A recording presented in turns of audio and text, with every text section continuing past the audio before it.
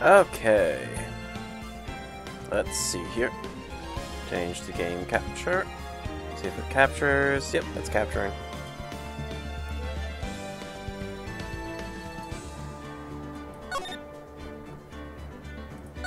Okay, now we start up episode 3. Recipe for a turnabout, which I'm guessing is baking. That's enough. This court sees no reason for further prolong this trial. The case is extremely clear. There's no room for misinterpretation of the facts.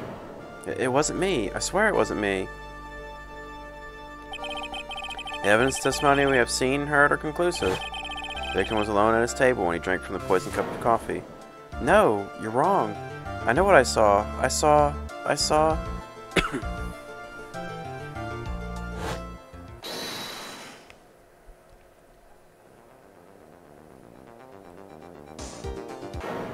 I saw someone else there. A man. He's the real killer.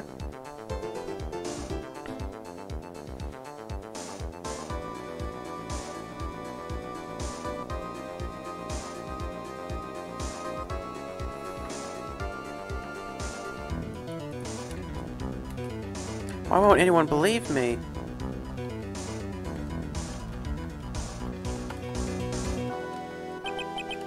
Well, I'd say that pretty much wraps this case up, wouldn't you? Mr. Wright? Court finds the defendant guilty. Court is adjourned. Alright, episode 3 is over already. I hope you guys enjoyed that. That was all I was going to stream for tonight. Alright, never mind. It's still going. The start of the new year always makes me feel like I could take on the whole world.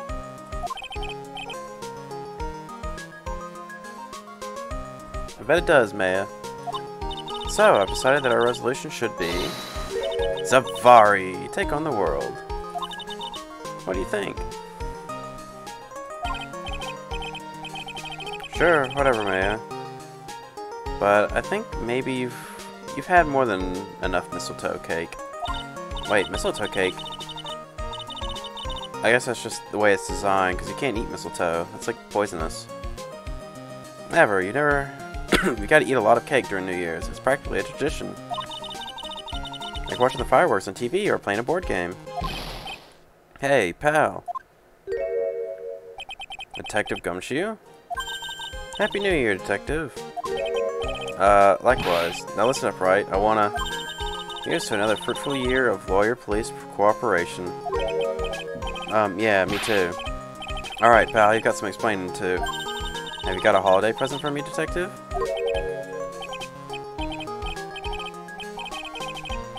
What? Well, here, have this. It's really nothing much, but...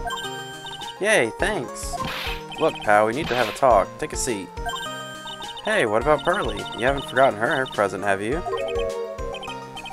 No, no. Are you doing this on purpose? I guess I'm busted. How'd you like my first practical joke of the year? Very funny, pal. Now let's see how funny you think it is when I show you this. What is it? A magazine? Hey, I want to see. Deadly poisoning brings guilty verdict. Defense attorney Wright trounced. Trounced? Let me see that. Defense attorney gave an almost childish amateur performance yesterday. What the heck is this? It's a report, pal, about you. Listen to this. Mr. Wright must take full responsibility for the ruling in this case. Well, don't you tell me you don't remember anything about it. But I don't remember anything about it. When was this issue anyway? December of last year, which I guess makes it last month. Which makes it old news, you mean? I wasn't involved in the poisoning case in December.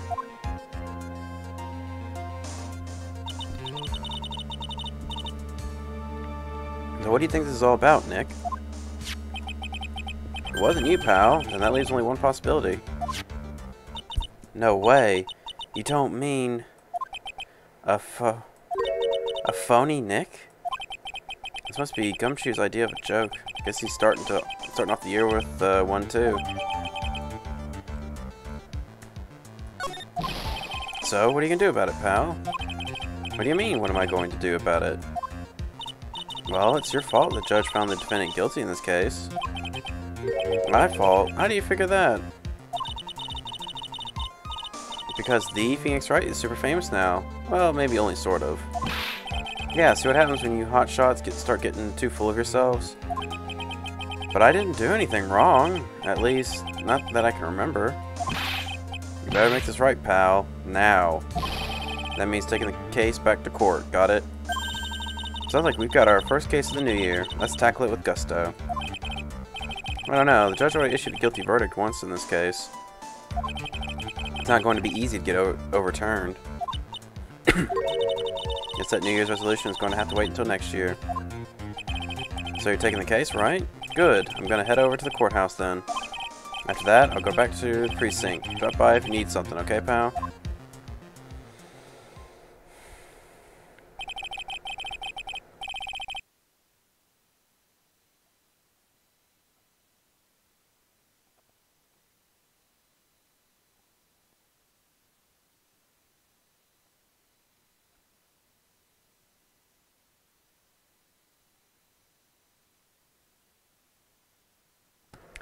Sorry about that. I had something stuck in my throat. I guess people are starting to know the name Phoenix Wright.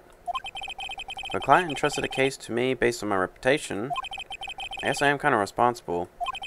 But why would someone want to impersonate me? What sort of guy would do that?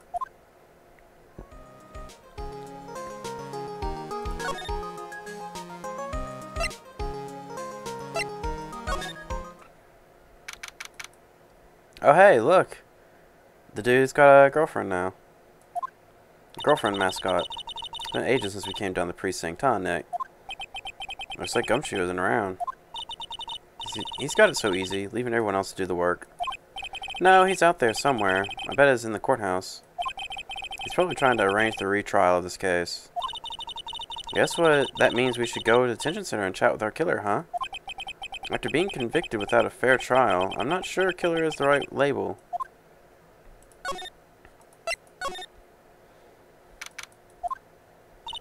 This is nerve-wracking, waiting to meet our new client.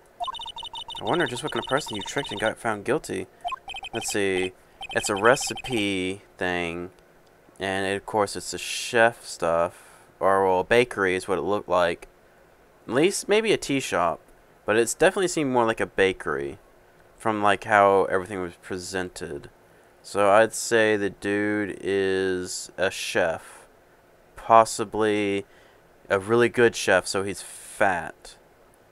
Because all the really good chefs and like media and stuff are fat. Also because you have the saying, never trust a skinny chef. Because a fat chef will always taste his cooking. And he'll make stuff that he loves, so. Give it down, man. That kind of talk could ruin me. Ah! I was wrong. Wow.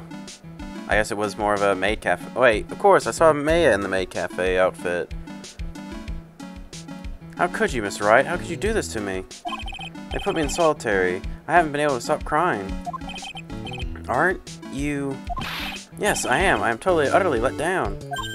Ah, are you? Don't pretend you don't know me. It's me, Maggie, remember? Maggie Bird.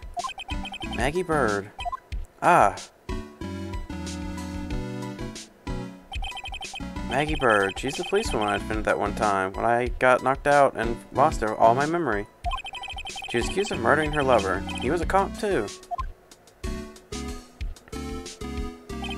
What are you doing in here? Didn't I get you Oh, sure. Very funny. Out of the fifth-rate defense job, you come in here and start making jokes? You better hurry up and tell her what happened, Nick. Oh, I see. That's where we stand right now. I'm sorry you've been caught up in another murder. My whole life has been nothing but a whirlwind of bad luck and failures. I vaguely remember her saying the exact same thing last time. But I don't mind. What's more disaster in my life? At least now the real Mr. Wright is here with me. I won't let the world keep me down, sir. So, how come you're dressed like that, Maggie? I see you look so sharp in that police uniform. Huh. I was fired after that incident last year. Oh, I'm sorry. That's okay, I don't mind one bit. I enjoyed being on the force, but I think it was time for me to move on. So, what do you do now? In the second act of The Life of Maggie Bird, I'm playing the role of a waitress. A waitress? Yes, in a French restaurant. It's a small place, but it's quite fashionable. I saw that chef. That's definitely the dude. That's, really top tier. He probably makes, like, the best food you ever know. Take one bite and it feels like magic. It's a small place, but it's quite fashionable. A charming smile and shapely figure came through for me. And then the owner, Mr. Armstrong, hired me straight away. Never mind, that dude's like punches that stuff. You don't get to like bite it, he just punches it right into your mouth. And he got into this mess straight away, right? Yeah, you could put it that way. This whole mess started on the 3rd of last month. And it happened at Tribulations. Or beyond. Tribulations. I don't know, I'm not French. Tribulations. Tribulations.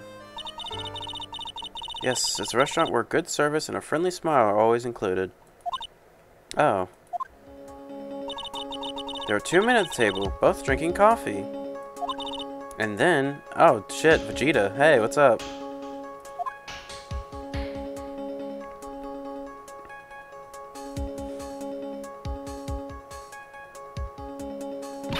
One of the men slipped some poison into the victim's cup. The victim took just one sip and was gasping for air. I was so shocked, I passed out. Hey, hold on there, Maggie. What? You keep calling the guy the victim. Didn't you know the guy who was killed? Not at all, I'd never seen the guy before. Oh. So she wouldn't have had a motive to kill him then, I guess. But then the other man, the killer, you saw him, right? Of course, a good waitress must be attentive to the clientele. So you saw the killer, but you were found guilty of the crime anyway? How come? You tell me, Mr. Wright. I guess the answer to my question is my phony. Anyway, she saw the killer. Better see if I can get a description of the guy. Well, if you saw the murderer, why were you still convicted?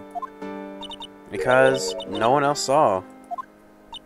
Saw what? The other man. The one who put the poison in the victim's coffee. Everyone testified that way. Mr. Armstrong, the customer, everyone. The victim was sitting alone at his table the whole time. But how's that possible? I don't know, but nobody, not one person, would believe me, sir. Even Phoenix Wright, my one last hope for a fair trial, failed me. What a pathetic offense. My granny could have done a better job. Look, that wasn't me, okay? And then they found something a bit incriminating in my apron pocket. What? A small bottle of poison. What? Poison? It was in your pocket? Well, I passed out when the victim collapsed. The killer must have slipped the poison into my pocket when I was unconscious. And no one else saw the other guy? No, sir. That's what everyone said. But I don't see how they could have missed him. I was the only one who took coffee to the 2 men. Oh? And what was your impression of them? Well, when I first saw them, I kind of thought they might be in the music industry. In music? How come? Well, one of them had some sort of earpiece and an emo musician look about him. You know what? I can see it. He definitely seems like he was either going to be emo music or white rap. Like, he definitely seems like he would have been Slim Shady or something. There's a sample CD on the table, sir. An earpiece and a sample CD, huh? Did you get a look at the CD at all? It had a bad statement on it. I think it was MC something. Must have been preparing for their debut, I guess. Maybe he was a rapper then. So it was band CD, maybe a promo disc? Maybe it was MC Screwdriver. That's serious, Maya. Did you buy the CD of a group named that? What was the name of the group again? MC Hacksaw? No, MC... What about the killer? What did he look like? Well, I don't really remember. Only that he was a young man, well built like the victim, really.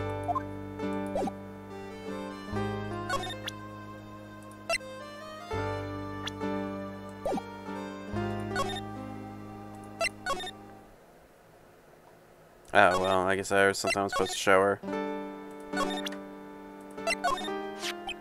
Oh yeah, I need to ask you about this. Hey, this article's about my case. Can you tell me anything about the guy who was pretending to be me? Yes, sir. It was the morning after I'd been arrested. I met you in the visitor's room here. You were wearing one of your super sharp suits. Me? Yes, you, Mr. Wright. Hey, Maggie. Was my evil double AM here, too? No, I don't remember phoning you, Maya. That would have been so cool. Then you got really worked up and passionate. I'm gonna get you cleared of this crime, you said. Okay, I get the picture. But you've met me in person before. So how come you didn't realize the guy wasn't the real me? I guess, looking back now, it was a little strange. Only a little? Okay, so you were a bit taller than normal, and you looked a bit shady. And your voice was a bit weird. Oh, and you had this kind of funny accent, and so the guy was nothing like me then. But he had your spiky hair and blue suit. Is that all it takes for someone to intimidate me? Or imitate me? How come everyone else in the courtroom, like the judge, how about everyone else in the judge and the observers? Didn't they realize he was an imposter? Everyone had those big question marks on their faces. But it seemed like no one wanted to say anything, sir. This case just keeps getting weirder and weirder. Mr. Wright, do you think it's possible to get a retrial? Probably. The court ruled in the absence of a genuine defense attorney. So we were able to get a retrial. Mr. Wright? Do you think we'll win next time, sir? My life has been a full-course meal of bad luck, complete with a defeat for dessert. So I was 6 months old when I fell from the 9th floor of my apartment building. Jeez. I've been hit by all sorts of vehicles, gotten sick from all sorts of foods. Failed at almost every test I've taken, experienced almost every kind of disaster. Man, I even landed a phony lawyer when I had the misfortune of being accused of murder.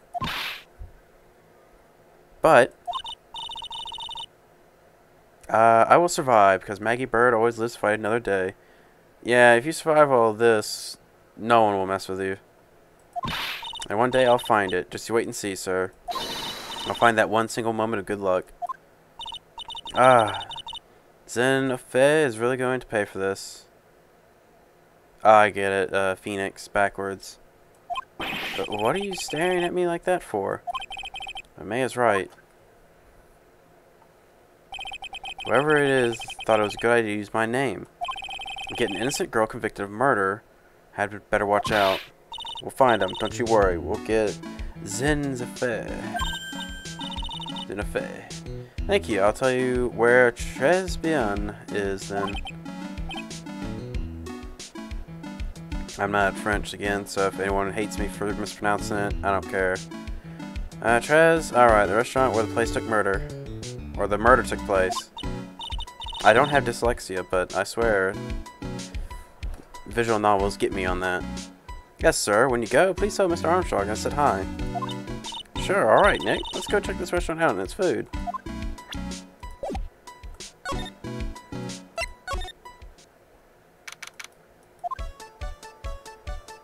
Ooh. This is really, fancy. Wow, look at this place. This has, really good desserts. Just from how fancy it looks. It's gotta be, one of those places. It's costly, but man, the tea and desserts here probably are, really sweet.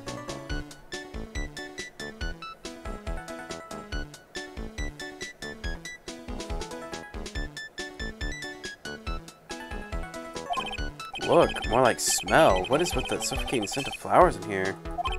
And again, girls like that kind of thing, right? Actually, I'm not all that into that. No one's coming to seat us. Maybe there's no one here. Don't be silly, Maya. This is a restaurant, and it's open for business. Hello? Anyone here? I don't believe it. There really isn't anyone here. Perfect. Let's get intrusive. There's no one here. We can take anything we want. Yeah, I suppose we can. Oh, hey, look, a newspaper. It's a rack full of fashion magazines, and they're all in French. Why don't you try wearing something a bit more chic sometime, huh, Maya? Yeah, I guess I could. I'm always in my occult clothes, aren't I? It'd be fun to wear normal clothes every now and then. Huh? There's something stuffed behind the rack. Looks like a sports paper to me. Hey, look at this. Someone scribbled a little doodle on these pages.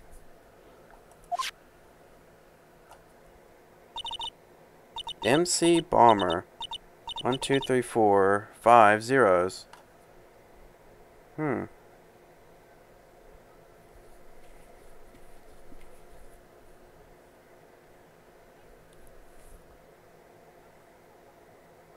second, something's bothering me. There we go. I think I got it. Yeah. $100,000? Maybe? Oh, I forgot to mute my phone. So, I guess it doesn't matter too much. It's just a ring.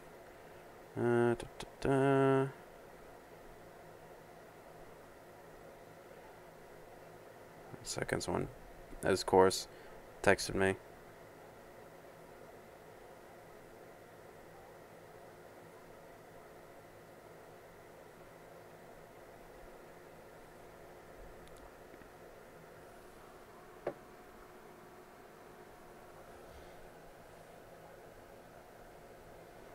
I wonder what MC Bomber is supposed to be. This paper, it's from December 3rd. This paper's from the day of the poisoning. What? Paper from the day of the murder. This has got to be a clue. I should see if I can find more about this paper. Oh yeah.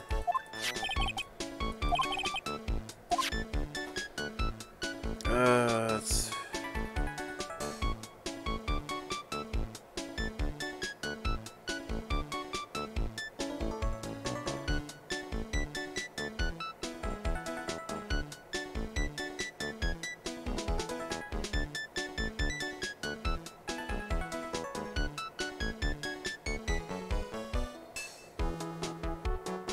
Sorry, I text again.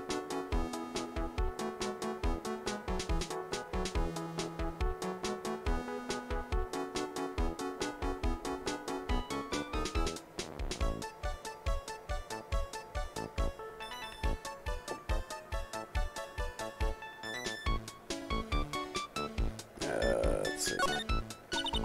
Oh, the little trinkets tucked away in here. Mr. Armstrong click. Whoop. I don't really have a good phone holder, so... So the phone will fall at times. But Mr. Armstrong clicked at all these personally. Let's see, a banquet of flowers, some potpourri, and look, some fine bone china cups. I never knew you were so cultured.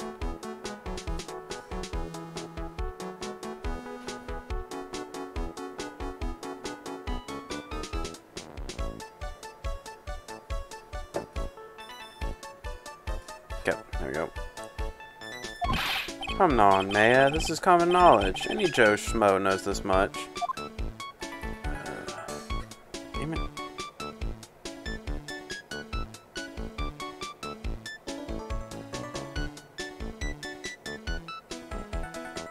I think I'm done with the texting and just another text. Okay. There. Look, it's one of those magical boxes that spits out money. It's a cash register. You know, you're the only person who ever describes cash register in that way. But I didn't even click on the cash register though. The restaurant's front entrance. There's a sign hanging from the door written in French. Probably says open or closed. Must be one or the other, but I don't know much. I don't know which, since I don't know jaquez about French.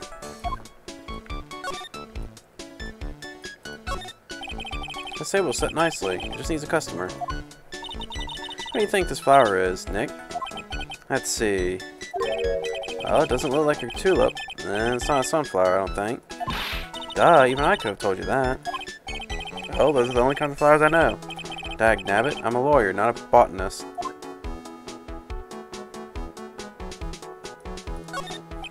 This must be the table where the murder occurred.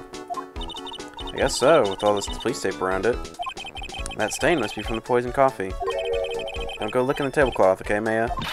Why would I lick it? I'm not a cat, you know. Then why can't I picture you doing just that? Yeah, I can picture her doing it too. This first one has partitions that separate the tables. When you seat at a table, you can only see the tables to the left or right. Wow, it's a beautiful winter wonderland out there. Really? Cool, I love snow. Let me see. See? Huh? It's not white. It's not even snowing. Got you. I was only kidding, Maya. Nick. There are lies that are okay to tell and lies that definitely aren't. All I did was tell an itty-bitty white lie about non-existent white snow.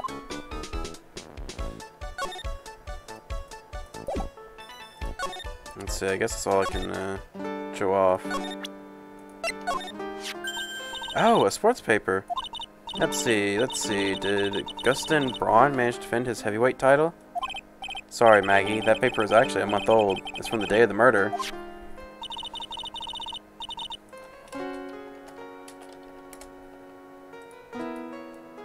Okay. And Gustin got knocked out yesterday, I'm afraid. Oh, no. I found this paper in the magazine rack at Tribulations. Oh, really? That's strange. Tribulations doesn't get newspapers. Mr. Armstrong says he's not really fond of them. Then maybe one of the customers left behind?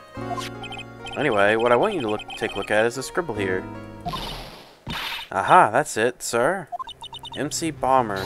That was the name that was written on the CD. Just as I thought. I guess it wasn't MC Screwdriver after all, huh?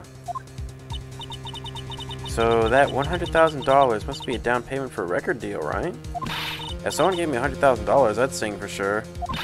Master of Karain, or the Spirit Song, or even Maya's theme. Oh, I guess if someone paid me that amount of money, I'd also sing. And I don't sing. Okay, Maya. So if the sample CD was on the victim's table, that means this newspaper may have belonged to the victim.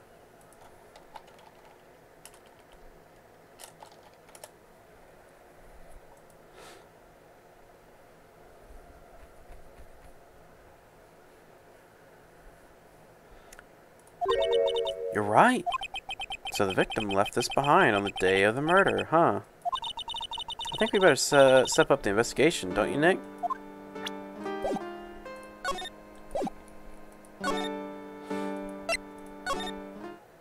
Okay, nothing here yet. So that means I need to go back to here, and then the chef will be here. Oh la la, bonjour, welcome to La Tribulations. Hello? What happened to Maya? She's frozen stiff. Bienvenue. Welcome to my petit restaurante. Bienvenue. Oh, non, my petit julep. Huh? Me? Look at this face, like the little kitten rejected by its mother. You are fatigued, non? Give me a second.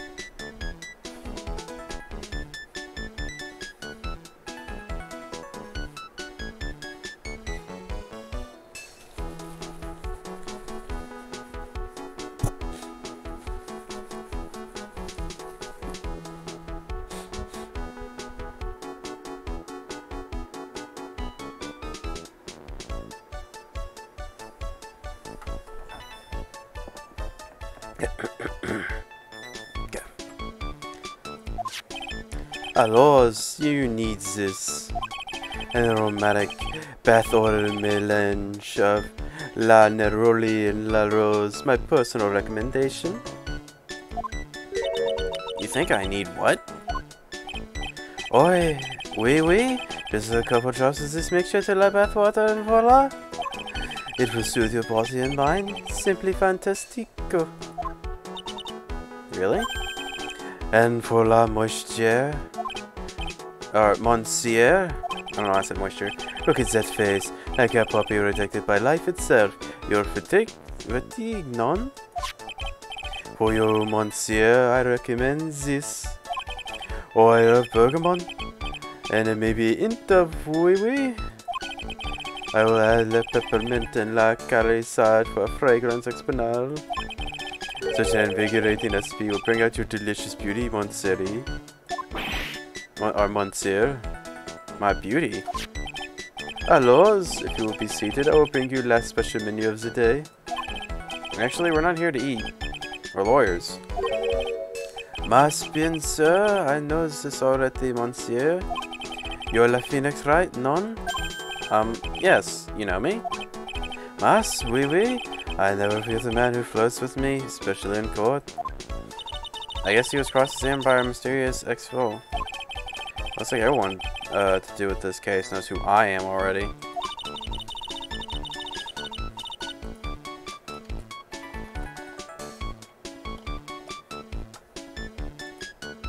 I wonder what sort of impression it's been leaving on people, don't you? Allow me to introduce myself to you all again. I am Jean Armstrong Enchante.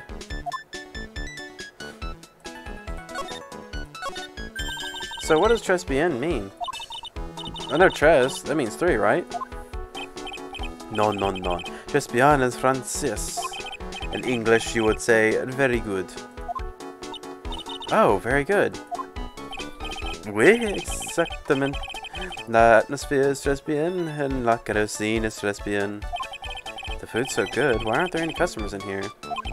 My cuisine is not for all. Some people, they do not appreciate la hot cuisine. I thought everyone liked hot cuisine. Since I have lost Maggie, I don't have enough hands. So you're running this place on your own now?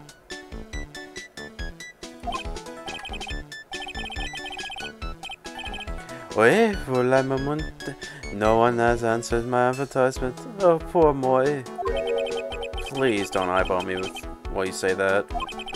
I am the chef. I am the manager. I am also a trained aromatherapist. I don't know why I just went that far. I was doing fine. Now the allergies are starting to bother me. A Roman what?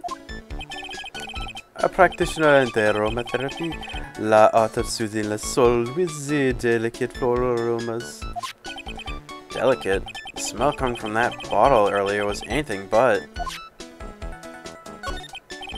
So could you tell me what you know about the incident?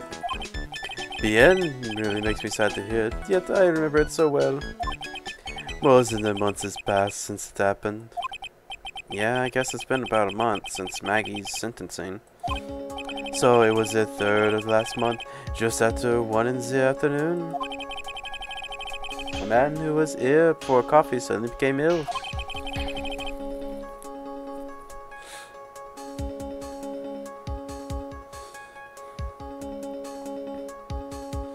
Because of the poison in his coffee?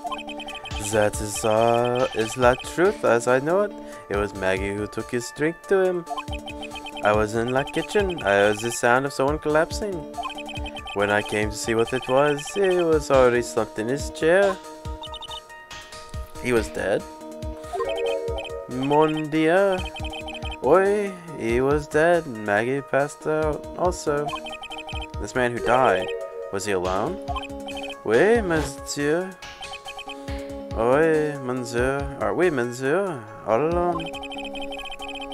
I know that Maggie said there was someone else, but... I see. La police, they asked me many times. Are you sure there was no one else at the table? They asked. But I am not the only one. La old man did the same thing. Old man? What old man? So who's this old man that you mentioned? At the time of the murder, there was another customer in here. What? Someone else saw it? Mas, oui, as usual, he come alone that day. At the time of the murder, I was here. He saw it too. But he said the same thing, that there was no one else at the victim's table. And he swears there was 2 people. Nas, mademoiselle la lawyer, I could not prove this, non? Not the lawyer. That was me, I suppose. Must bien, sir. Wow, he's the first person who said it wasn't me. Don't kid yourself, Nick. Now, who's the one making up stuff?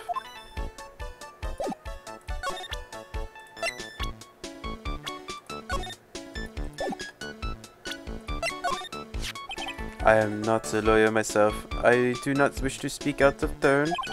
But your defense in court that day was a little, how you say, lacking, perhaps? Even a Frenchman who cannot speak any English could have done a better job. You are very cool, though. Oh, oui, oui, and so handsome. Wow, I wonder how bad the defense could have been. Every time you opened your mouth, the old courthouse stirred.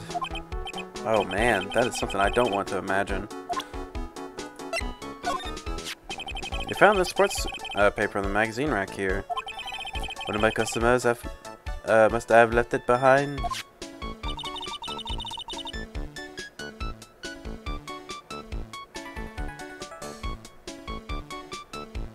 Do you have any idea which customer it was? The only ideas I have, mademoiselle, I save in my kitchen.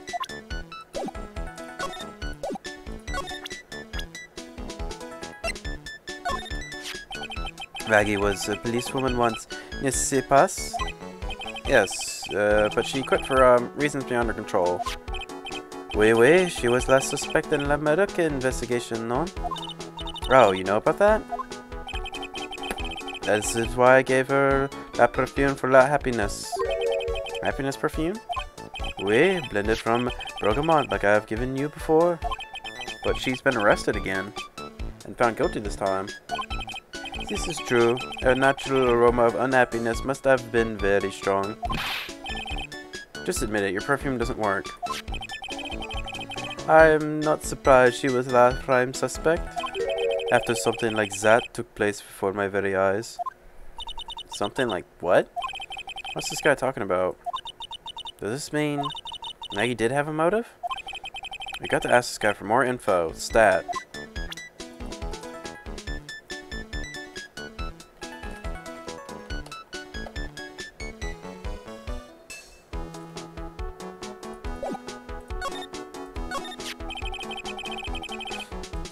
When Maggie took the coffee over to the victim. Hang on, 1 second.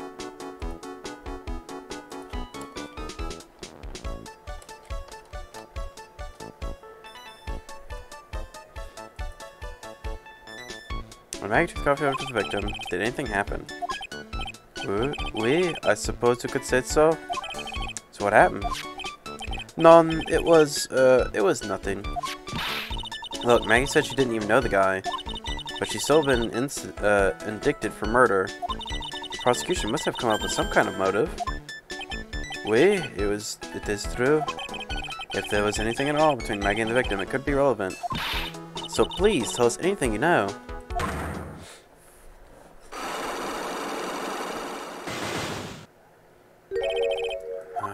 Psych blocks. No way, what are we going to do, Nick? I'll just have to remove... What the... What's wrong? Agatama, it's gone. Huh? I had it in my pocket, but it vanished into thin air. What? But I could see the Cyclops. Maybe that means Agatama's nearby?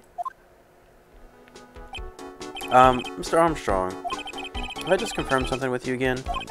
The table where the victim was sitting. Was anyone else sitting there? That is a question you will have to ask him yourselves. Huh? Him? The old man spends all of his time down the park. The park? Oh, a park? What park's that? Behind the restaurant. It's called Vitamin Square.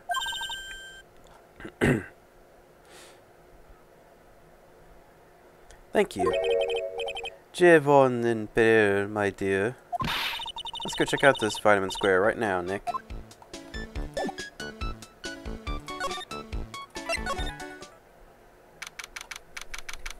Ah, that's why it's called Vitamin Square, because everything looks like fruit. And look at these doves. They're also fruit. Actually, one of them looked whiter than the others. This is Vitamin Square. Yeah, I see where they get the name from now. The fruits scream vitamins at you. Hey, Nick. That's the guy, right? Isn't that old man Mr. Armstrong was talking about? That grouchy-looking grandpa? He's throwing seeds out for the pigeons. Hey, he's not throwing seeds for them. He's throwing seeds at them.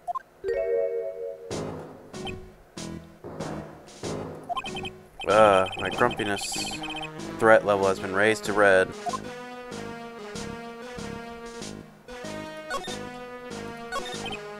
Excuse me. Would you mind if I had a word with you? Yes. I just want to ask you a couple questions. What's the matter with you? Can't you see I'm busy? Damn, who punched him in the nose? So you don't like my seeds, eh, pigeons? He's really chucking those seeds at them. It's got to hurt. Go on, eat this.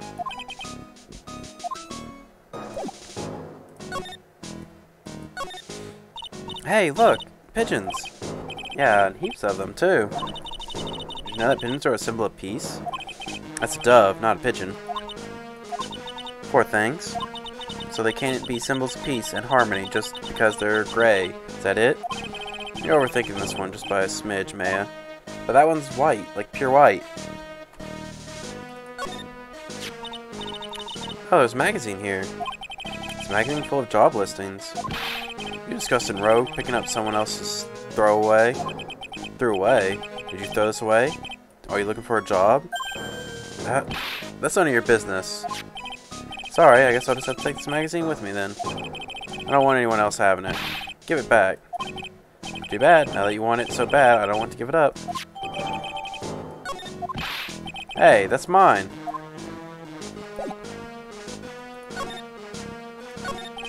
Excuse me, sir. Can I ask you about Maggie Bird? I don't know any Maggie Bird. Yes, you do. Maggie, the waitress at Tribulations. Ah, that's a disgrace, I tell you. An utter disgrace. A disgrace? An innocent young girl revealing herself like that? Revealing? You mean her uniform? Youth of today, they don't have any shame. No shame, I tell ya. Not an ounce. What happened to the old Bushido values of Japan, like honor and modesty? What about me? I'm not wearing anything revealing. You? The problem is you lack any sense of grace. Talk about hitting a girl where it hurts. Do you go to Tribulations a lot? Ah, that miserable excuse for a restaurant. What garbage they serve in there is not food. Where's the sushi, the tempura, the rice? Tribulations is a French restaurant, sir. Where do you think we are, boy? In Paris? I want real food, not those snooty snacks. What about those shameless girls? You mean the waitresses? You can see all the way up to there. Yes, the waitresses. They're practically naked. It's a disgrace, isn't it? Well, isn't it? Listen, it may not be my restaurant. I mean, listen, it's not my restaurant. Ah, it's a miserable excuse for a restaurant, that place. Miserable. Certainly knows the place. He must be a regular. But if he hates it so much, why does he keep going? Are you a regular at that restaurant, sir? It shows if you dislike it so much, why do you keep going there? Sir? There you are, you filthy pigeons. You want food? Haha, take that. He must be hiding something, right? If he is, I should be able to see a Cyclock or two. Oh, wait. I don't exactly have the Megatama right now, huh? Remember, Nick, that Megatama is only on loan. You better find it or else. If Pearls ever gets wind of this, I'm going to be in a world of pain.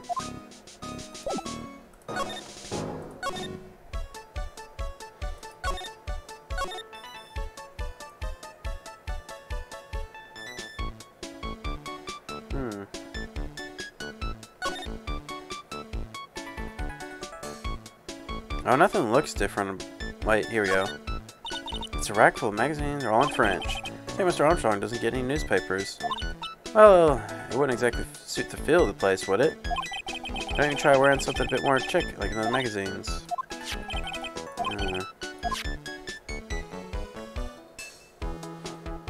Let's see, let me do one quick runabout, or roundabout.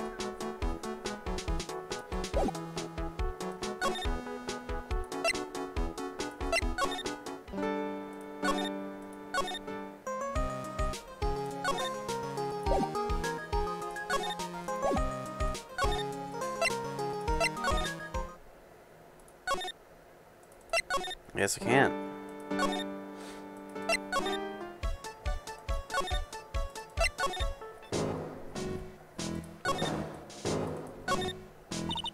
You love sandboxes like you wouldn't believe. Really? You? Sure, finding iron fillings in the sand with my magnet was the favorite thing to do. Iron filings? Wow, that's a little too exciting for words.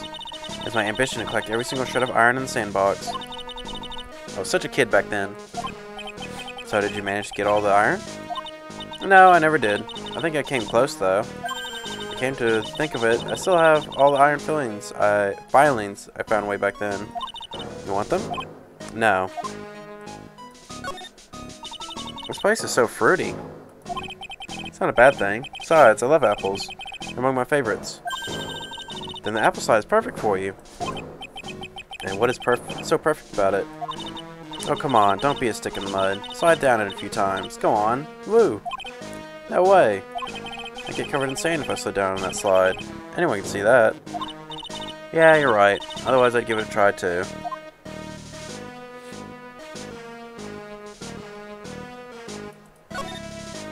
Looking at this orange reminds me of what? Probably breakfast. You're supposed to eat a lot of them to ward off colds in the winter. You know, have fun during the holidays if you're sick in bed, you know. You don't have to tell me twice.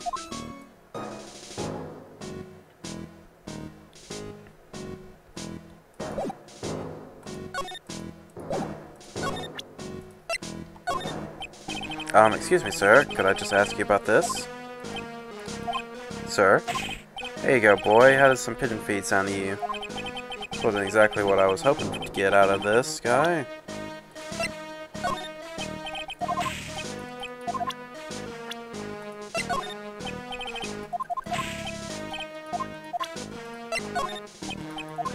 Yeah, I guess he's not gonna talk. Wait, maybe. Nope. Maybe. Nope.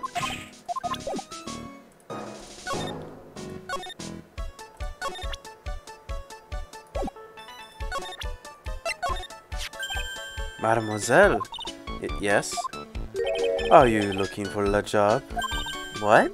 No, I was just... Let me see, your style is on different, but you have a good face. Different? Felicitations, you have passed, I will hire you. Bien, come with me. I will teach you everything I know. Nick, help! I don't know whether to laugh or feel bad for Maya. Maybe I should do both.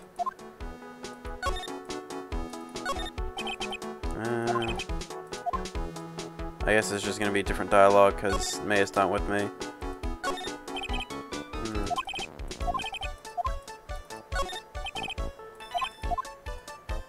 But I want to double check, triple check kind of deal.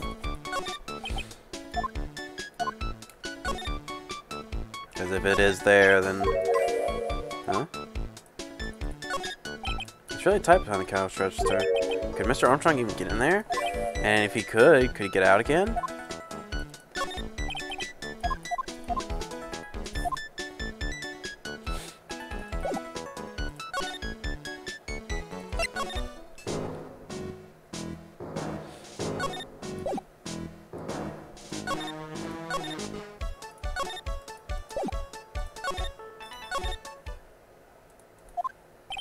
Looks like they have Maggie in questioning.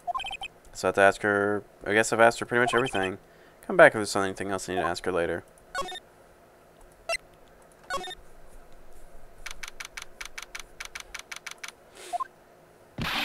Well, pal, have you found the evidence yet? The one that's gonna find her innocent? No, not yet. We've only just started our investigation. Well, whatever you need, I'll give you the dirt on it. Or whatever you need to know. I'm putting off all other cases for now, pal. M2's really fired up about this. Oh yeah, one more thing. The retrieval been approved. No, the retrial has been approved. Court's sitting at 10 a.m. tomorrow. And Godot's gonna be the prosecutor. Oh, him. Now listen up, pal. If Maggie's found guilty again, yes, I'll make sure you get locked up for good. Got it? Or locked up for it. So the guilty part is Maggie Bird, huh? Yeah. Back when she was on the police force, you were her mentor when she was a rookie, right? Yeah, I kept a close eye on her. I mean, not too close, you know. Hey, what's with that funny looks, pal? I was just her. It wasn't anything like the... Look, sure, I was her boss when she was doing her training. But that was it. Nothing happened. I'm sure sweating up a storm over nothing. Ah, so that's it. Our big old gumshoe has a little crush on Maggie. I don't like her or anything. That's tough. Gossip with me about this later. Look, pal, don't tell anyone, okay? You've got to keep it secret. Got it? Sure. Would you mind not guessing what I'm thinking at all the time? Hey, tell your face, pal, not me. You have to be blind and see what's on your mind.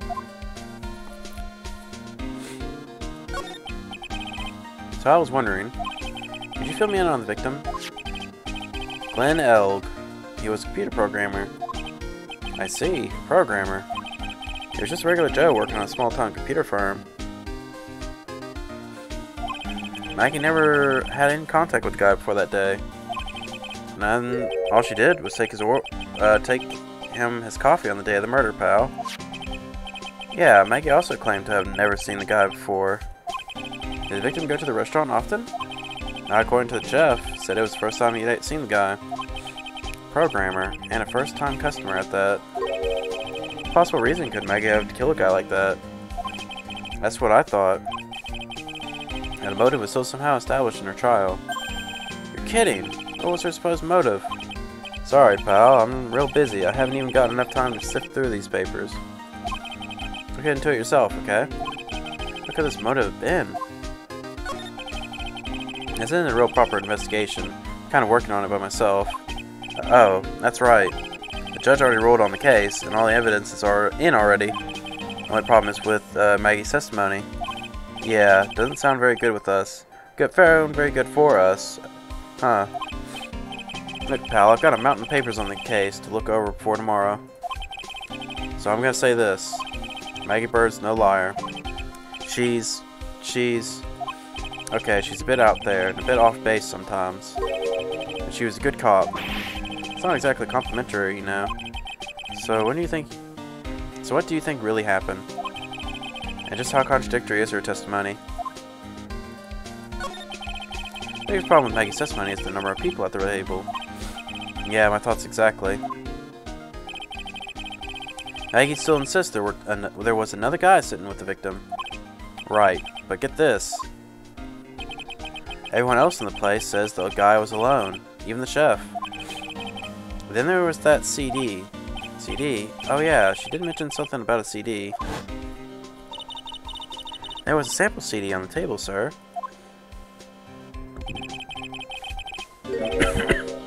Our guys turned that place upside down. There was no CD. What? Not on the table? Not anywhere in the whole restaurant, pal. Hadn't Maggie say the victim was wearing an earpiece too? Yeah, but that was for the portable radio in the front pocket of his hoodie. A radio? He didn't have a CD player? I got it. Your phony never explained that contradiction at all. I don't think of it. Honor Tresbien didn't mention that CD either. I don't know why, but I get the feeling Mr. Armstrong's got something to hide.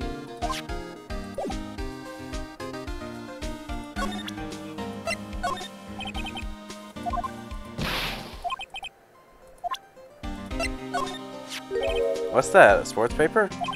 Yeah, I found it in the magazine rack at Tresbien. It's dated the same day as the murder. You may be onto something here. Take a look at this. See that writing there? MC Bomber. Hey, what is it? I've heard that name somewhere before. Yeah, MC Bomber. Wow, he actually seems to be thinking for once. Ah, it's no good. I can't remember. And he goes back to being the gumshoe we all know and love. Hey, pal, I'm gonna borrow this paper for a bit, okay? I want to get a handwriting analysis done on this scribble. Handwriting, huh? It'd be good to know more about that in any case. Thanks, pal. I bet this will turn out to be an interesting clue.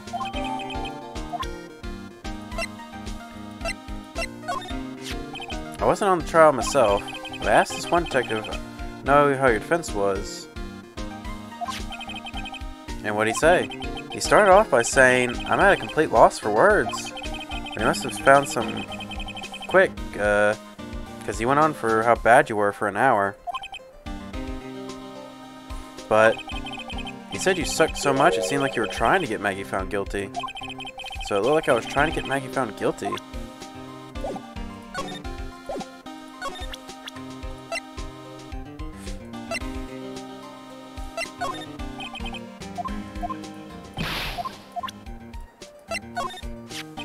Chef of Tribulations, huh? You know what that chef said to me? Oh la la, your body is full of toxins. And then he gave me this bottle. What's in it? I don't know. The label says juniper.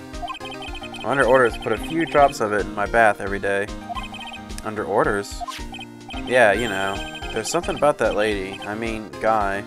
Huh? You can't stop thinking about him? It's not like that, pal. Give me a break. He's not my type. I mean, I can't stop thinking that he's involved with this case somehow. Sounds like he knows a little something more about our charming chef. What exactly is that caught your attention about the chef at Tribulations? It's, kind of hard to say. The guy's probably not even connected with the case anyway. Hey, come on, detective. Didn't you say you'd give me the dirt on anything? Well, this sort of stuff is kinda unimportant. Gossipy stuff, you know, pal? Look, how about this? You go to Tribulations, investigate the place yourself. And if you find out anything suspicious about the guy, you report back to me, okay? Don't suppose I can get a choice in this, huh? I better find out more about the chef and Tribulations, then report back to Gumshoe.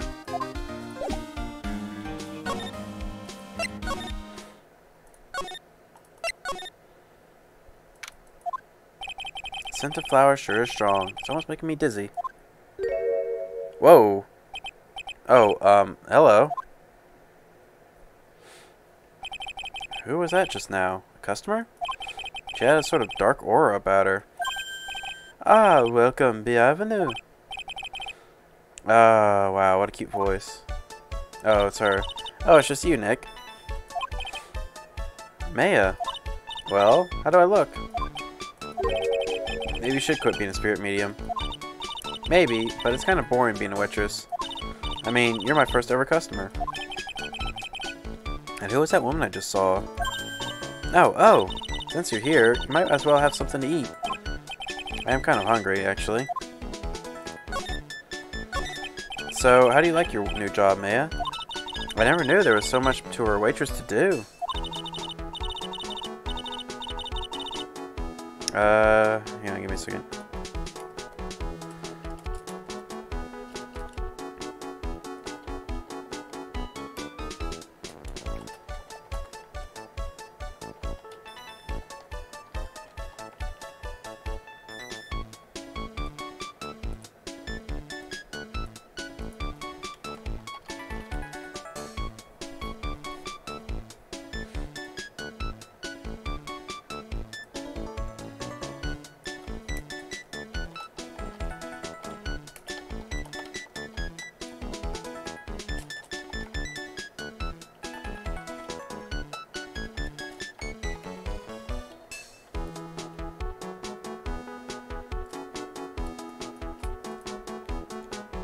Let's see. Alright, there you go. Taking people's orders, bring them food, make coffee, and work the cash register. Of course, we need a customer before I can do any of that. Yeah, it's a nice looking restaurant. It's a shame more people don't come. Don't forget about the ultra cute waitress. Check out my give me a tip smile. Hey Nick, why don't you order something? Chef's preparing a tasty lunch set at the moment, or so he says. How much is it? It's the twin tea set, so it's $20 of course. The twin tea set? I believe. I'll be taking a pass on that. It's kind of expensive. What? But you can't. Come on, Nick. It's not every day I get to be a waitress. I'll have to try carrying plates and working the cash register. What about cleaning the toilets? That should keep you busy. Yeah, right. Maybe later. About the lunch. Oh, a fine choice, sir. No, kitchen. Lunch special, please. With all the extras, drink, side salad, dessert, and gift. I don't need any of that. Just a moment, please, sir. Hey, he's really getting into this. So how much is the set lunch, then? $20, huh? Once the drink, side salad, and dessert, it's $45? Hey, wait a second, Maya. Sorry to keep waiting, sir. Here you are, our deluxe Fortify lunch set. Oh, I get it. $45. Whoa. A dish inspired by lobster and abalone fricassee with a balsamic vinaigrette. Bon appetit. Thanks. Come on, Nick. Hurry up and try it already. Lobster, huh? Alright. Down the hatch goes. Well? Are you hungry, Maya? I'm starving. Here, it's yours. Really? Remember, Maya, my wallet doesn't print money, so you'd better polish off that plate. I just remembered. I've got to clean the toilets. Hey! Can't be in that much of a hurry to clean the toilets. Man, alright, so never mind, this dude sucks ass. How does that guy manage to make good food taste so bad? Hey Nick, you want to take a peek at the kitchen? The kitchen, huh? Not a bad idea. What was it that Maggie said up again? In the kitchen, you'll get to see all the chef's greatest secrets. In the kitchen? That sounds tasty. Hey, wait up, Maya. What is it? I'm pretty busy right now. Why are you going to show me around? Here's my plan to find some cool clue and show it off in your face.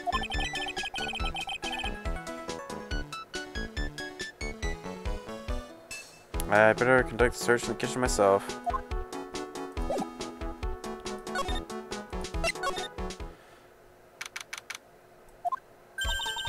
And here it is, the famous Tribulations kitchen. It's my first time in here too, actually. There is a weird atmosphere in here, that's for sure. Armstrong will be back soon, so we better search quickly. Chop chop. What is this? It looks like a treasure chest or something. Wow! Look at all these little bottles. Oh, they're aromatherapy oils. He's got so many, they're overflowing onto the floor. Let's see. 1, 2, 3, 98, 99, 100. They're all the same, too. Hey, wait a minute. What is it? There's one bottle that's different from all the others. What do you know? And it doesn't have a label either. And it doesn't smell. So what is that liquid inside then, I wonder? Hey Nick, we should borrow this. I mean, look how many bottles he's got. He won't miss one, will he?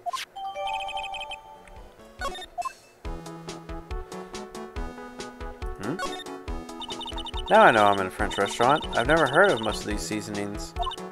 Hey Nick, this container has oyster sauce. What's that? Isn't that used in Chinese food? Ah, look! Right there on the counter. My Magatama, what's it doing there? What indeed? Now this is one large mirror. This is where he makes himself look pretty. There's a book on the dresser. Clarence Armstrong's Bedtime Literature. Not exactly Pulitzer Prize material, is it? Looks like a collection of poems he's written. Poems? Cool. Read one out. And say it in your best French accent with intensity, okay? Okay, here's one. It's called Printemps. The two of them, like actors from a film. The coffee still undrunk. Sweet nothings over too soon, and that sad Sunday morning, the foolish cocktail so delicious. Take the last sip of your tea, and I know what I would do. I must lie to you, I must. Huh? That's it? Yep, that's a poem for you.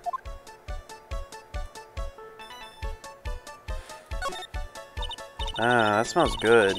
Something's bubbling away nicely in that pot. Must be the lobster and abalone fricassee with a balsamic vinaigrette. Isn't that what I just ate for lunch? Maybe. What he ate is the only French dish I know the name of.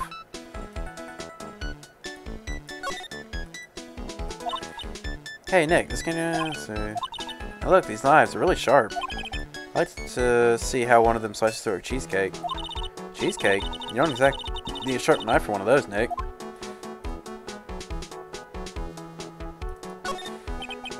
What are those lace curtains for? I don't know, but they give a place a nice old homey feel, don't they? Lace curtains. You know, if I was cooking a pot, I'd be perfectly happy to sit on a shelf under those. Or if I was a cooking pot. I just wanted something like that.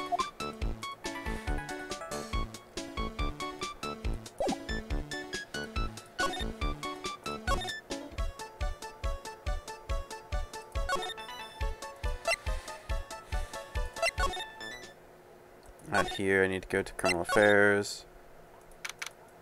Hey, just in time. What is it, Detective Gumshoe? Lab got back to me about the newspaper you gave me. You must mean the sports paper with the memo scribbled on it. So, what did they say? Did the analysis turn up anything? They said the doodle was written by the victim, Glenn Elg. No doubt about it. Expected as much.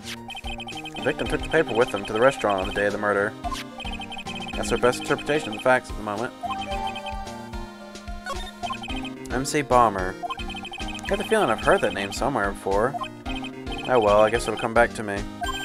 Don't forget to report back to me whenever you find it in the restaurant, okay, pal? So then I start taking orders from Gumshoe. Although, I get the feeling there's something I need to show him. I had to show him this. Got one of those aroma bottles too, huh? Oh, this one doesn't smell. Huh? I don't get you. This one was mixed with all the other aromatherapy bottles, but it's not the same. It doesn't even look the same. Wouldn't you agree?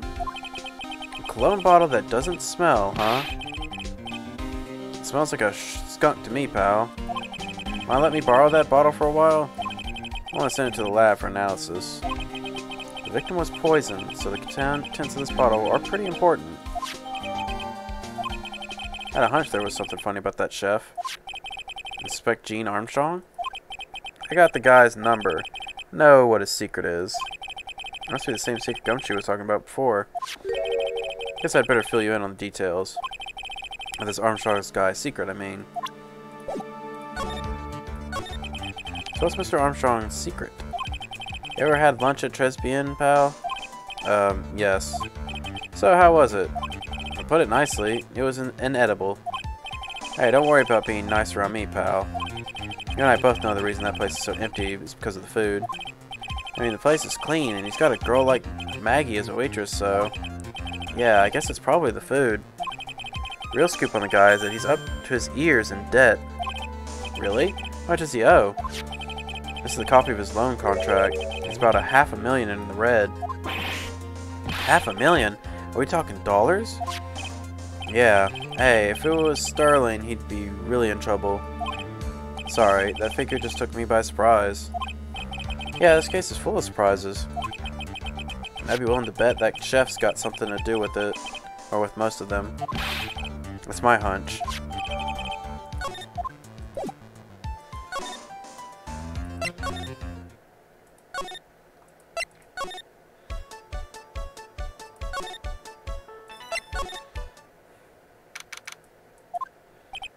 The old guy's not here anymore. Drat. I still have some unanswered questions for him. A scooter, huh? They leave it right there in the middle of a park like this. The wheel guard and the light are busted. Guess it must have been an accident. It's totally wrecked.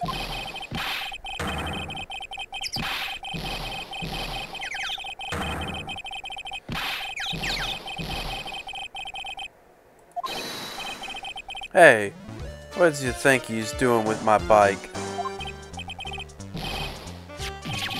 You messing with my new ride? Is that what you used to be doing? New ride? Is this kind of an old model? Oh, you used to be gonna pay for this. It wasn't me. It was just passing by. Hey, then who's that covered my saddle in that crap? Oh, he's gonna pay. Catch my drift? No, wait a second. I'm not a pigeon. I couldn't have done it. Wise guy, eh? I'd beat you so hard it'll feel like you were smooching the express train. Uh-oh. You better watch your back. This ain't over. I'm gonna round up a group of lawyers, then you's gonna pay. Actually, I'm a lawyer myself. What does he mean? What's he say? Phoenix Wright, attorney at law. Phoenix Wright? You saying you, Phoenix Wright? Yeah, I am. So you a wise guy too, huh? Because I'm Phoenix Wright. The one and only. What? Out of my way, I got a cruise. He's gone. Sure that guy wasn't my phony, was he? He wasn't anything like me. Guess I better make a note of that scooter. Ah, pathetic. Oh, it's you. A few threats from a little brat like that, and you look like a pigeon that's got seeds in its eyes. You been there the whole time then? I was in the strawberry. I had some thinking to do. More like you had some cowering to do. Are you a regular at the restaurant, sir? Just that if you dislike it so much, why would you keep going there? Sir? Hey, you are, you filthy pigeon. You want food? Aha, take that.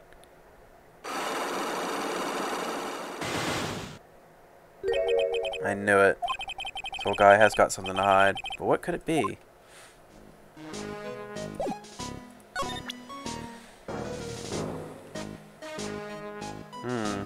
Oh yeah, it's in different order, so I was like lost. Because usually it's the second item on the list. This time it's like way away. This time you told me the truth. Why are you regular at the restaurant that you dislike so much? Isn't it obvious? People only have one reason to go to restaurants. To eat. To eat? Is that the whole truth? But what do you mean? I don't think you go to that restaurant for the food at all. You insolent brat, how dare you accuse me? What proof do you got? I can tell you that you nor anyone else in the world would go to that place for its food. The proof is in the pudding. Or in this case, the lunch menu. That's the twin tea set. The food at Tribulations is terrible and expensive. You're wrong. It's cheap. Huh? I'm rich. I inherited money when I was a boy. Yes, I'm stinking rich. I haven't done a jot of work since I was born, other than feeding the pigeons. What a load of crock. Taste another story, but the price, it's nothing to me. So you're saying that you go there because you've got money to burn. Exactly. I have so much cash, I go for a swim in my money vault every day. Unfortunately, that's a lie. What? You don't have any money to burn. You're flat broke. This is yours, right? My magazine. Why would a rich retiree be looking for a job?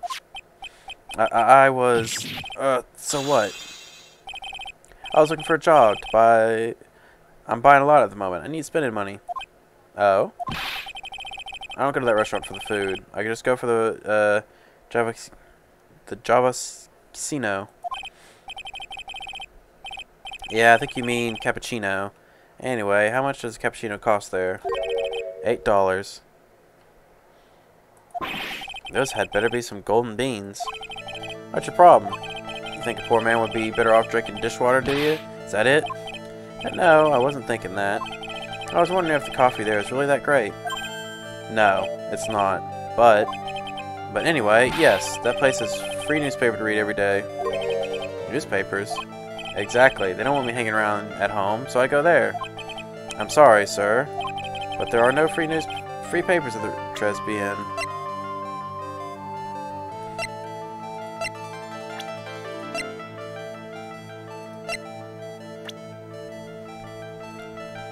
Wouldn't it be this? Yeah, it would be this. Take a look at this. What is it? It's a newspaper I found behind the magazine rack at Tribulations. So, what of it? This was the only paper there, and it's dated more than 1 month ago. What? Do you see what I'm getting at here? The restaurant doesn't need newspapers, or doesn't get newspapers. This is just one that a customer happened to leave behind. Ah. Ugh. Tell me, why are you so determined to hide the truth? I'm not hiding anything. I'm going to have to put this guy out of his misery. Listen, the real reason why you go to so much to Tribulations is... What are you asking me about that girl for? She was the waitress at Tribulations. Ah, Therefore, the answer to the mystery of why an old man would drink expensive coffee at a terrible restaurant is the waitress. But I don't recognize that face. And you're probably telling the truth here. Because you were looking at the girl's face. But her outfit. That's the truth, isn't it? You became a regular at the restaurant because of the waitress's uniform. That uniform's all you can think about, isn't it? I can't take it. To you, that waitress was your... Enough! Please! No more! Stop saying that word. Stop saying waitress. Stop it, stop it, stop it!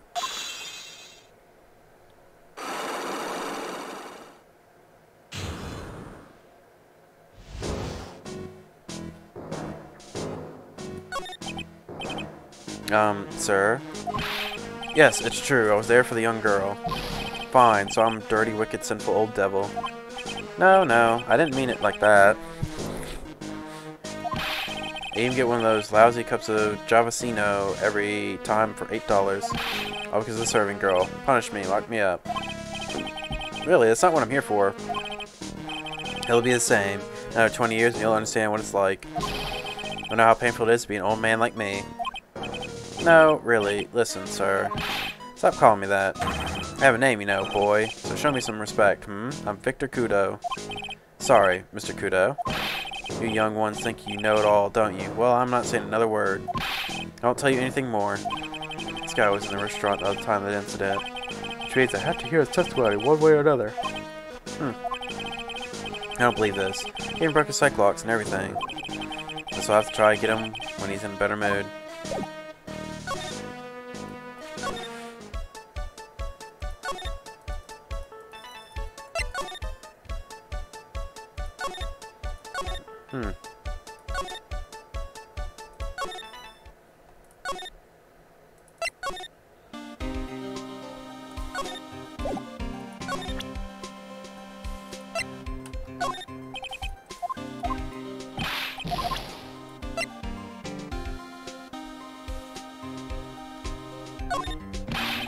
For $500,000, pal. That's, $500,000. What was in there for? Is there really that much money tied up in this case? Can't give you an answer on that, pal. Not without the case file in front of me. I'll tell you this. That Armstrong guy would have done anything for cash. He was desperate, you know. No, I don't, but I think I sort of get the picture.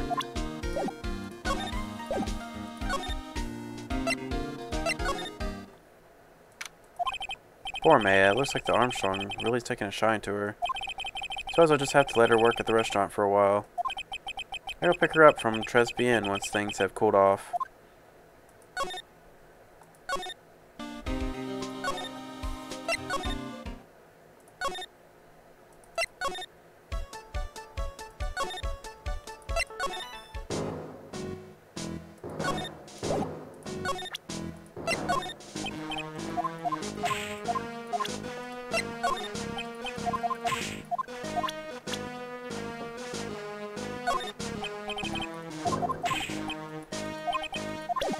Gotta be something. I guess I don't have the...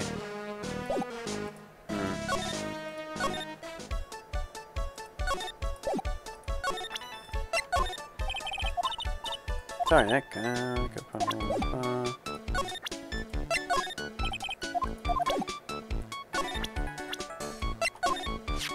Oh, it's that old man.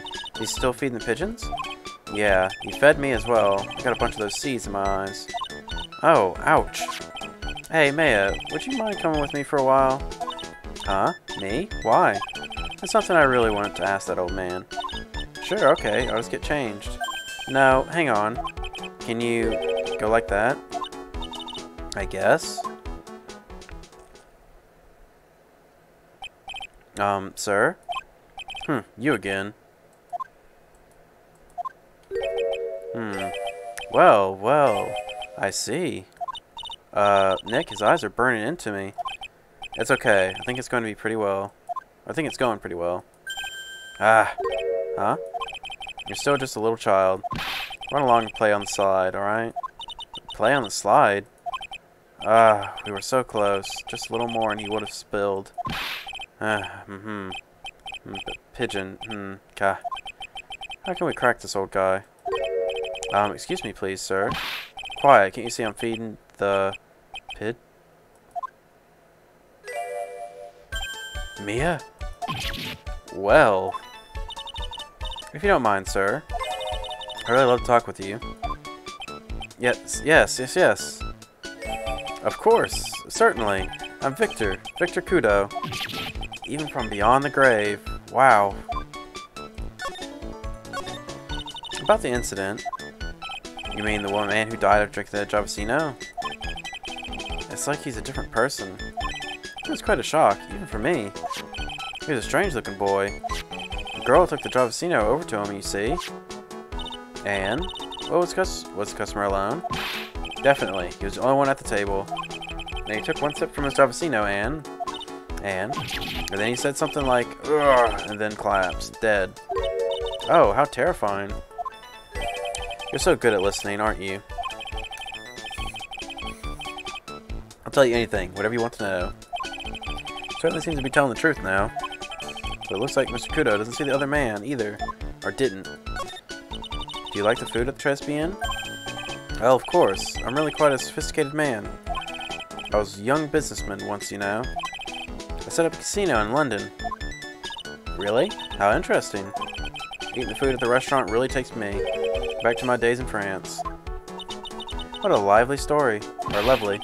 London's in England, not France. Oh, yes. France is wonderful. I'd love to show you around the city sometime. It's too much. I can't take it. I want France. Aha. I can't believe Mia's laughing at this guy. You visit Tribulations a lot, don't you? Of course. I mean, yes. I'd like to come and see you there. Heh. Really? Oh, you flatter me so. The owner would be delighted to welcome you, I'm sure. Be careful of that chef, my dear. Chef? You mean Mr. Armstrong? That's right. That man's an ex-con. He's an ex-con? What did Mr. Armstrong do? Oh, no. Those eyes. I can't take this. He has really got this old guy eaten out of her hand. He steals things from his customers. From his customers? Gloves, handkerchiefs, little things, mainly. He's a pilferer, so you be careful around him, my dear. Are you sure about this?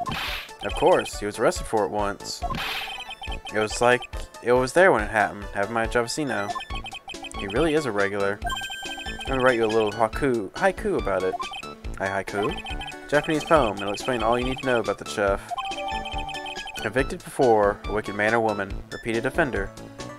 Convicted before, a wicked man or woman, repeat offender. Yep, 575. If he takes anything again, you let me know. If it's not too expensive, I'll buy you a replacement. Poor guy, he couldn't do enough for Mia. Okay, Phoenix. That's about as much as I can do to help. Thanks, Mia. I got some really important information thanks to you. Honestly, I can't believe Mia called for me for something like this.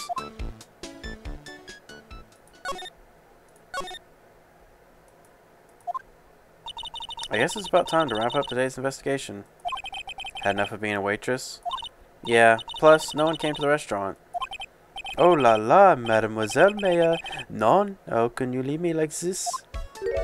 I'm sorry. That reminds me. Mr. Armstrong had a psych block or 3, didn't he? I'm going to have to break those.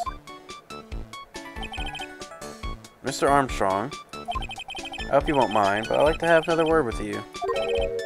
Volunteers, of course.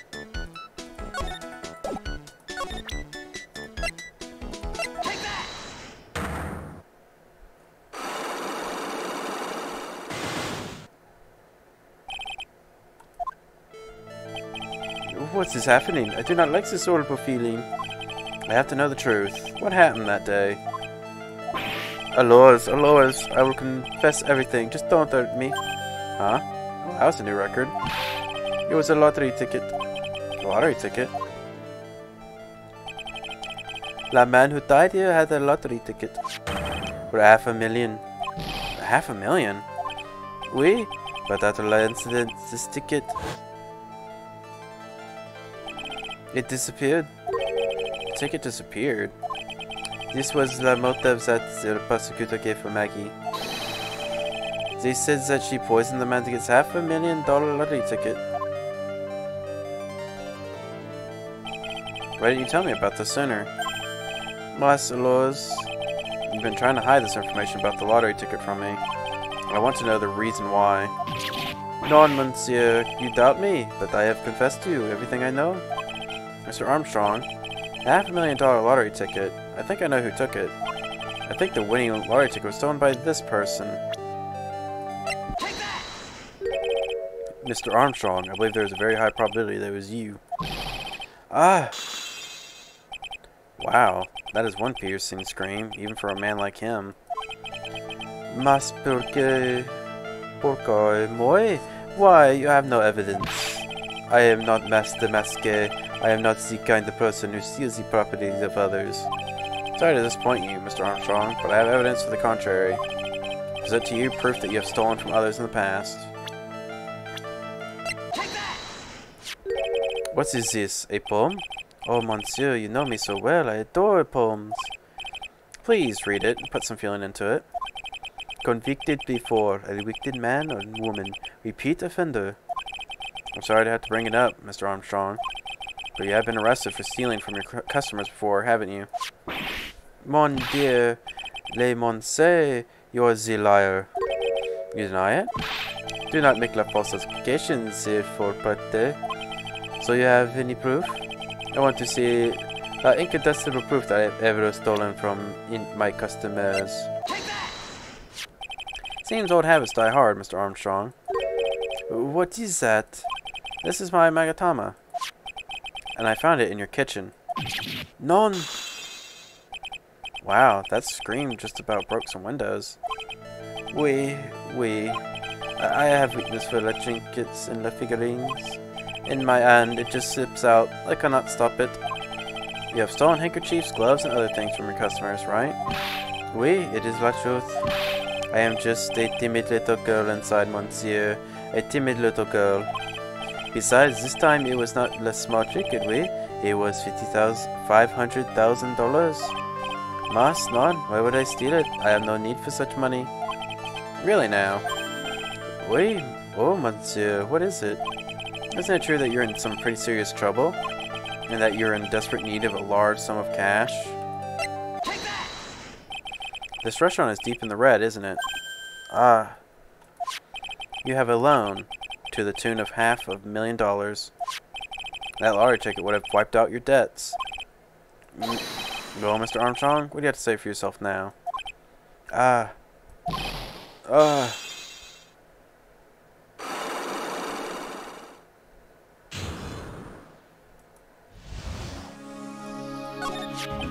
Mr. Armstrong, you said that the victim had a winning lottery ticket for $500,000.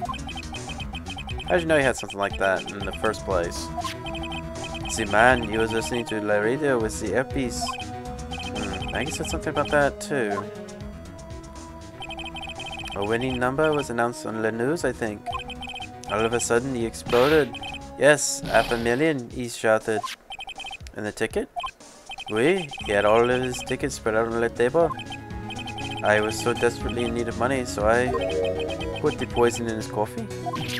No. Oh no, you naughty man. I simply helped myself to one of his tickets. What? The victim collapsed and Maggie passed out. I thought to myself, pourquoi pas? He had so many of them. Yeah, but only one of them was a winning ticket, right? How could you do that, Mr. Armstrong? Maggie was arrested because of you. No, this is not true. I did not take it.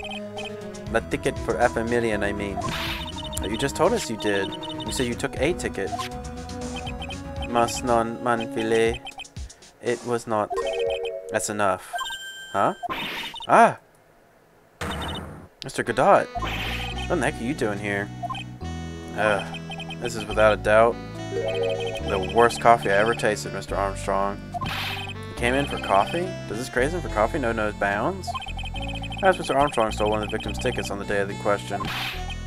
I am la non, just a pretty little girl who everyone is laughing at. But in that case, Maggie shouldn't be the only one under suspicion. He had the wrong ticket. What? Mr. Armstrong made off with the winning ticket's pretty neighbor. So, the ticket he took was worthless? Not quite. He did win something. $1. You see, I am just a pretty face. Is that my looks? I have nothing. So, what happened to the winning ticket, then? The one he meant to steal. Indeed, what did happen to it? I don't like spoiling myself from watching trailers, so we'll have to wait and see how the movie turns out tomorrow, won't we?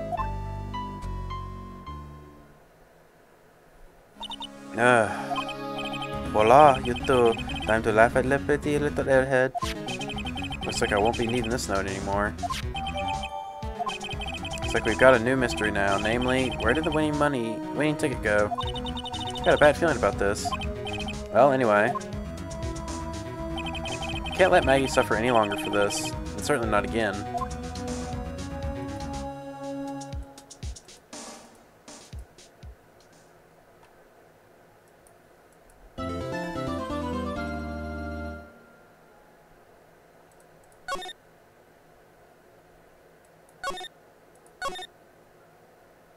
There we go.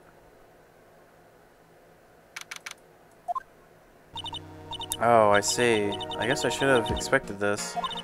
Oh, I saw the other guy, huh? But he was there when I took coffee over, sir. Scout's honor. Maggie. Ah, Detective Gumshoe. Are you doing alright? Or how are you feeling? As if you need to ask either question, sir. Don't let him get you down, Maggie, and don't forget to eat well, okay? Roger. And you. Yes? You better square this case away. Got it, pal? Maggie's innocent here. If you screw up, then I'll be doing some squaring away myself. Squaring away some paperwork for your arrest. I think he's serious. Hey, detective, you're on our side for once, right? Yep. So you'll be able to help Maggie out, right? Really? Can you, sir? Oh, of course. I've got the situation under control. I'm going to be the first witness on the stand today. If something I say doesn't mesh with the facts, make sure you point it out, alright? Sure. Okay, we're forming a united front today, pal. Get me? I can't tell you how grateful I am, sir. I've always admired you so much, detective. I know I can count on you. Looks like it should all go pretty smoothly today, huh? I can only wish.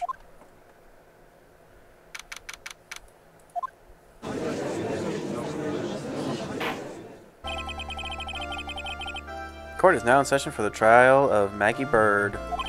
The defense is ready, Your Honor.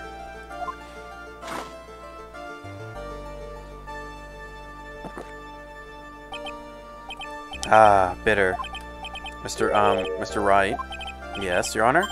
Ah, what's wrong? Nothing. It's just whenever I addressed you in the previous trial, your response was, "You just talking to me?"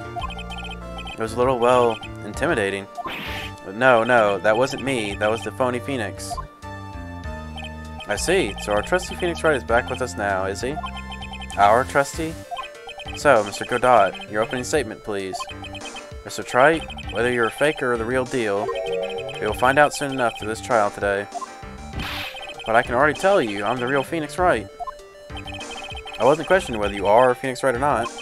I was questioning whether you had studied law or not. That's why I intended to find out. There's no denying it. Behind that mask is a man who really hates me for some reason or another. As everyone is aware, the court has already given its verdict on this case once. Therefore, I won't stand for irrelevant testimony during this retrial. Nor will I stand for a simple repetition of evidence presented in the last trial. I'm not planning on repeating anything that phony me said, trust me.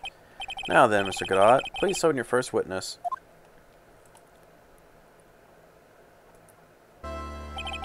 Let's start with the formalities, shall we? Name and occupation. Witness, state your name for the court. Huh? Oh, sorry, sir. My name's Police Department Detective. Occupation, Dick Gumshoe. Other way around, Detective. Huh? Oh, sorry. Anyway, I'm the officer in charge of this case since yesterday, sir. Since yesterday? Yeah, the guy who was on the initial investigation tied up with another case now. Hope Gumshoe's really got everything under control, for everyone's sake. Let's see, so Detective Gumshoe, would you outline for the court the basic facts of the case? Yes, sir. The victim's name was Glenn Elg. He was a professional programmer. He was on the payroll of Blue Screens Incorporated, a local company. This is the victim's autopsy report. The court accepts this into evidence. And here are the floor plans of the restaurant. The victim... When the incident took place, the victim was sitting right here. The poisoned coffee was brought in to him by the waitress. The waitress being the accused? Yeah. The victim died from poisoning almost immediately after he took a sip of the coffee. At the time of the incident, there were 2 other people in the restaurant. Mr. Gene Armstrong, the owner and chef, and a regular by the name of Mr. Victor Kudo. Where the hell did I see boy in that?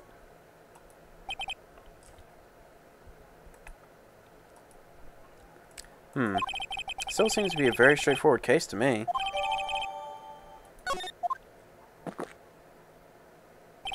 Come, detective. Take up this hammer. And nail the defendant's coffin shut with your own 2 hands. Now then, Detective Gumshoe. Let's have your testimony. Yes, sir.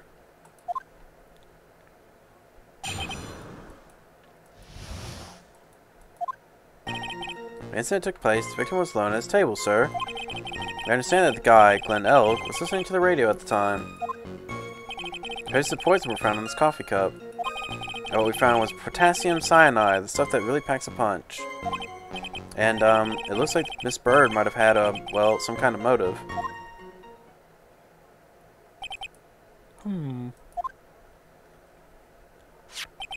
Using the dark, aromatic depths of coffee to conceal the poison.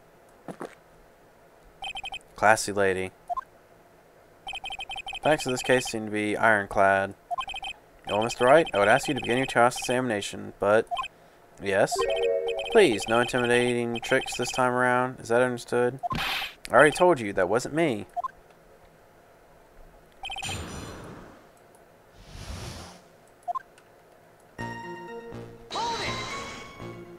Can I stop for just a minute? Huh? What is it? Did you say something that contradicts the evidence? He's so desperate for that to be true, he's practically crying. Testimony just now doesn't match the testimony given by Miss Bird. She claimed that there was another man at the victim's table. Yeah, that's what she said. And I... Your killer wouldn't say that when faced with a homicide conviction. Hey, sadly, your testimony isn't supported by the owner or the other customer. Isn't that right, Detective Gumshoe? Yeah, it's true. There are 2 testimonies tied up on that. Also, there was no other guy at the table. I should do. Should I press on this point a little harder or not? Well, maybe the other witness just missed him. After a view of the victim's table was obscured in some way. Ah! No argument is as weak as the coffee at Tresby and trite. I have here in my possession a ticket. A ticket? Looks more like a photo to me. Yes, a one-way ticket to Guiltyville. Population the defendant. It's a photograph taken from near the entrance to the kitchen. This is a scene as witnessed by the chef. Oh, it's after the poisoning took place. Correct? I think the court will agree that there is such a clear view of the scene of the crime. How, Mr. Wright, could anyone have overlooked a second person at the table?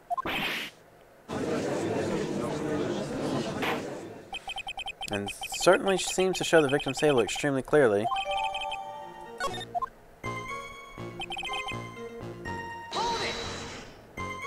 He was listening to his radio, you say? Yeah, he had a portable radio in his chest pocket. Maggie told us that too, didn't she? Something about how one of them had some sort of earpiece. What should I do? Should I press on the point a little harder? What was that the victim was listening to on the radio, Detective Gumshoe? Huh? How should I know? Thanks a lot. We're now one step closer to the middle of nowhere. This isn't going very well, is it? Huh. Detective, could you perhaps tell us about the poison and how it was used? Our traces of poison were found in the coffee cup and nowhere else. I'm not sure I get you, pal. Was it poison in a liquid, or was it a powder? I had to put it in layman's term. I'd say it was a powdery substance. So the poison could have been in anything that was at the table. Sugar, salt, pepper. Ah, you put salt and pepper in your coffee, trite? The victim took his coffee black with no sugar. Either the poison could have been only been in the coffee. What should I do now? Should I push a little harder? Absolutely certain that the victim even drank any of his coffee. Huh? What do you mean? According to the file, the poison was found in the victim's coffee cup. No proof said the victim ever drank any of it. Oh, hey, you're right. That's what I was thinking. In case you were wondering, the last objection was for the detective there. Huh? For me? Oh, hey, you're right. You may be fooling the court, but I'm not falling for it. You have time to waste. You have time to present that piece of evidence. That piece of evidence, sir? Yes, that piece. What piece was it again?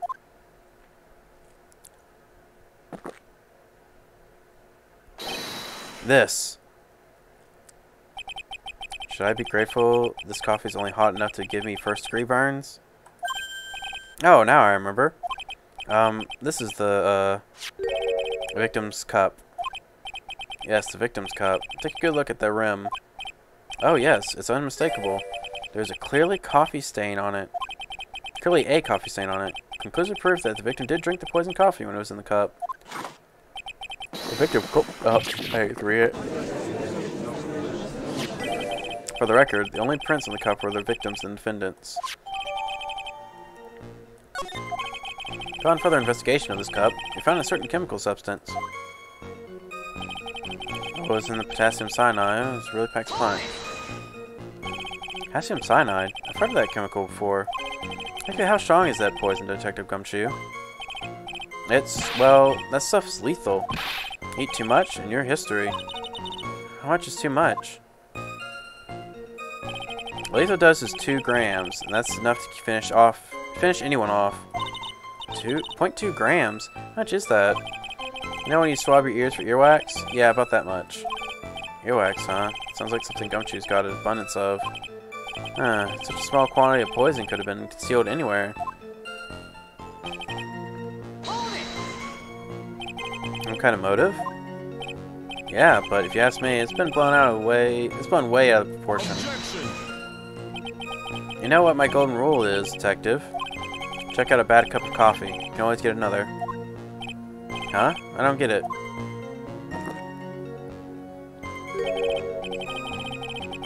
I'm saying we can always get another witness on stand if we have to chuck you out. Nope. Stick to the facts, Detective. Now then, what was Miss Bird's motive? Come on, Gumshoe. They said she wanted to steal a lottery ticket. I knew it. That's what we heard yesterday, too. It disappeared from the scene of the crime. It wasn't just any lottery ticket. It was a winning lottery ticket for $500,000. Technically, I think that would have even been less, because, well, this supposed to be in Japan. I know here in the U.S., if you win something that big, they tax you for half of your winnings. I think it's pretty much that big. They would tax you for half your winnings. So you'd only really get, like, $250,000, which is still a lot. Not to, you know, undercut it, but it definitely could be more, I'd say. Like, they definitely... They can't tax more than half, is for what I've heard. Especially a lot of times where I've been trying the lottery. Just not spend, like, a whole lot on it. I've tried, like, a few tickets here and now. Not scratch-offs, but, other kind. Where, if I could win it, I wouldn't have to worry about things anymore. And, you know, that'd be nice. But I'm not lucky, and I'm not stupid to keep, like, throwing hundreds of dollars into the lottery.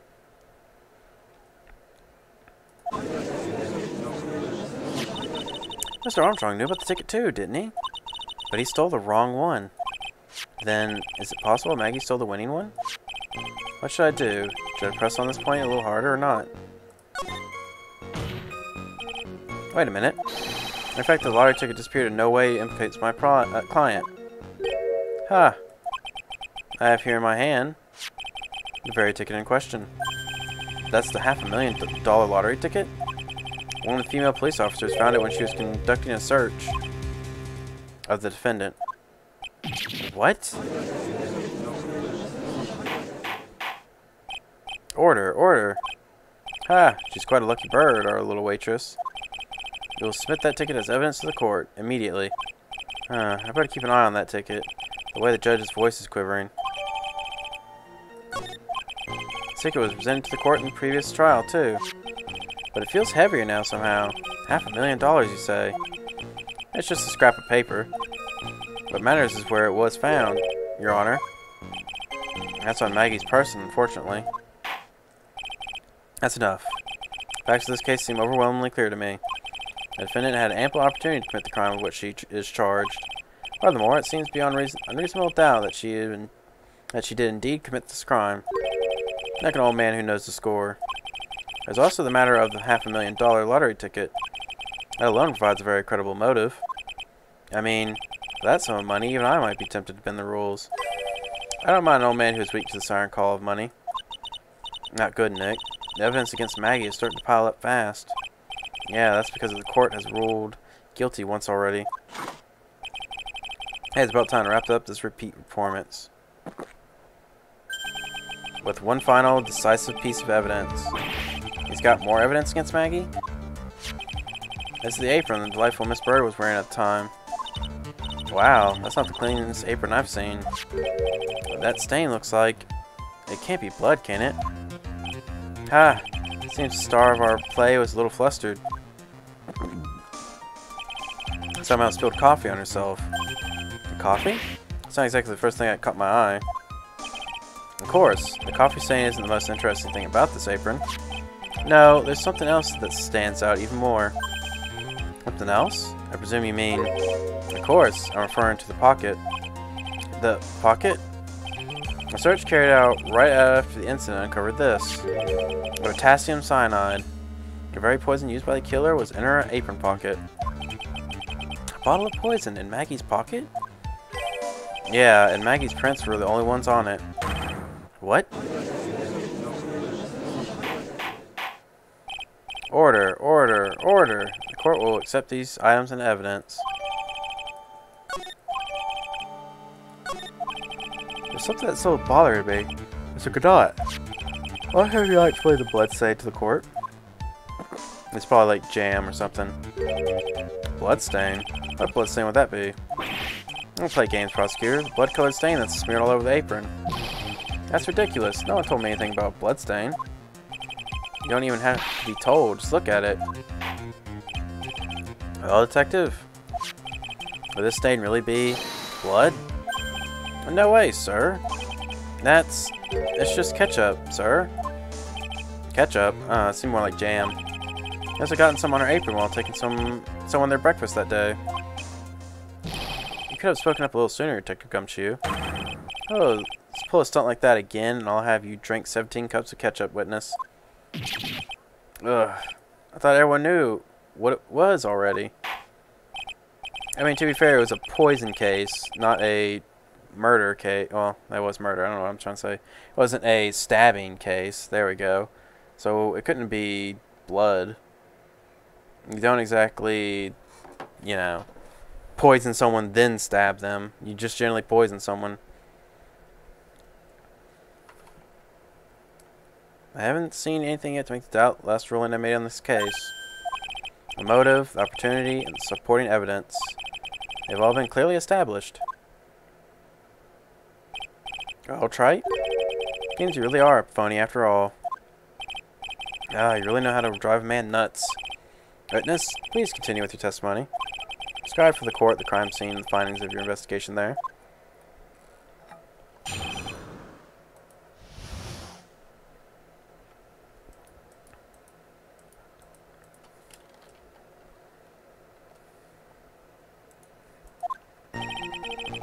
Crime was reported at 2:25 p.m. by a kind of scary old man, sir. Poor Maggie had passed out from the shock. It must have been real tough for her. The victim didn't have any identification on him, but we figured out who he was pretty quick, and then the investigation went smoothly. When Maggie was searched, we found the lottery ticket and the bottle of poison. And that was it. There was nothing else missing from the crime scene.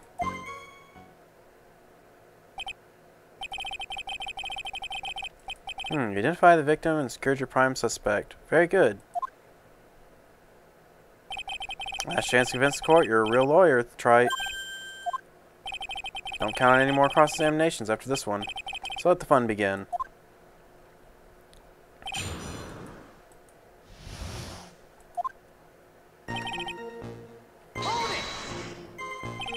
Scary old man, Detective Gumshoe. There's an old man who's a regular at the restaurant where the incident happened. Ah, we're obviously talking about the same old man. Officers were dispatched right after the report came in, but the old guy still made a fuss. What took you so long? Then he hurled abuse at them and seeds. Seeds? Ah, it was nothing. Cut each one with my teeth. I guess not even the mighty Godot can avoid being attacked by that guy. The old man was the only other customer in that place at the time. He took his time finding the payphone, apparently, so he was late reporting the crime.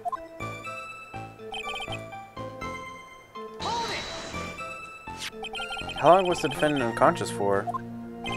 The officers got to the crime scene around 2:40. Rika was still out cold in the kitchen at the time. It took another 10 minutes or so before she came to. I would have liked to have been there when I been on the scene myself. Bet you would have liked to have been carried out the search, too. I would have loved to see Maggie asleep like that. All pretty and peaceful. You're a professional, Detective Gumshoe, not a professional bird watcher. Save the romantics for your own time, Detective. All you need to know is the investigation. Oops, guess I'm pretty red right now, aren't I?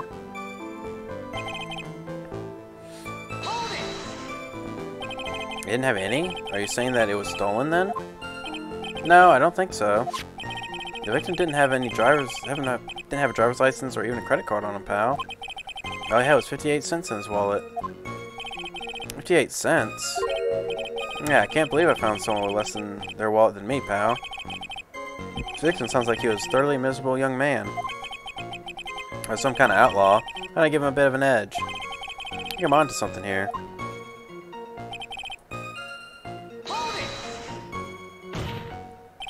Wait a second. Huh? Did I say something dumb again? Let me paraphrase what you just testified to this court. The victim didn't have any form of ID on him. That's basically what you said, yes? Yeah, basically. In that case, how are you to be able to identify the victim so quickly? Oh, that. He's so let down. He's got the whole sagging shoulders and puppy eyes thing going. There was a prescription bag in the victim's table, along with a lottery ticket. It seems Mr. Glenn Elg visited this doctor before he went to Tresby Inn. You got the victim's name from the medical records of the doctor who prescribed the meds. That's reliable enough for the source of the court. What should I do? So what sort of medicine was it in the bag? Well, actually, the bag was found empty. Huh? Yeah, completely empty. It was completely empty? Let's see, potassium cyanide. Did he have, like, a low potassium going on? Or, what was it, potassium something? Ah. You entered an empty paper bag as evidence? Desperate, aren't you, Trite? Or are you, Trite? Now, what happened with the investigation after that, Detective?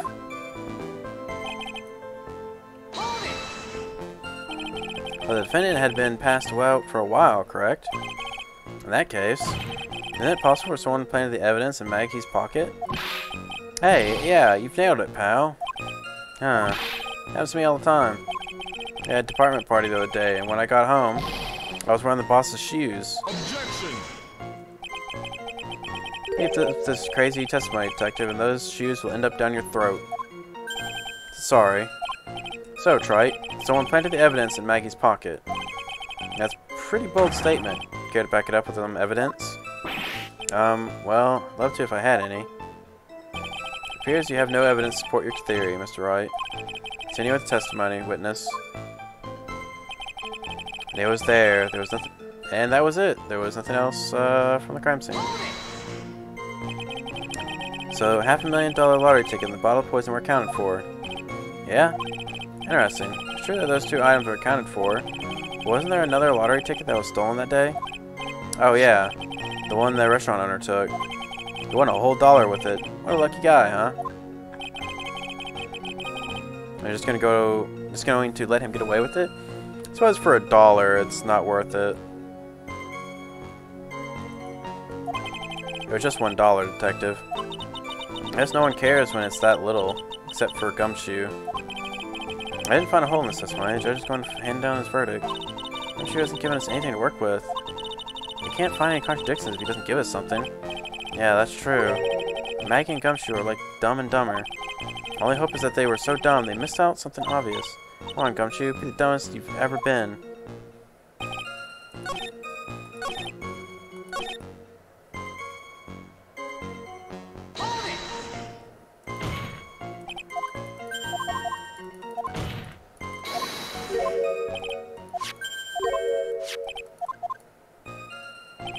Oh yeah.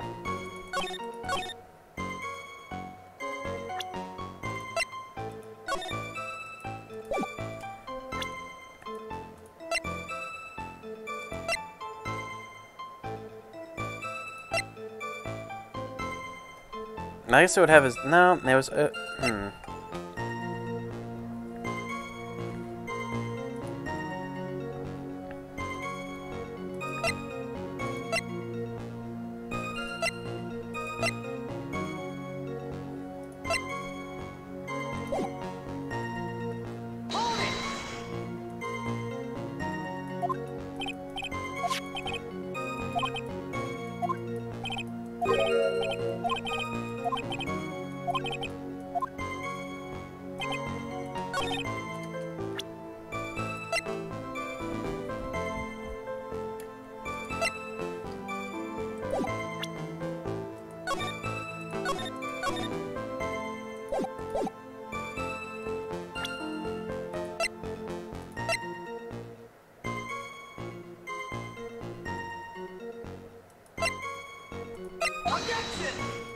No, I guess it wouldn't be bringing up the price.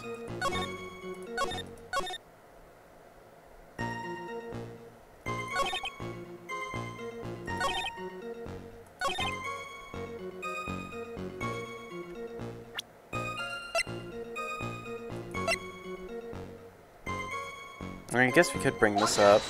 Yeah, alright, yeah, that makes sense. Where's Gumshoe? I think I should point something out to you. At least just one small contradiction in your testimony. Oh, finally. Getting all anxious just waiting, so hurry up, will ya? You testified that nothing else was missing from the crime scene. However, the prescription bag you mentioned was empty. Did the officers recover the medicine from the scene of the crime later? No, they didn't. The victim was given a prescription right before going to Tresby Inn.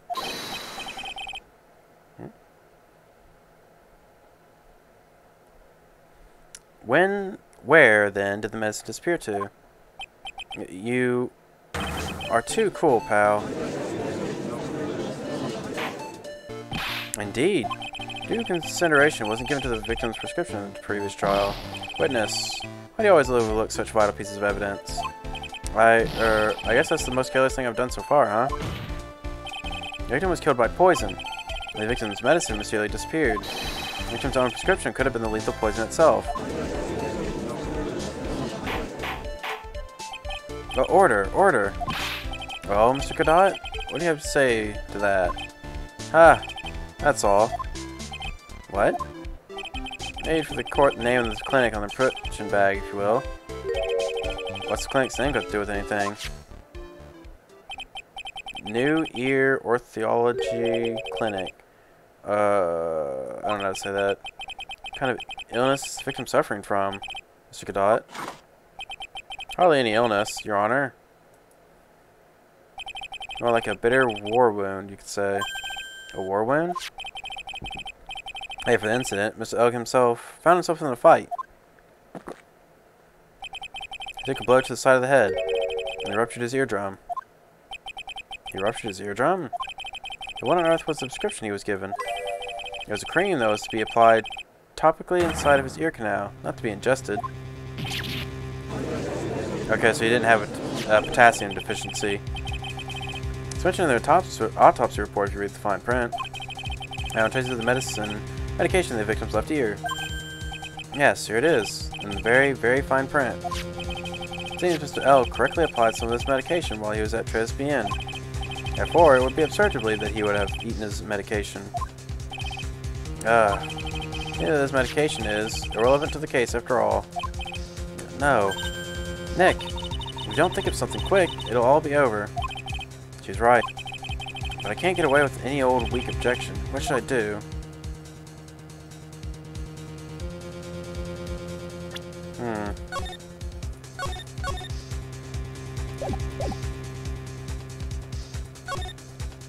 I mean, why was it taken, then? A few months ago, Mr. Godot made the following statement. It seems Mr. L correctly applied some of his medication while he was at Tribulations. If that's the case, then why was the medication not found at the scene of the crime? But the medication in question was for topical use inside the ear canal. That doesn't change the fact that it could not be found at the crime scene. However insignificant it may seem, it's a lawyer's duty to pursue the truth. Objection! You know as well as I do that medication is irrelevant. It hardly seems likely that a prescription drug would contain potassium cyanide.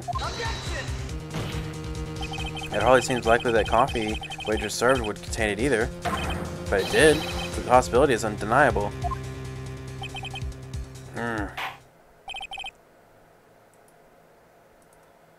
That's enough. Mr. Godot is the detective, the only witness the prosecution wishes to call.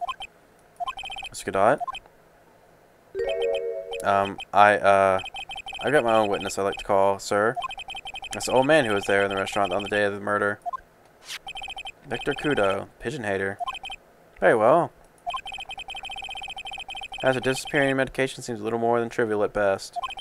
However, it wasn't explored at all in the previous trial. That is something that bothers me. Yay, good job, Nick. Court will adjourn for a 10-minute recess, after which we will hear the prosecution's next witness. I suppose this means I'll just have to finish you off in my last 6 cups. Court is adjourned for recess.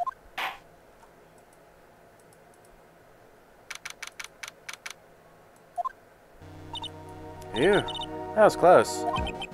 Tell me about it. You nearly died in there. That's my line, sir. No, it's my line. I think I really did die a little bit. Looks like we all nearly died in there. Can't believe Detective Gumshoe. How could he betray us like that? Huh? He said he'd help me. But he told me to set me up. I don't think he meant to do that, Maggie. He was backed into a corner. I mean, the guy's got to do his job, right? That's okay. I know all about lies and betrayal.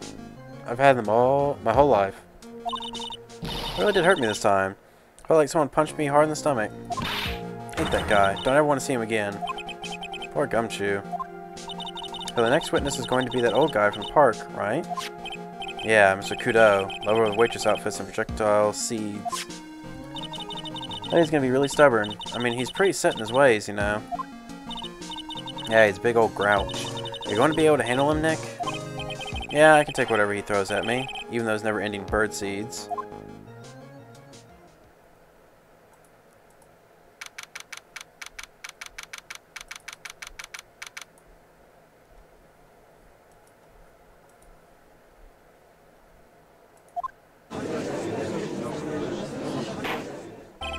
Court will now reconvene for the trial of Maggie Bird.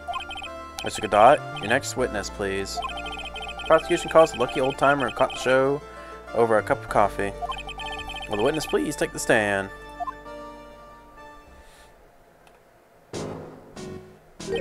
Name and occupation, if you don't mind. Name is Victor Kudo, born and bred the land of the rising sun. Honor and duty are what make me. Mind you, I can be quite emotional at times too. We don't need to hear about that, Mr. Kudo. Just tell the court your occupation. Occupation? Listen, youngin', how much call do you think there is for kimono embroidery here? Kimono embroidery? That's what I do, or did back in Japan. I embroidered family crests on kimonos. My ancestors were embroidering kimonos before this country even existed. Wow, real craftsmen. They're a dying breed. Hey, maybe you can embroider my costume sometime.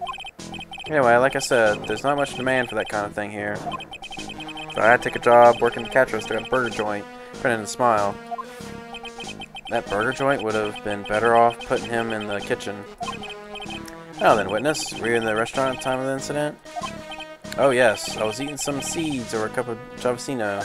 Seeds? What do you think these are, huh? I see. You saw everything that happened, Gramps. Did I? Oh yes. Oh yes, I did. I saw it all. And please, tell the court. We're all ears. Sure. I'll tell you. I'll tell you every last detail. He's really getting into this.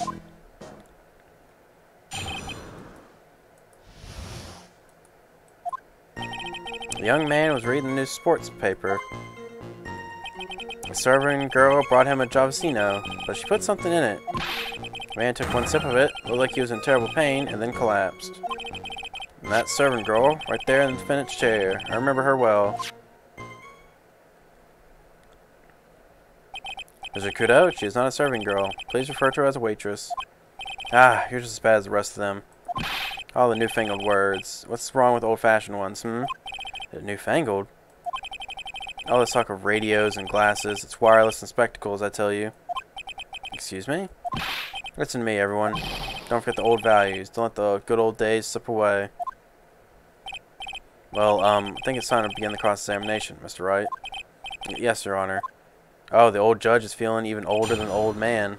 Or feeling younger than the old man. He must feel great.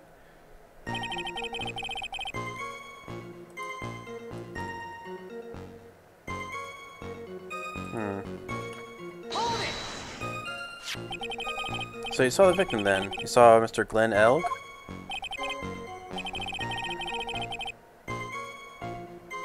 Is his name supposed to be a palindrome since it's like Glenn? I want to know if Gutson Braun retained a championship or not. So he was looking at the sports paper the victim was reading, huh? The location in question? There are partitions between the tables on the same side of the restaurant, right? What if there are? If you say that you could see the victim, that means you were sitting at the table on the other side of the restaurant, correct? Go to a place to drink Javasino. I don't go to sit. I just remember which table I don't even remember which table I was sitting at. You mean you go there to eye the waitress?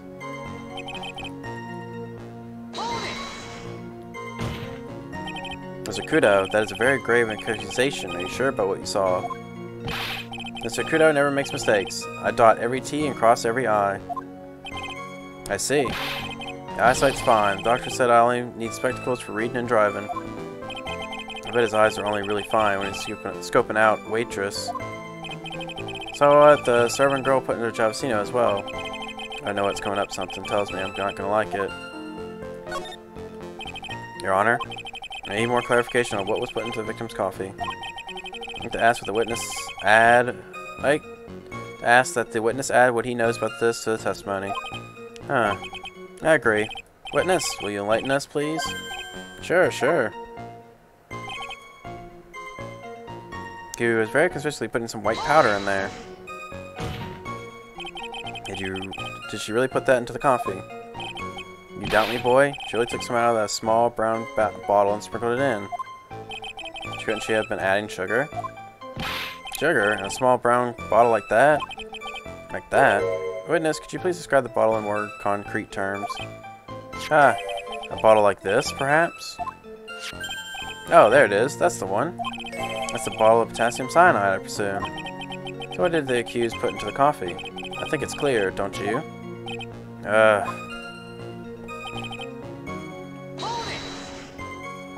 He took just one sip? You youngins, you waste everything. Those Javacinos cost $8. In the good old days, we would have drank every last drop, eaten the cup, and then died. Yeah, how selfish of you for not, you know. So it was immediate death. Well, the potassium cyanide, I suppose that is possible. I didn't read what Phoenix said, because I was laughing. Oh yes, he slumped over without so much as a twitch. Held the Javacino as I just drank turned sour in my stomach. Oh yes, I know that feeling. And the waitress? I presume she is...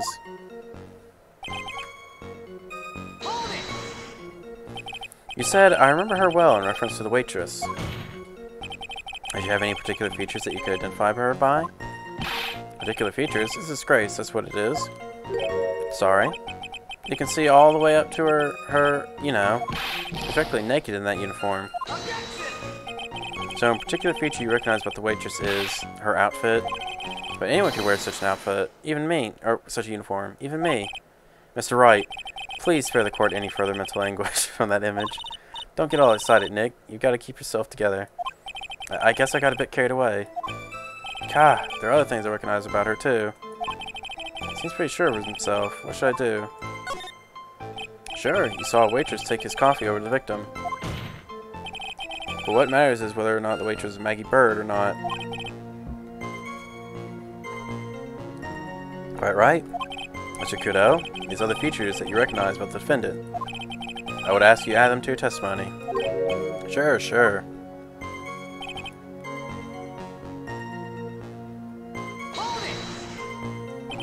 You do seem to remember several details about her appearance.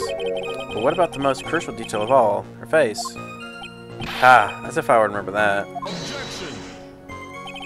The witness noticed the straps on the accused aprons. He's unlikely to make a mistake about her face. That's right, I can even tell you the color of the ribbon in her hair. It was red. So you see, there's nothing wrong with the witness's eyesight. Huh. There's no doubt he remembers the waitress pretty well. What should I do? I get the feeling there's something more to this somehow. Identifying features you described are all things you would see from the back. So what? Is it possible that you never saw the waitress from the front at all? Objection! Ha! He's got you there, Gramps. People normally talk about facial features when they're asked to describe someone. But this witness's testimony is nothing but straps and ribbons. This is harassment. I tell you, I'm not obsessed with straps or ribbons. I'm telling you what I saw. Mr. Kudo, the court requests that you add details about any identifying features. Features you observed from the front, that is, to your testimony. Sure, sure. This old man's testimony is getting longer and longer. If I can't find a hole in it soon, it'll get even longer, I bet.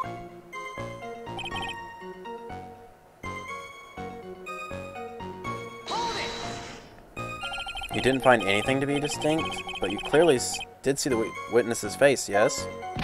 No question about it. They didn't come this far to back down. Victor Kudo never backs down. That's not the answer I was looking for, but okay. Just turned to a matter of pride for old Seedy now, I guess. I wonder if he really did see Maggie's face or not. I thought, we need some concrete proof of this. Maybe that the old guy didn't see the waitress clearly from the front. Do you think old Seedy really saw Maggie do it?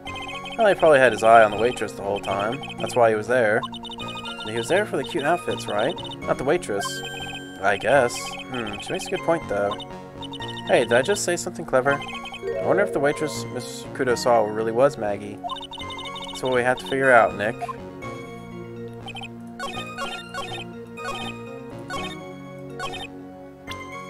Yeah, you would see the glasses if you noticed anything. That's probably what it's going to be. What?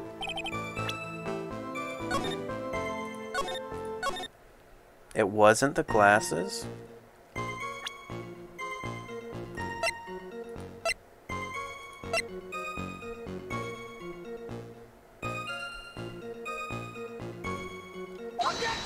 It was the skirt, but the coffee didn't spill till afterwards, right? When we catch up. Mr. Kudo, I'd like you to please take a look at this. Ah, that filthy thing would suit filth like you just perfectly. Actually, it reminds me of what my grandson looks like, just after he's done eating. Have you ever seen this before? Of course I haven't. Do you think I'd forget something as dirty as that? Well, you half-witted clot? What? What is it? Ever since I said you half-witted clot, there's been an eerie silence in here. Mr. Kudo, this apron is the apron worn by the defendant on the day of the poisoning.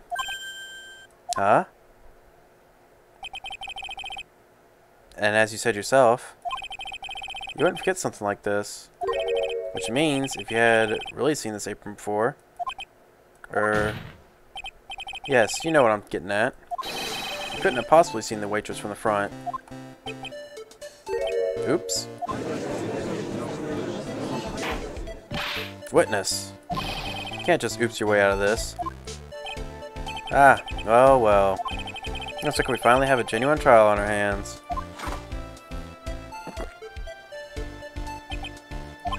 Listen, Trite, here are the facts. On the day of the incident, there was only one waitress in the restaurant. That being the defendant, Miss Maggie Bird? Exactly. And when that one waitress put the poison in the coffee cup, this old guy was watching. Huh. Hope you understand the gravity of the situation, Mr. Kudo. The fate of the defendant may rest on what you say you remember seeing. Just tell the court exactly what you saw, Gramps. You can rely on me, Captain. My noggin's in perfect working order. Can't remember a single occasion where I forgot what a burger customer wanted. You can't remember? Probably more like he messed up so many times he blocked it out. Alright, well, let's just how good your memory and attention detail is, Mr. Kudo. That's what you remember about the victim.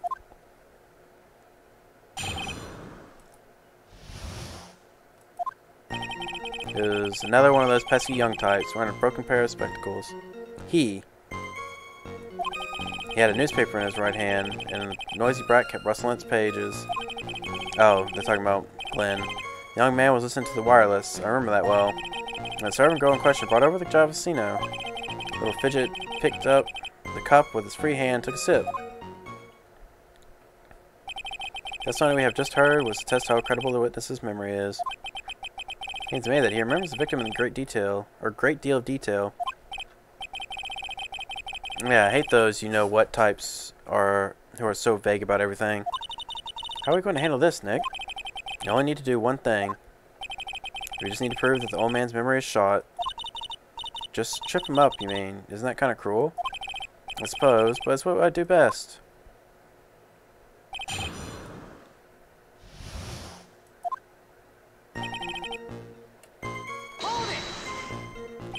Spectacles.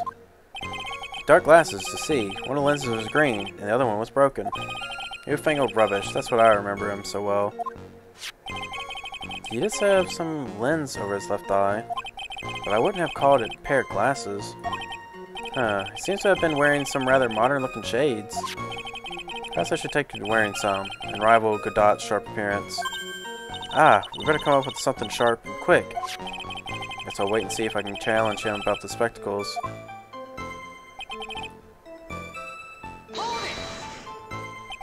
The newspaper was a sports paper, was it? The young hooligan, I nearly asked, can't you even read without fidgeting, How was I supposed to be able to read the back page with all the wrestling going on? I need to find out if Guston Braun retained his championship title. It was his paper, not yours. If you wanted to know so bad, why didn't you buy your own? What are you looking at me for, How dare you judge me? Ow, ow. Guston Braun got beaten yesterday, by the way. Anyway. A wireless? A decadent young rascal. In my day, it was one way or the other. Read the paper or listen to the wireless. Oh boy. And using an earpiece. It's shellfish. That's what it is. It was straining my ears, but I couldn't catch any of it.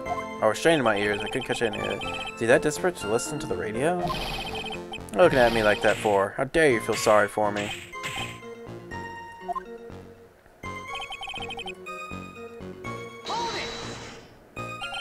You mean the waitress who only saw you from behind, right? You're the one of those, are you? You never let anything go, isn't that right? Maybe. Does it matter if I saw her from the front or from behind? My eyes don't lie. Better not push it until I've got some hard evidence. His free hand? Yes. What channel was that? Aren't you listening to before? Cloth ears? I said he was rustling the newspaper with his right hand, didn't I? And if his free hand wasn't the right hand, then which hand was it, you moron? Ah!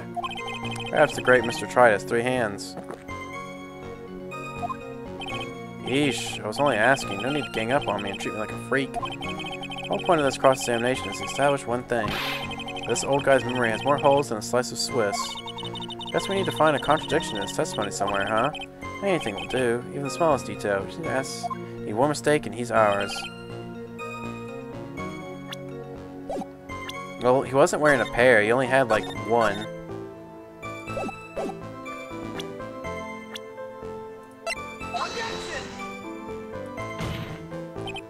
And apparently that's not it. Alright, let's see. Why is Brett kept rustling its page?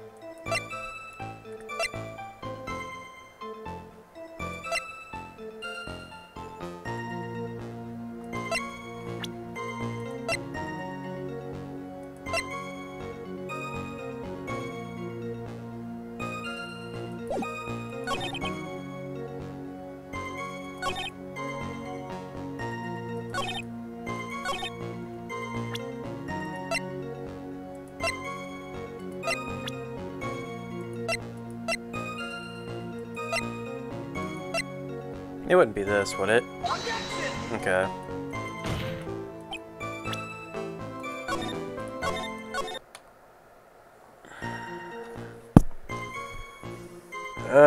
This is gonna be one of those where I'm not like seeing it properly.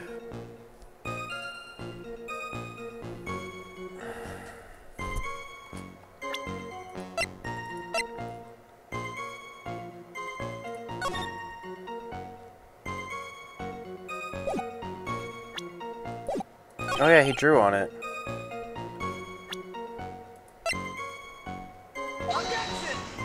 Oh, that wasn't it.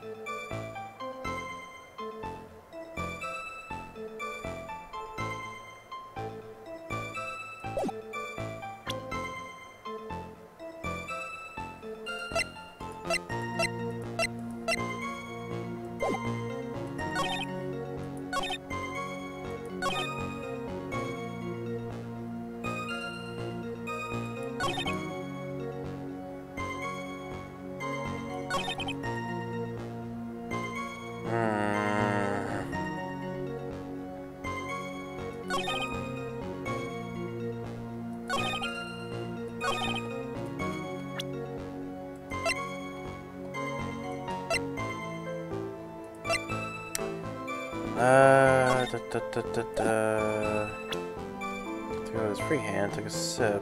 Okay, wasn't that?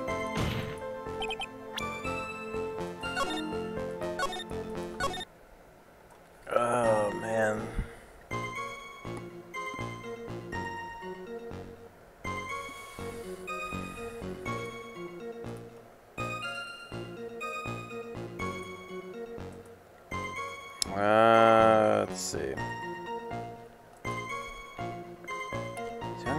Ties from his right hand, nice back across on his pages. I may want to listen to the wireless. Remember that well. It's our goal question part of the Josino.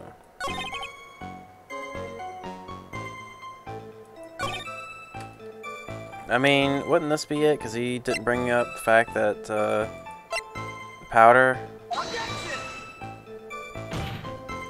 No. Oh, this is painful. I'm missing something obvious.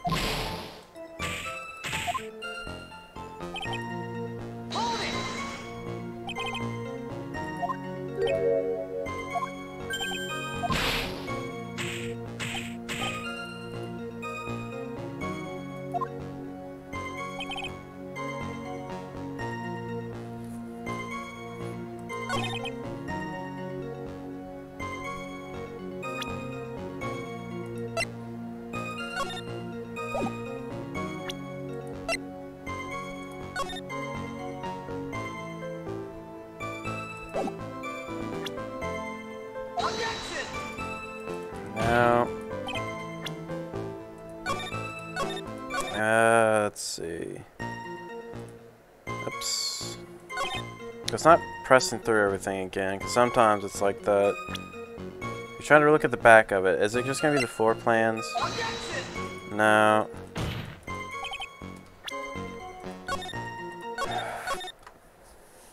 I have to prove his memory is faulty, but what's going on? Is it this? No. Okay. I'm trying to think of what it could be, but nothing's coming to mind. He's not wearing spectacles, like, he only has one thing on. There's no other one.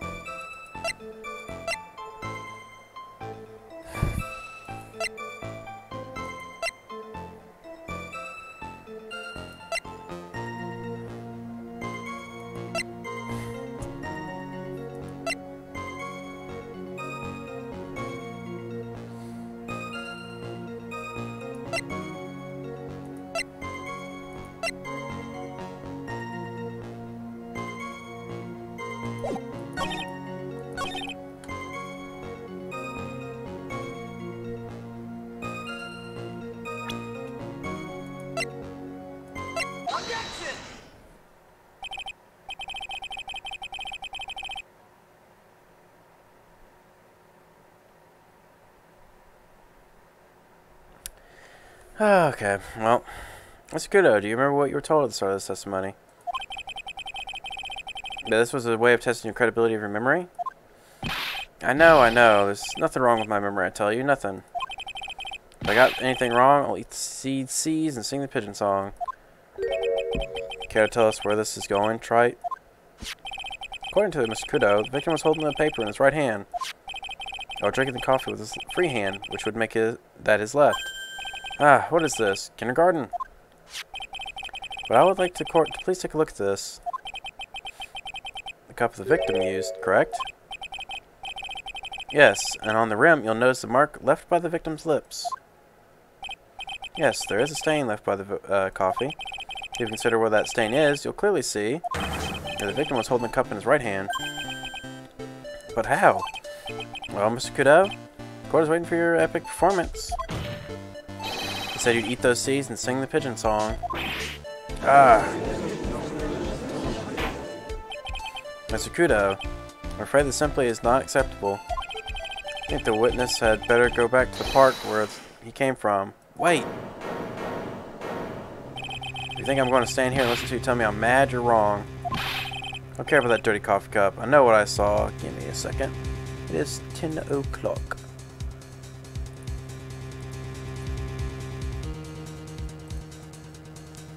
So, that means Gucci time. The gotcha out of the way. It shouldn't be too long since the event is pretty much 50 energy still for max.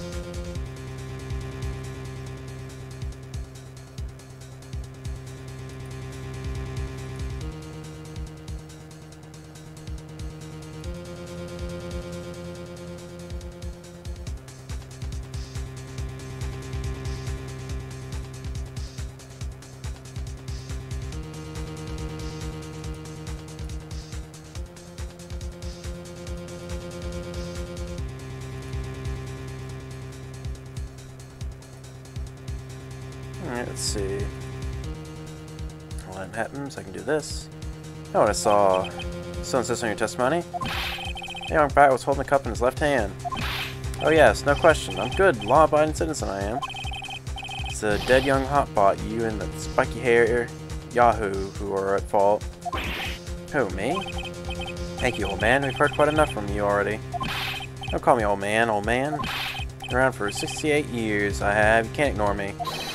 That's what I've got to say. I'm sorry, Mr. Kudo, but... Sure, why not hear a little more? Mr. Godot.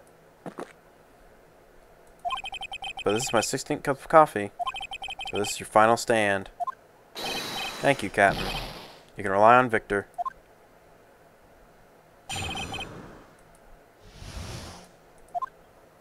Your boy was wearing the earpiece on the same side as the green lens of his specs. He kept fiddling with it all the time.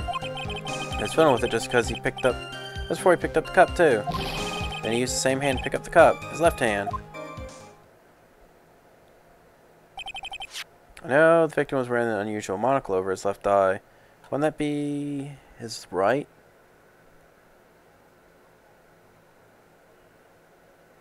Let's see, so...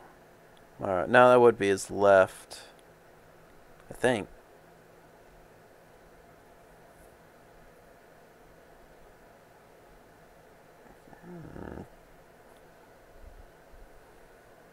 I guess that would be his left. I don't know, I'm just like confused on my left and right when it comes to mirroring.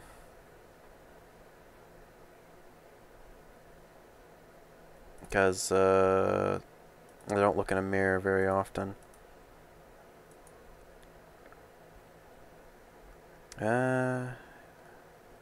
Victim was wearing an unusual monocle over his left eye. It wasn't a monocle, Your Honor. It was a small computer monitor, often used by programmers. A monitor? You mean like a television screen? Inside the lens is a screen that displays computer data. It's called a HMD. It's a common tool in the victim's line of work. HDTV, DVD, CD, all these newfangled letters drive me mad, but they don't matter. I know what I saw, and I'm telling the truth. It's true, he doesn't seem like to be lying. Those are the facts, and good old black and white.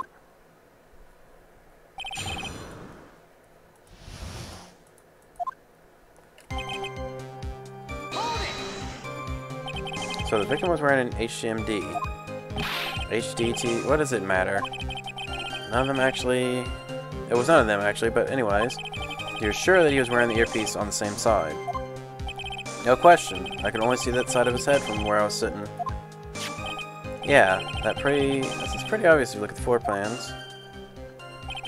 On the opposite table, he had only had this view of the side of the victim's head. He kept fun with it all the time. It seems you kept an eye on Mr. Glenn. Yep. Yeah, I was right. It's a palindrome. I wasn't paying attention to it before, but after thinking about it, I paid attention. It's getting on my nerves. Messing with that newspaper and filling with this earpiece all the time. And he went and made up all that fuss, dying from one sip of Javasino. I wanted to say to him, "Calm down, you young brat." Just looking at him made me suddenly speed up my seed eating. I could have choked. Some dude's dying, and you're like, man, shut the fuck up. That's just how it was in the old days. You just had to tell young people to shut up while you're eating. Or while they were dying of poison. So I take it the victim was walking ball of nervous energy. He was feeling with it before he picked up his cup, too. The earpiece, you mean? You mentioned. Which hand did the victim touch it with? You're one of those people, aren't you? You're the type that uses your left hand to get things out of your right pocket. Or fasten your left cuff with your right hand. And when the tour guide says, on your right side, you'll see the famous blah blah, you're the only one who deliberately looks left. Well, aren't you? But no, I didn't mean... I would see he uses his left hand on the same side of his body that the earpiece was on. Or in. Ow, ow. So if he had the HMD on his left side, then it was his left hand, I guess. And he used the same hand to pick up the cup, his left hand.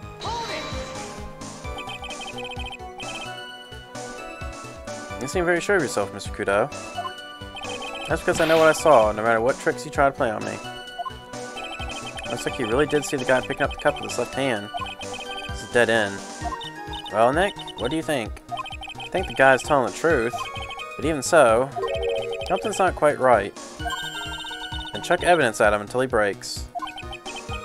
If he's not lying, there wouldn't be any contradiction in testimony, right?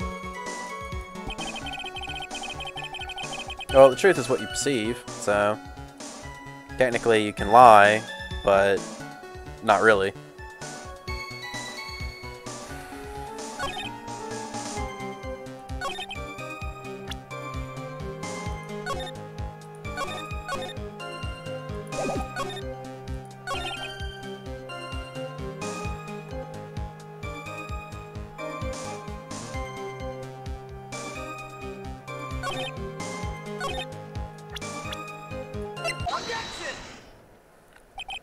I'm not sure what relevance this is, but...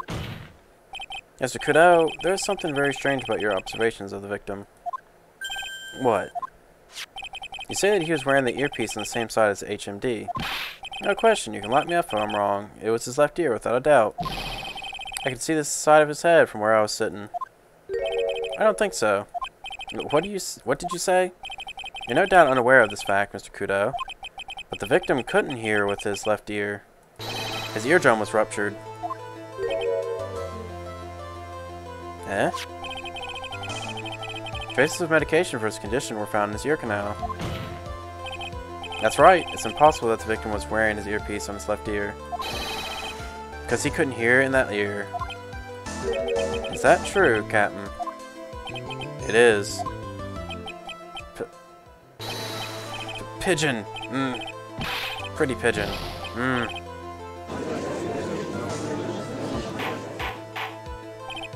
Pigeon, pigeon, pretty pigeon. Order. Order, order. Witness testimony is completely unreliable. I only saw the waitress from behind. He claims the victim was wearing an earpiece when we know his eardrum was ruptured. Well, Mr. Godot? A single drop of milk is all it takes to destroy the pure black magic in the cup. This old man, that's my drop of milk. Captain, you calling me a drip?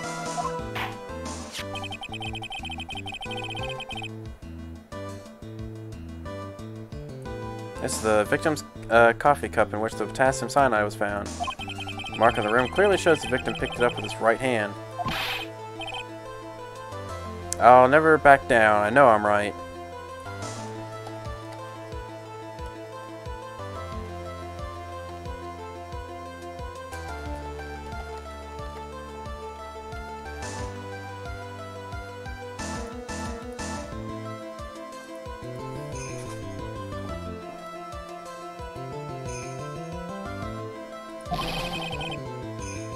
The lad drank his Javasino with his left hand. Let me put you out of your misery. Clearly, the victim used both hands.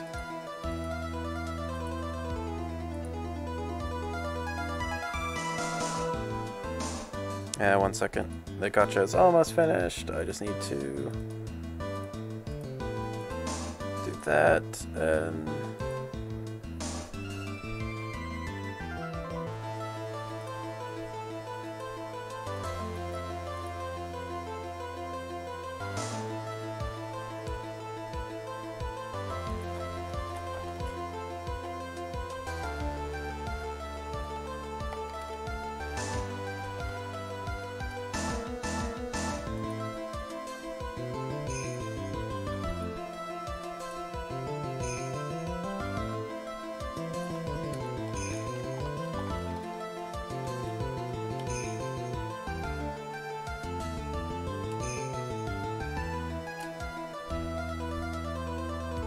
let me put you out of your misery. Clearly, the victim used both hands.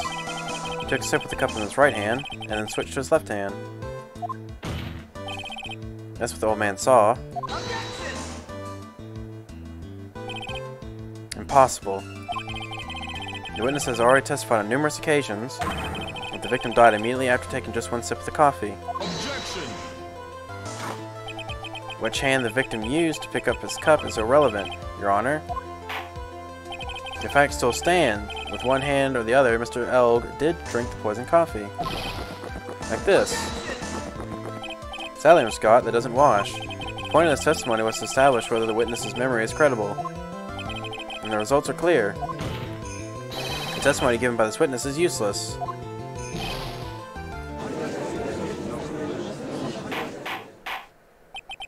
I believe it is time to conclude today's proceedings. I am satisfied that the witness is not deceiving the court. And to be frank, his testimony is a farce. Did you have to be so frank? Take that, you pompous old geezer. I'm sorry, Mr. Kudo, you can't reach me from there. In ordering the defense and the prosecution to investigate this case further. That's all for now. This court is adjourned.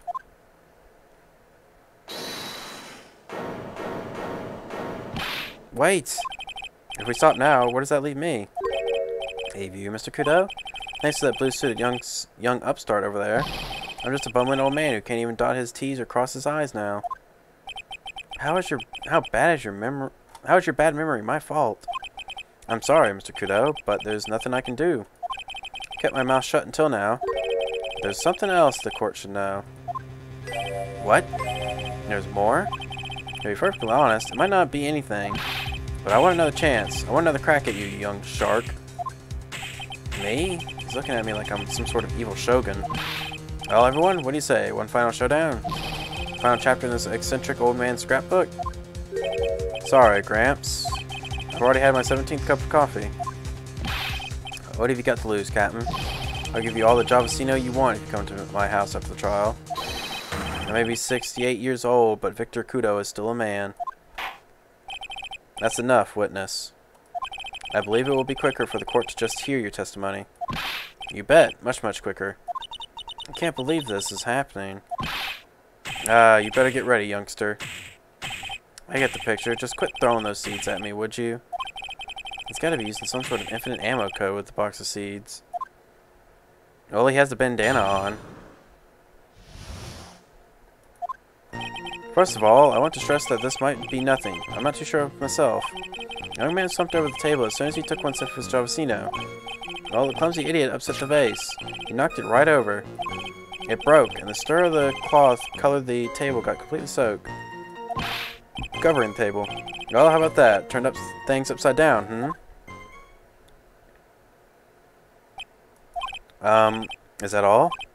Yes, that's all. I remember it perfectly. Yeah? You doubting me again? You're doubting a poor, defenseless old man? No, we're not doubting you, Mr. Kudo. Don't you get the feeling there's a question hanging on everyone's lips, Nick? Yeah. So what? Probably. That's all I can think of, and I have to cross-examine this guy. You're a bird brain. That's all you can think of. Very well, Mr. Wright, your final cross-examination.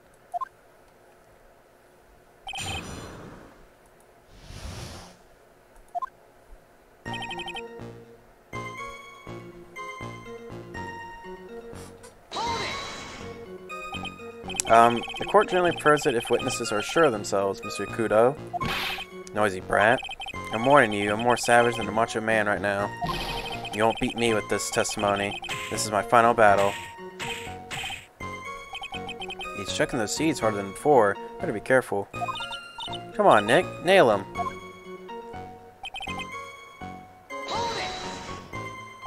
The court has already heard this testimony, Mr. Kudo. I know that. I was just setting the mood. How else am I supposed to build up the suspense, The suspense? Yes, now what do you think? Should I work the audience a bit more? No, please continue, Mr. Kudo, as quickly as possible. Alright, now where was I? Oh yes, the young boy slumped over the table, and... A vase, you say? Yes, there are vases on all the tables in that place. There's accidents waiting to happen. They're practically begging to be knocked over. Well, he's right about there being vases. I do remember seeing them, too.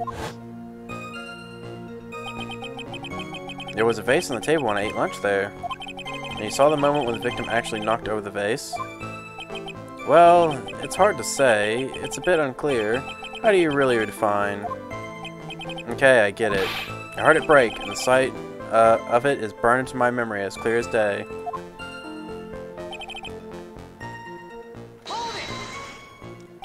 Soaked in water, you mean? Yes, it splashed me on the knee as well. You said you were sitting at the table across the room from the victim, correct? And yet, the water still managed to splash onto you? It was cold. I clearly remember it splashing me. Could the water really make it all the way across the other side of the room?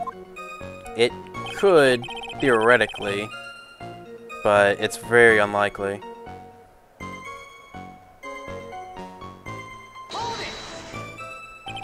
You mean the vase on the victim's table falling upside down and breaking? The vase turned upside down, and my testimonies turned in this case upside down. It's a joke. I just wanted everyone to hear it. What do you think, Captain? I'm impressed by your ability to waste time. Godot hasn't raised any objections for a while now. So, you young show-off, with the scrap of information, I'm throwing down the gauntlet. If I lose this one, I'll take it like a man and admit defeat. He's really giving me the evil eye, Maya. That's you he's looking at, Nick, not me. It's like he's saying, I triple dog dare you to find a contradiction, youngin'. Guess I'll just have to rise to the challenge then.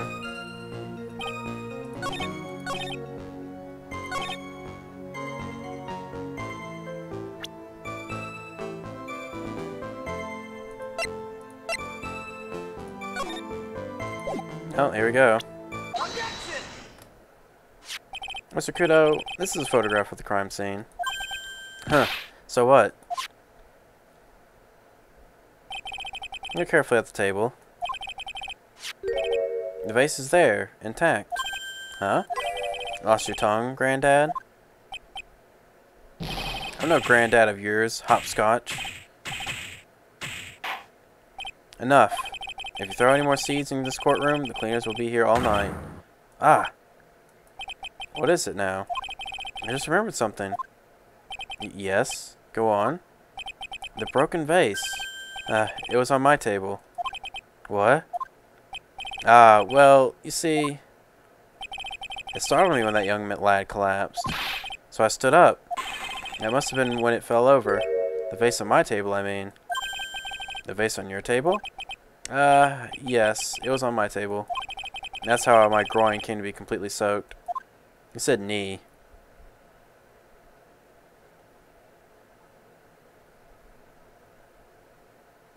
It's really weird when he doesn't have a cup of coffee because his hand is just like in that position to have the cup there, so it looks really awkward. Like, I think they should have just had it laying on the table, if anything. Thank you, Mr. Kudo. You've certainly earned your kudos for today. I'd like to ask a question now. Have I been any use at all? Perhaps that's something you should reflect on yourself, Mr. Kudo. Wait a minute. If that's the case, there's more I've got to say. Oh yes, I remember something else. Bailiff, escort the witness out of the courtroom. Wait, listen to me.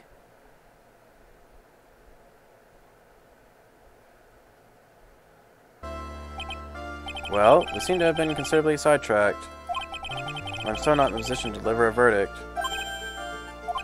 The defendant has not been positively identified as the waitress in question. Additionally, there are two disparities in the testimony we have heard thus far. The arc of the coffee cup, and the victim supposedly drank with his left hand. And the earpiece, which was inserted into his left ear, out of which he couldn't hear. Wow, Nick, you did it. I therefore require both the defense and the prosecution to further investigate the facts. Yes, Your Honor.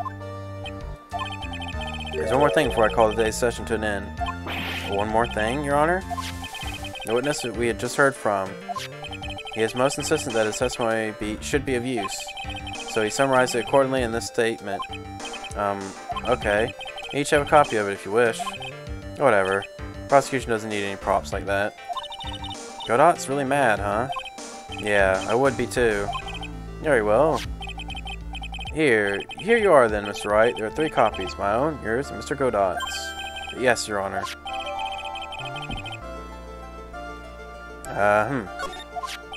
I'm sorry. This isn't a piece of testimony. More like a 5-year-old's apology.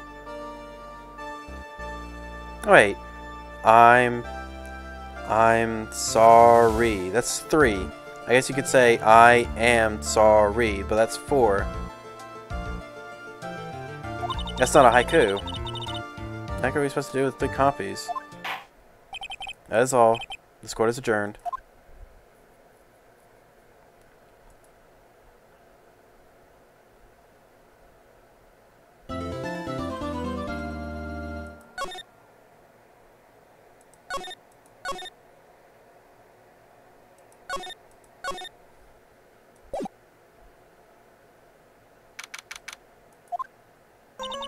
So how do you think the trial went this morning? How do you think it went?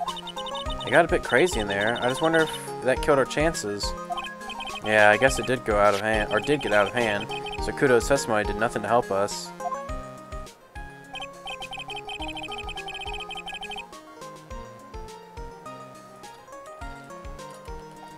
One second.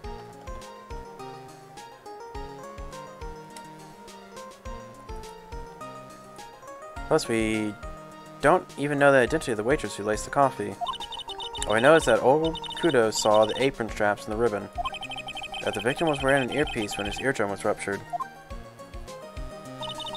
Talk about a terrifying case of contradiction. Contradictious. Time to play doctor and find ourselves a cure then, huh? Yeah. We've got to find one for Maggie or she's going to have a terminal case of guilty.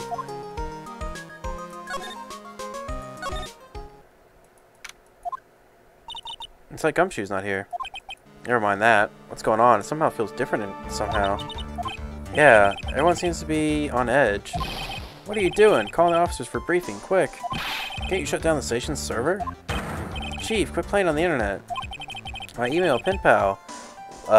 Elite Asian princess. Why? Save it for later. I'm turning it off now. I'm guessing they got hacked. Everyone keeping busy in here, huh? Keeping busy, more like panicking if you ask me. Something's going on. Something big. This must be the chief detective here. He looks lost. The power to his computer has been cut. Oh well, I guess I'll just have to write her a real letter instead of email. Alternatively, you could write up some reports. Just a suggestion. How are you? I'm okay. How was the show last night? Wow, what an awesome job. Maybe I should send in my resume and become chief. That must be one of the detectives. He's mumbling something to himself. Even pickpockets can have their pockets picked. It's a keeper. Better go with something that doesn't sound too much like a slogan. Must be coming up with slogans for a crime prevention program. Not sure he even knows what kind of crime he's trying to prevent.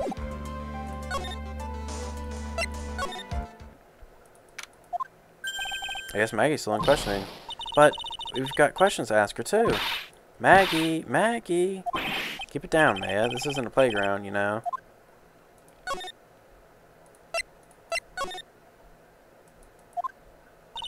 Empty as usual. Yeah, and it's lunchtime too. That's it. Come on, come on, come on. Hey, that sounds like... Yeah, just call me an 8, pal. Come on, I know you can. Just call an 8. You're getting really worked up about something. No, that's the wrong number. Ah, looks like an 8 would have only netted me $5 anyway. What a ripoff. What's the problem, Detective Gumshoe? Huh? Oh, it's you. I was, I was just, I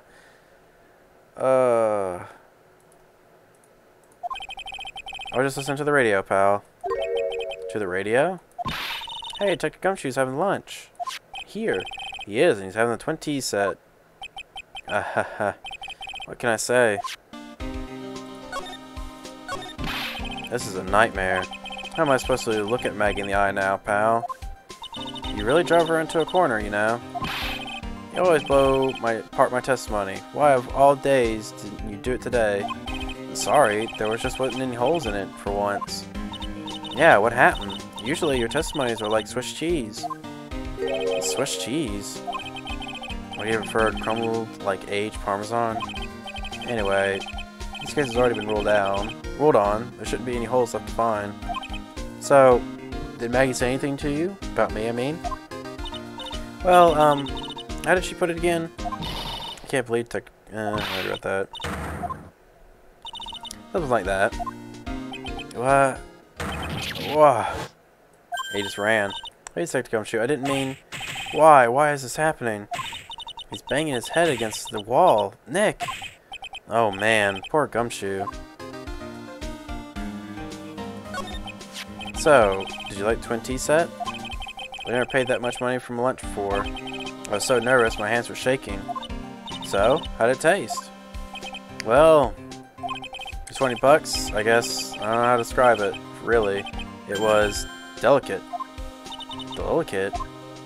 You mean you liked it? It didn't taste bad to you? What's the matter with him? Looks like he's thinking. That's it. I've been trying to think of the right word to describe the taste. I just realized. It's bad. That's it. It tasted bad.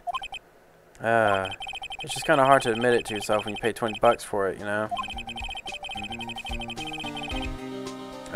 Maybe he shouldn't found out. Maybe he should have found out the price after he had finished eating. Hey Nick, maybe that's why Glenn came here. Maybe he heard about the super fierce Twin Tea set. Five fierce to meet fearsome. Speaking of Glenn, that reminds me. We still hardly know anything about the guy. How do we ask Detective Gumshoe what he knows, seeing as he's here? What were you all excited about earlier? Huh? That's right. You said you were listening to the radio or something. Oh, that was nothing. I wasn't excited. Come on, Detective Gumshoe, you can tell little old me. What were you listening to? Nothing, really. It was just the, daily exercise show.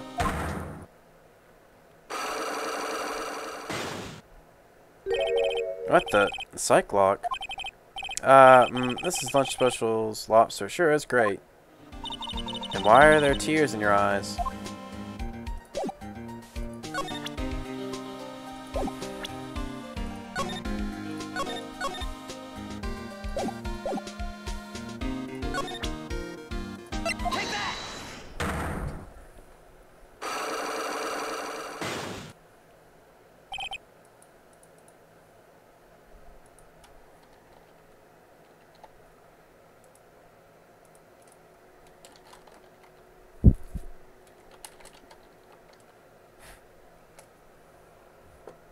Damn little gnats. God, there used to never be this many. Fucking roommate. A note to self, just because you're really good friends with your neighbor, don't let him be your roommate. Or let that be a public note, because it does not work out.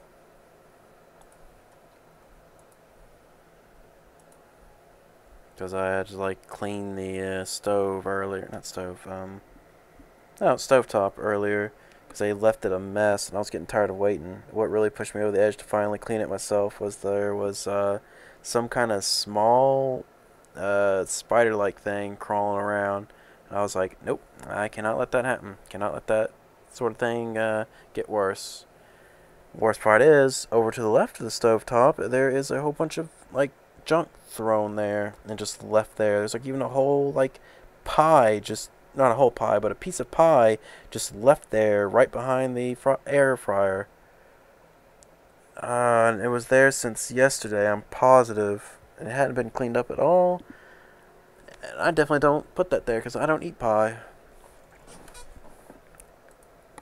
Even then, I'm not like an animal.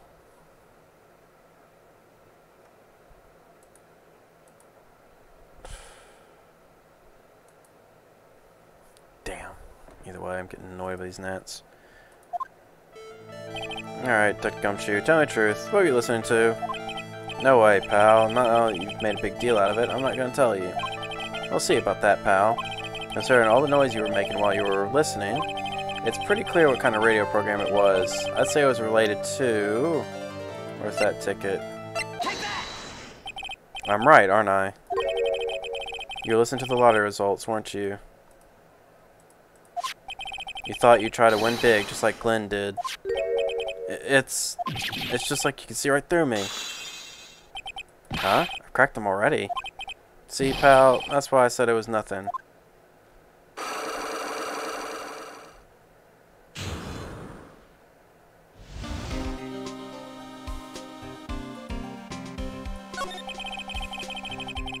It's pretty...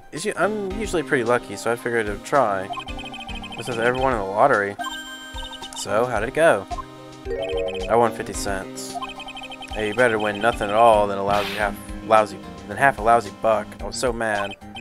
Yeah, I know the feeling. I bought the same kind of ticket as Mr. Elg, you see. And they've got the special radio show where they announce the winning numbers. They even do the drawings live on air. It's intense, pal. I bet that's what Mr. Elg was listening to on the day he was killed. Yeah, what time is it now? It's just after 1:30. And our lottery results always broadcast at the same time? Yeah, look, I got this flyer when I bought the ticket. Millionaire Radio, that sounds cool. I'll have to try it, Nick. Then buy a ticket, Maya, with your own money. Oh yeah, I have to present, This guy was a real programming genius. They called him the walking computer at the place where he worked. What happens when he crashes, though? Does he just stop moving all of a sudden? He wasn't literally a computer, Maya. Anyway, there's nothing between Maggie and the victim. Yeah, that's what we found yesterday, too. Hey, Detective Gumshoe, don't you have any information that's a bit more fun? Fun? I mean, oh, I know. So, have you paid a visit to where Mr. Elk worked yet? You might as well. His workplace? Where's that? A computer firm called Blue Screens Inc. Or something like that. Sounds like a real stable company. This could be fun, Nick. Let's go. Computers aren't really my thing, Maya. It'll be fine. I know all about that high-tech stuff. I wonder about that. I'm just around the corner from this joint. You should take a look. A computer firm called Blue Screens Inc., huh?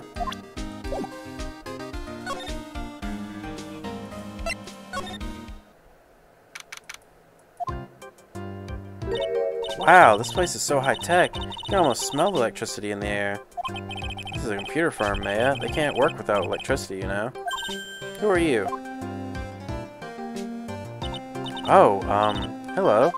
I'm sorry. Access is restricted to authorized personnel only. This is a computer programming laboratory. There are far too many trade secrets that could be leaked. Wow, what secrets? Anything you see here is classified. Without permission, can leave this building. Understood. Who is this woman? She's like a robot from some kind of whacked educational show. My name is Lisa Basil. I'm the company director. Director? She's human? She seems more like a ghost in a shell. Oh, I get it. Ghost in a shell. That thing over there, over her eye, isn't that the same device as Glenn's? That's a DMH, right? Nice try, but it's the other way around, Maya. HMD. So all programmers here at Blue Screen Inc. are supplied with HMDs. Then do you write programs too? No, I just enjoy wearing this. They are pretty cool. I wouldn't mind one. So, what exactly is this firm's business? I will try to simplify it so you can understand. We analyze the data management systems required by certain branches of industry. then deliver optimum operating systems and source-level components to them. Huh? You lost me on the corner of analyze management. It doesn't matter. They analyze stuff. You got that much, right? Software we distribute is on CDs. CDs? Yes, compact discs, digital optical storage media. Of course, CDs are used for the software as well as music. It's a small firm, but all my employees are first-class programmers. Let's ask one of them what they're doing. Excuse me, what are you working on right now? I'm researching the impact of time slicing common areas and logical access to shared global variables. Obviously, program instruction heavily influences response time performance, so the code independent of global variables and memory overheads is vital execution. Well, you get the idea. This is the sort of thing we are involved in. Do you good people follow all of that? Yeah. Your blank smile just said otherwise, Maya. You know what happened, right, Miss Basil? You mean about Glenn being poisoned? Yes, I know. It's terrible. Can you tell us anything that might be helpful? I don't think so. The police officer was here earlier, too. I couldn't tell him anything either, because the waitress who committed the crime has nothing to do with Blue Screens Incorporated. Oh. How about Mr. Elk's desk? Have we cleared it out already? No, not yet. It's this one right in front of you. Is there anything that you might be... If there's anything that might be useful to you, you're welcome to take it. I guess there might be a clue here somewhere. Whoa, look at this desk, Nick. What a mess. That's pretty average to me. But you can't get any work done with everything all over the place like that. You think? Real whiz kids can work under any condition, you know. She's just trying to hint that I should tidy my desk more. I'll clean up my desk when Maya stops asking silly questions. No hurry then. Hey! This calendar. What about it? Is it about another hint about tidying? You can forget it. This one's marked December 3rd in red pen. December 3rd? That's the day Mr. Elk was murdered. Is there anything else? Yeah. It says, meet with the Tigre. The Tigre?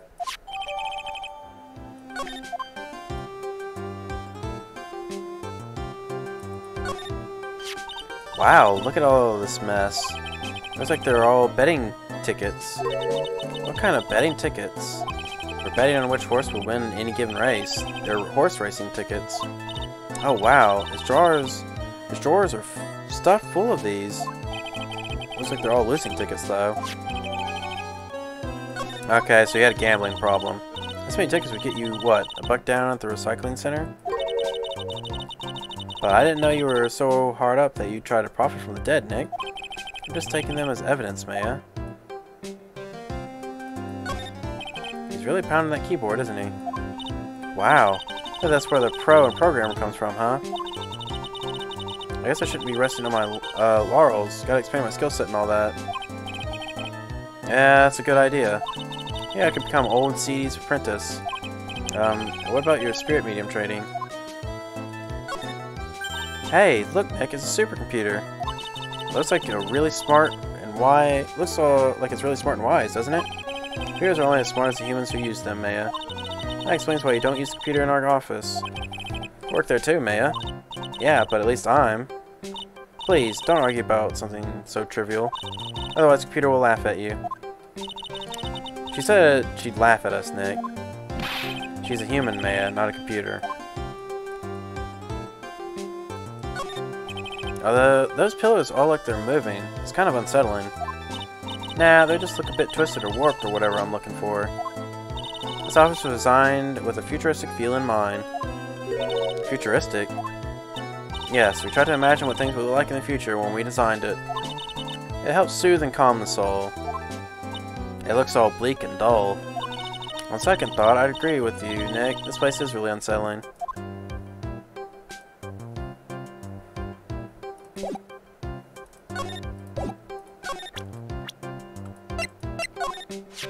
About Mr. Elg. He was a top programmer. I would say he was even a genius. But he did suffer from 1 or 2 bugs in his personality. Oh? Like what? He was a bit of a loser. Perhaps that would be the best way to describe it. That's what got him into trouble. What's the matter? He was a top programmer. I would even say he was a genius. He was no trouble at all. A model employee. Hey, wait a minute. Just now you said something about him being in trouble. Got to find out what exactly his trouble was exactly. About Mr. Elg. Was he in some kind of trouble? I'm sorry?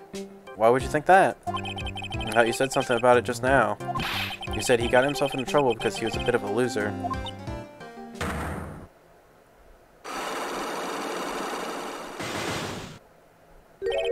Hey, Cyclops.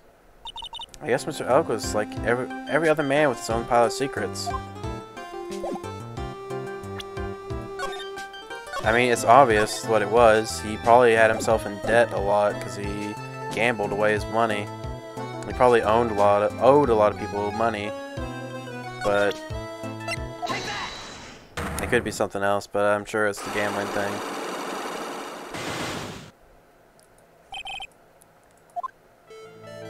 So, how about you tell me what kind of trouble Mr. Elg was in?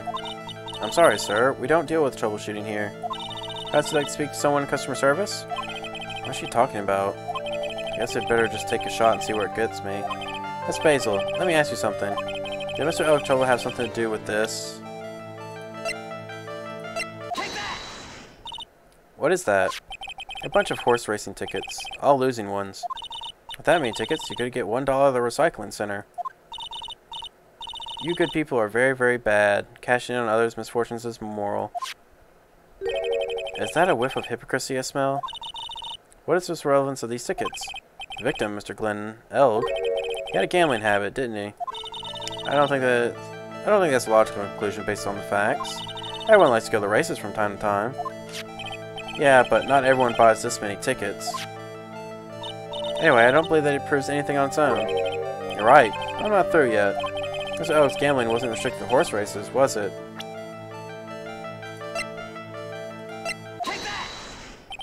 The lottery, horse racing. He bought a lot of tickets and lost a lot of times. That's got to have hurt his wallet pretty bad, don't you think? Maybe bad enough to be the cause of some pretty serious trouble, perhaps? No. You're right. Glenn did have a gambling habit. You good people must not follow his example. Do you understand? Trust me, even if I wanted to, I don't exactly have the money to buy any. But if you win, there's no problem, is there? And Glenn had a winning ticket, didn't he? For $500,000? Yeah, but it's hard to imagine how he could have been in trouble then, isn't it? It's true that Mr. Elg won $500,000 in the end. That was his first stroke of good luck. He was deep in trouble before that. Deep trouble? What do you mean? So his real problem was with someone or something more terrifying and ferocious. Mr. Elg met with someone on the day he was killed. He even made a note on this calendar about the meeting. Meet with the Tigre. What's the relevancy of that? Are you suggesting Mr. Glenn was meeting him to discuss his debt? Yeah, that's what I'm thinking. I haven't heard anything about this tiger before. Maybe he's not even human. Maybe he really is a tiger. I'm not a programmer, but does she really expect me to buy such messed up logic? In that case, I think it's time to introduce you to the tiger. I don't have a picture of the tiger.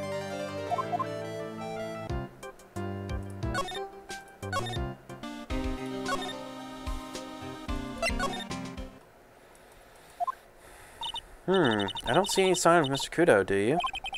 He went to buy another ton of bird seeds. I was kind of hoping he wouldn't be here anyway, at least not for now. Besides, I need more seeds today and I'm liable to turn into a real phoenix. Hey, check this out. I wouldn't get too close to that if I were you, otherwise you might be in for a shock. A phony must be lurking around someplace nearby. Just imagine, a tiger loose in the city. Meanwhile, the real phoenix is like an abandoned chick, lost in a vast urban jungle. Huh? Don't worry, someday you'll grow up and become a ferocious tiger too. Don't lose hope. Why is she trying to pep talk me into becoming my phony?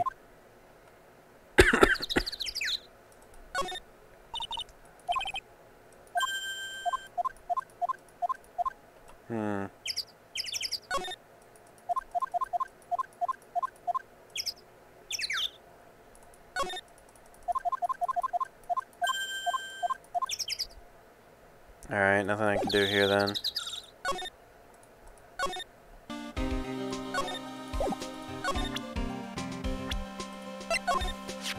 That lady is the boss of Blue Screens Incorporated, pal. Yeah, I figure she's clean. She's got nothing to hide. It seemed kind of like a doll to me. In a good way, in a bad way. Kind of makes you think she might be hiding something. Yeah, she did feel that way.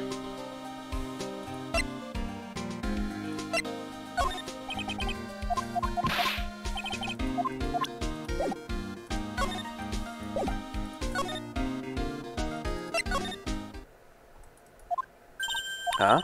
Mr. Armstrong is talking to someone. I'll be back next month. Oi, naturalmente, I'll be waiting for you. If you haven't got it by then, I'm afraid it might get a little hot around here. None, I'll have everything as promised. Everything ready, I promise. I love fire, you know. I love the way it crackles. No, stop it, I beg you. Then don't let me down. I'll be watching you. Mas non, this is not necessary. You can trust me, mademoiselle. Talk to anyone, and I'll drive a knife right through your hair, right through your heart. Oh, non, you don't have to worry. You know you worried far too much. Maybe this will help you relax. It is the oil of sandalwood.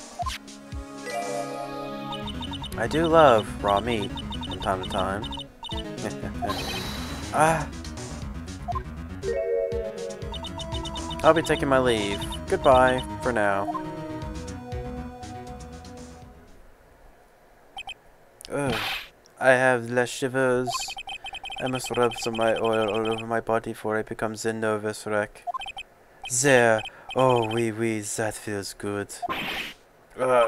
Oh la la, excusez-moi, monsieur. My eyes, my eyes! Your eyes? If you have the trouble with your eyes, you will need this oil of sandalwood. Isn't this just the leftovers of what you were trying to use? Or what you were just using? You don't exactly have many customers, do you, Mr. Armstrong? None, you're right, monsieur. But perhaps that is the perfect time for you to visit me, none? That way I can give you my undivided attention and cook for you la dish supreme. Putting on a brave face, huh? That's what girls do, Nick. But you're right, business is very difficult these days. Perhaps the name is a problem. People do not understand it. They think it is tray. I just wanted people to think that my restaurant was exclusive. They think you just serve fast food on cheap plastic trays. Nick, that's the kind of thing that can make a girl cry. Have you forgotten that Mr. Armstrong is a man, Maya? But this restaurant is my life. It is everything to me. I will defend it to la finale. No one will take it from me. So who was that woman you were just talking to? Oh la la, you saw that? Well, yes, sorry. So, who was she? She looked so polite and graceful. Polite? Graceful? And she likes raw meat and fires, right?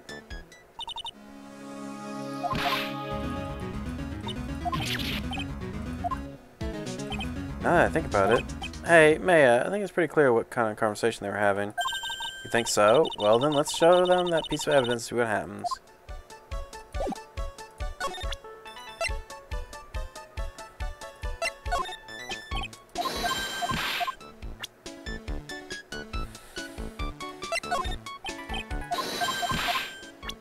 Alright, well.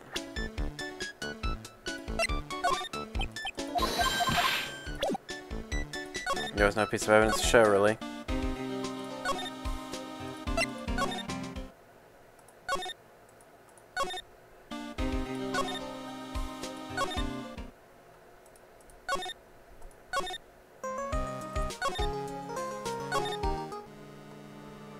Alright, maybe there was a piece of evidence to show.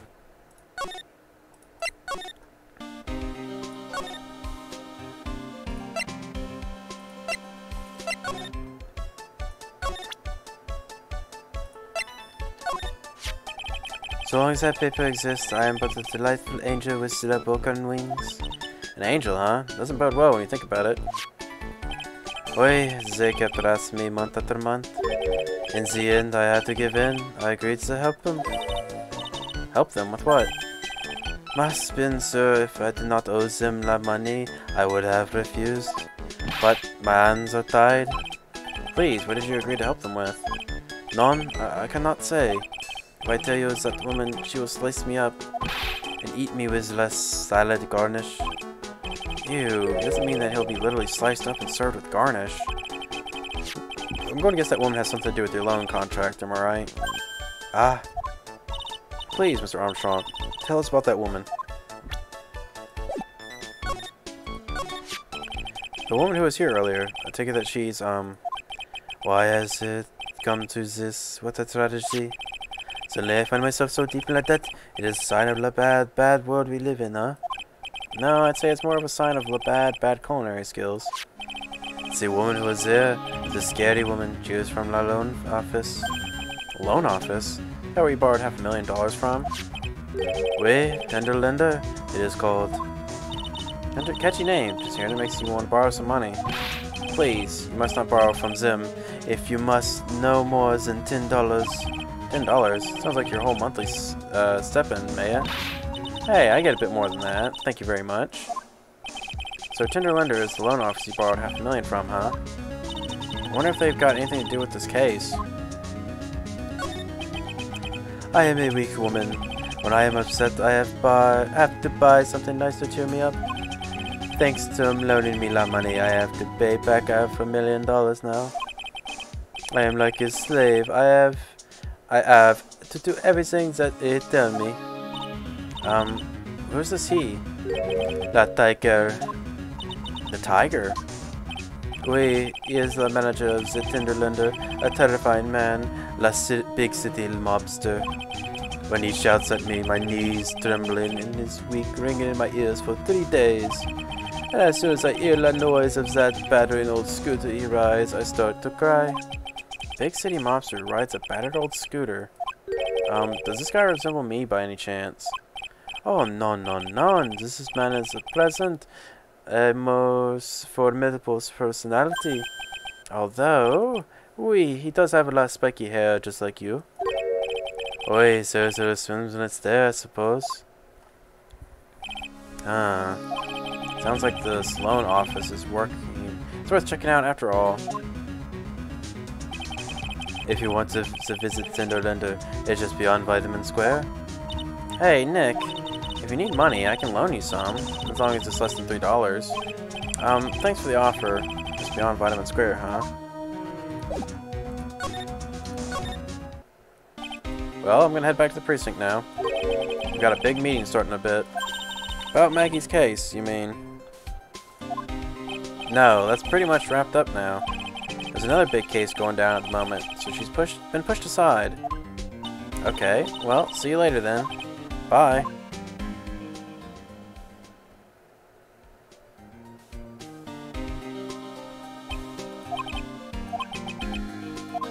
You better get going, detective, or you'll be late. Actually, I've got a favor to ask. It's a big one. A favor? Yeah, it's for, Maggie, actually. I was kinda hoping you'd give this to her for me. What is it? It's a lunchbox. I got up early so I could make it. I've been real worried about her. She looked like she lost a lot of weight. Detective Gumshoe? How many weenies are in here? There's not a person on Earth who could down this much meat. You think? I love weenies. I can't get enough of their tender juiciness. So you give it to her? It took me ages to make, so please say you will, pal.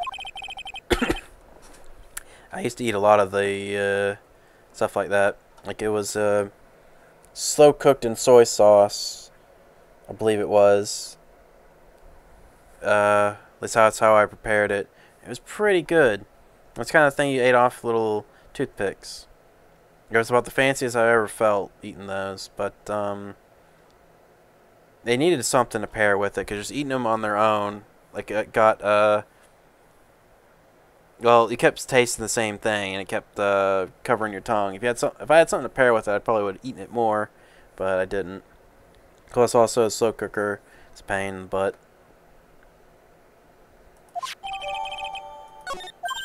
Maybe I'll eat it myself if I'm hungry. Don't forget, okay? I'm counting on you to give it to Maggie. He's finally gone.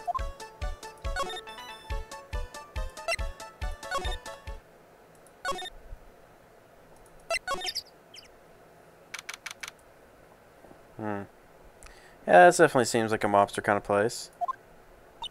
This place gives off a really strange vibe, doesn't it? Looks like the tiger isn't in his lair. And that is, as they say, a very good thing. Welcome. Talk about a creepy voice. Makes your soul want to shrivel up and die. You're here to discuss a loan? No, not exactly. The manager is away at the moment.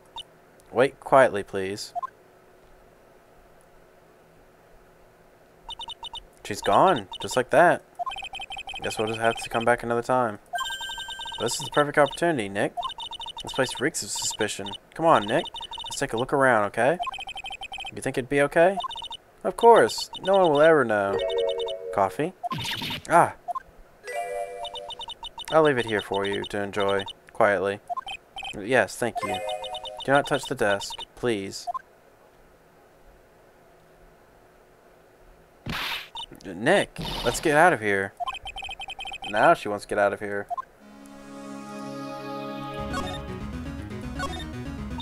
Let's see. This round doll thing is called Daruma, I think. I figured I'd read a book or two and be more cultured in case you were wondering. You mean you aren't making stuff up for a change? But you also didn't know that no matter what, he'll always right himself. Come on, Nick, give him a good shove. If only if I feel like dying. Now, this yellow thing, this Japanese chess piece, think it's a king?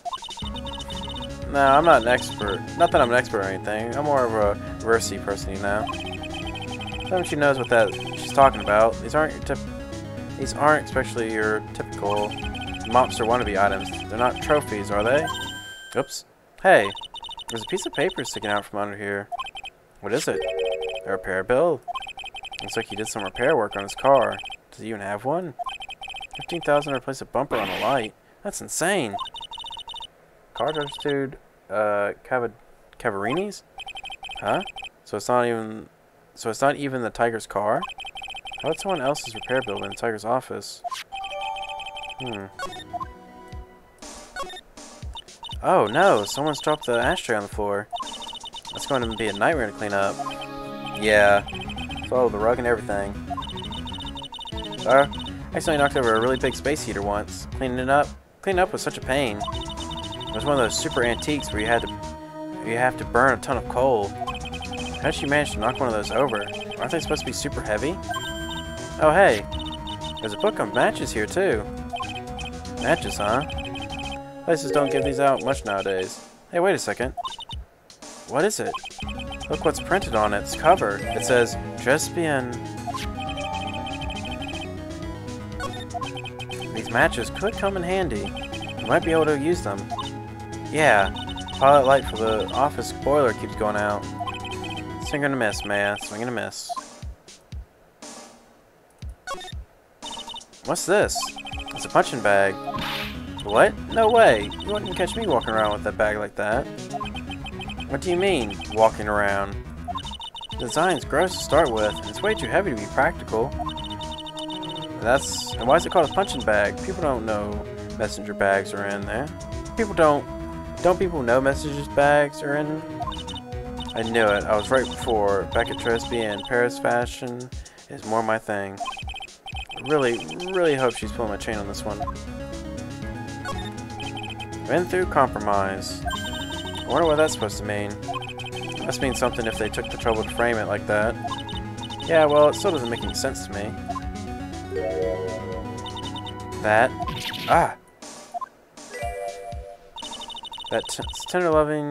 tender lender's guiding principle. Oh? Compromise the customer to win. Oh, I see. How about you, Nick? Yeah, well, as long as we don't have to compromise my hair, I'd say we're okay. That's one slogan no business owner should ever explain to the customers.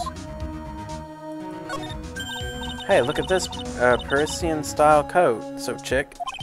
It's more like a pimp coat to me, because I haven't got an eye for fashion. Hey, look at this. The suit's the same color as the one you're wearing, Nick. Huh, the same color as my suit. Ah! Keep your voice down, Maya. Nick, you got to take a look at this. Some cake. Ah! I'll just leave it here for you. Yeah, sure. Thanks. Just wait here quietly. Otherwise, sure. Did you hear that, Nick? Wait quietly, she said. Yeah, sure. I have my eye on you. Only so I can take care of you. Understand? Ah, I'm scared, Nick. So? What are you going excited about for? Look, on the label of this suit. That's an attorney's badge. Is the Tigre a lawyer? No way, look at this thing. It's made of paper. It's cardboard. For some reason, your badge suddenly looks really cheap to me, Nick. How does anyone recognize an obviously fake badge when they see one? There's a CD player on the desk. This is so loud. Yeah, it's wonder you can hear it. The lid's open. What kind of music Tigre's into? Have you finished the coffee? Ah! Yes, thanks. It was lovely. So, you drank it all.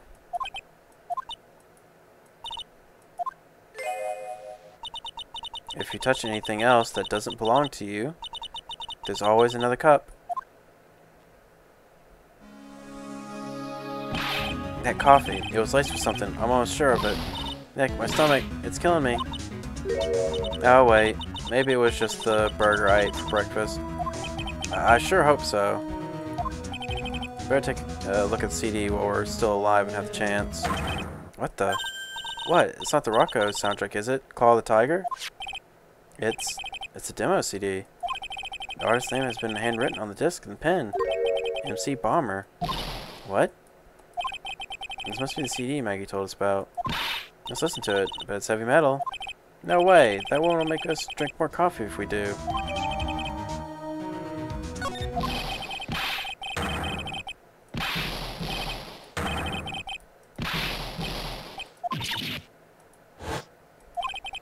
Now in front of the desk, Maya.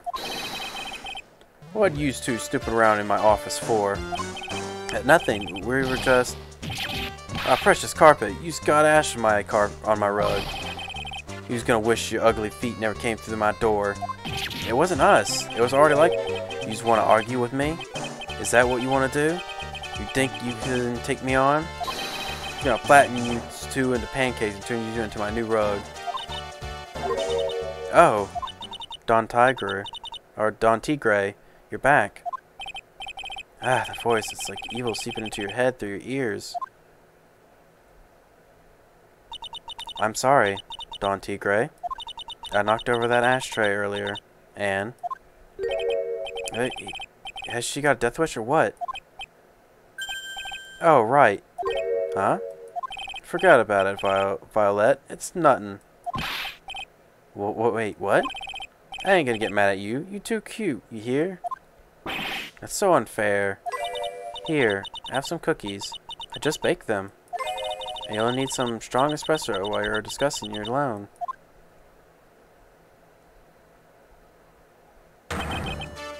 Phoenix Wright.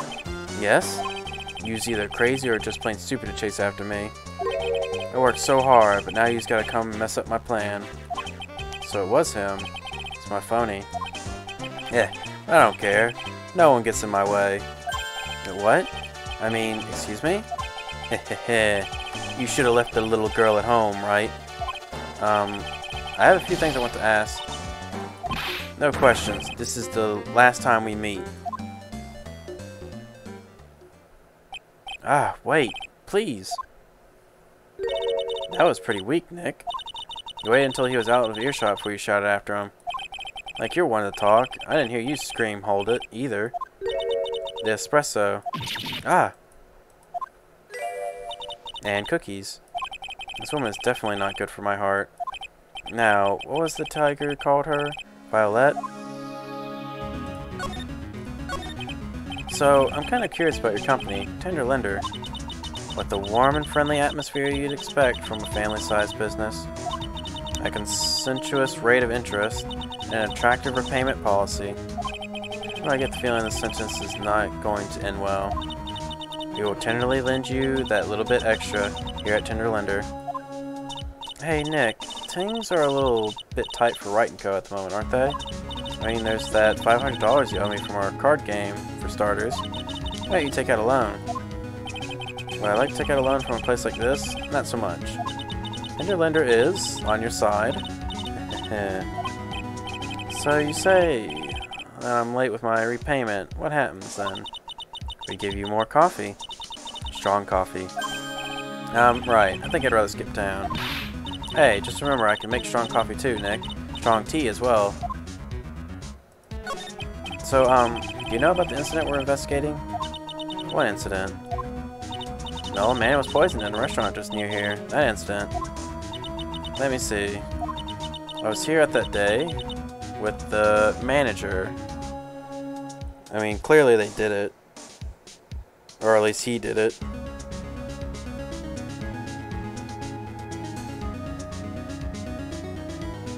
One second. Got yourself. Yep.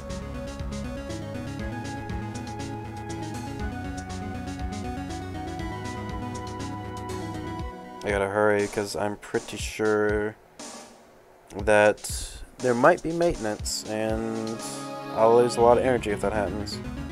Because maintenance always lasts about 3 hours.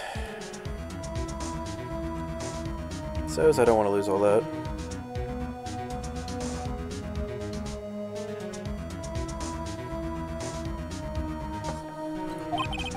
Manager being the Tigre? Tigre. Tigre? So that's where the Tigre thing comes from. Xenix's got a real name, Nick. Hurry and find out more about him.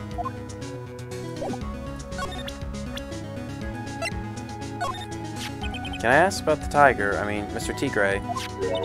Cookie? Sure. How do you like my cookies? I baked them myself. Go ahead, Nick. The honor is all yours. No, ladies first, Maya. No matter how I look at this, I just don't get it.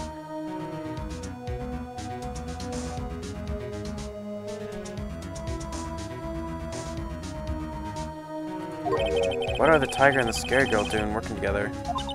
We are lovers. That's not exactly come across your tone of voice. And I owe Don Tigre my life. He's the one who saved me. The Tigre saved you? Please, address him properly as Don Tigre. Otherwise, I'll have to... Okay, Don Tigre, of course, I'm sorry. Saved your life. Would you like to know what happened? I'm very frail, you see. Just recently, I died once. You died? About 4 months ago. The doctor said to abandon all hope. I guess they were expecting her to take a boat ride across the river Styx. But Don Tigre, he saved me. He gave up everything.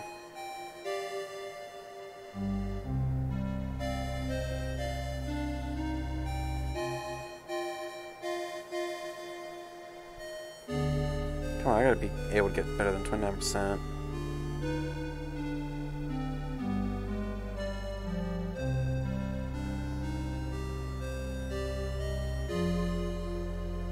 Come on.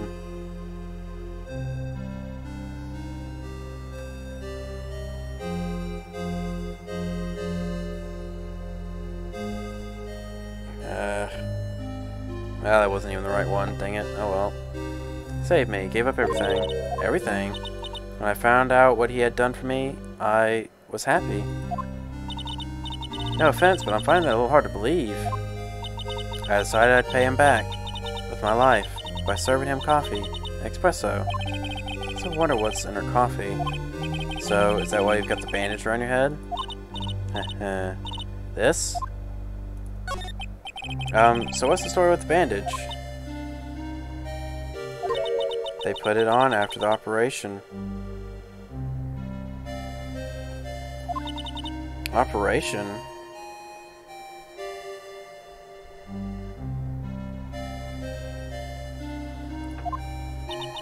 It's just a little injury. A little fatal injury. A fatal injury? Maya just suffered one herself by the sound of it.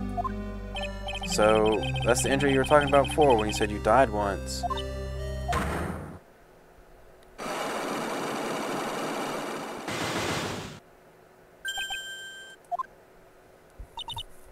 She really creeps me out, Nick. Same here, but we've got to find out the truth.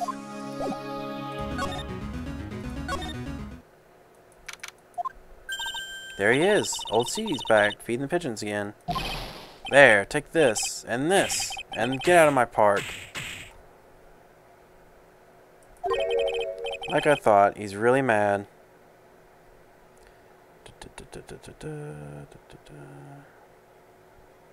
I wish things would take less time, but it's a dead week on the other gacha I'm playing. Probably dead for another week. Because they keep running events together, overlapping them, and then being like, yeah, we have nothing now. Go on, Maya. Just keep your head down and let's sneak away while you still can. What? Why? Hello, old man. What are you doing, Maya? Huh? Ah. Hey, he just turned his back on us. I'm not surprised, but it really hurt his pride in the court this morning. Hey, Mr. Kudo. Pigeon. Look, we really need to talk to you, alright? Out with you demons. I'm in with good fortune. Or out with the demons, in with good fortune. Shell seeds, shell splinters, painful. I always knew you were a demon, Maya.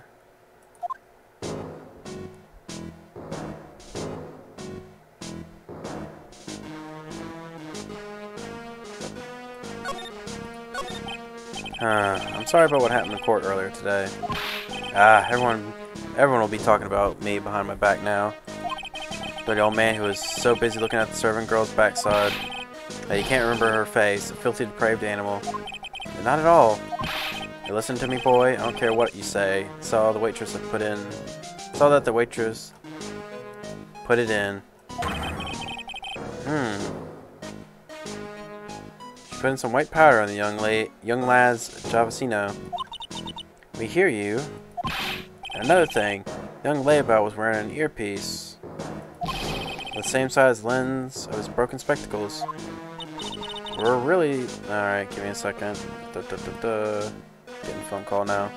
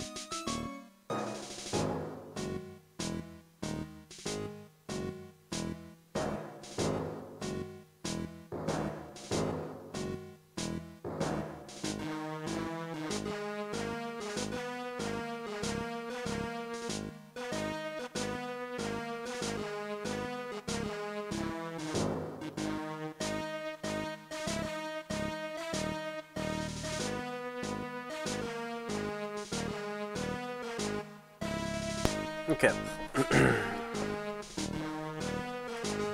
I'm here.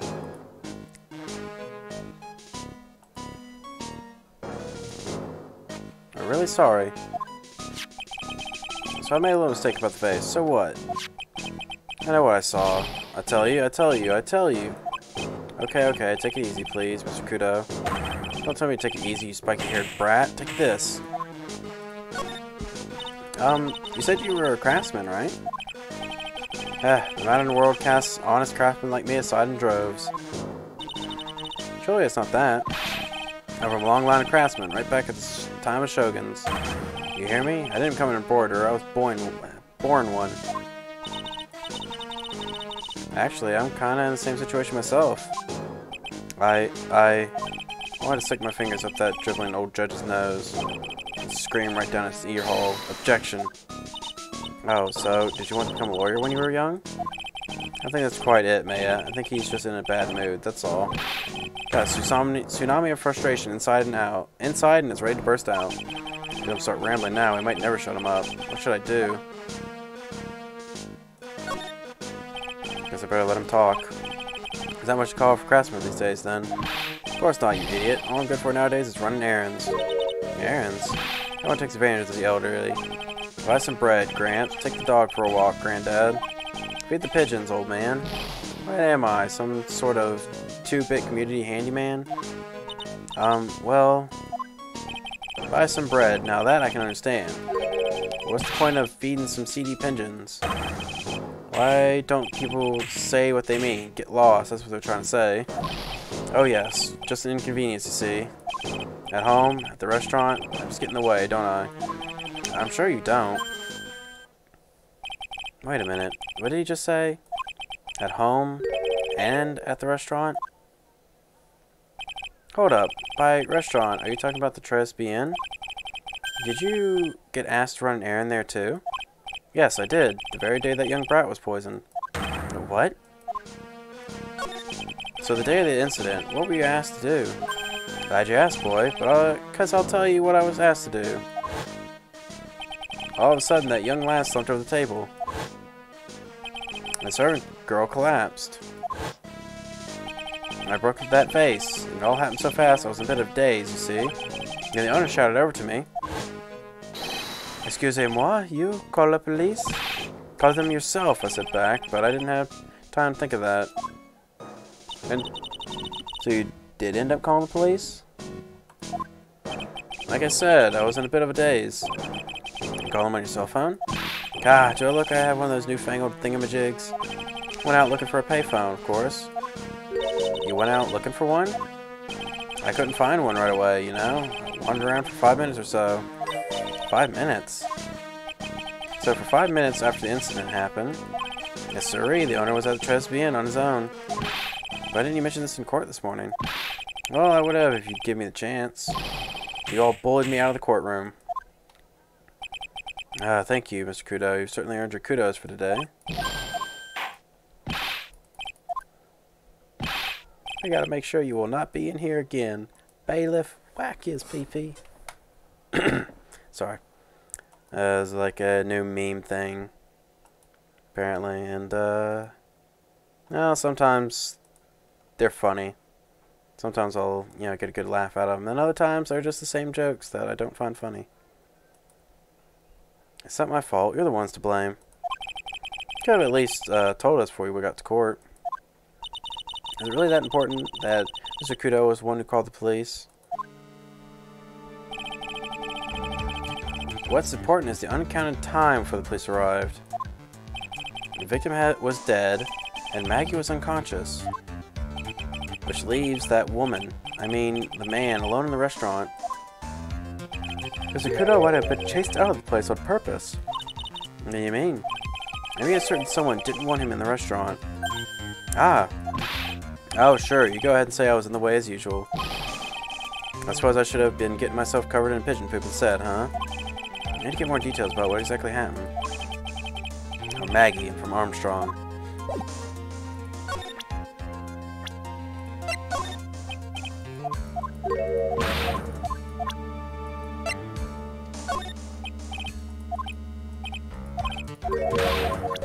Dang.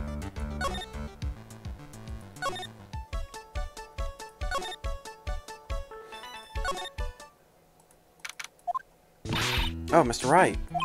Hello, Maggie. So they finished questioning you? Wasn't it just unbelievable in court today, sir?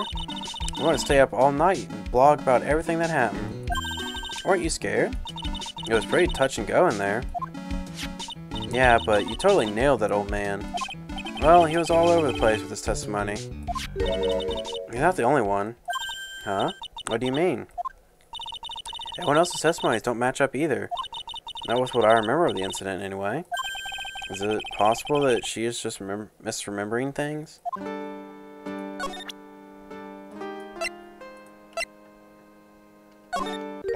Oh yeah, I've got something you're going to love. Really? What is it? A lunchbox, just for you. Here. Wow, a lunchbox. Weenies, too.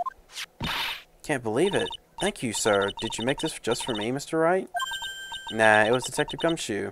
Who else would make such a nice lunchbox for you? Detective Gumshoe? He's really worried about you. Looks like you put a lot of effort into making this, too. I can't accept it.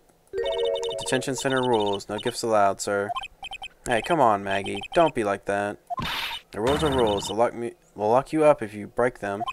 Somehow, when an ex-cop turns witness says that, it seems a whole lot scarier. And anyway, I hate weenies. Oh, really? It's all yours, Maya. You can enjoy it with Mr. Wright. But she's right. It's better than letting it go to waste. But I guess so.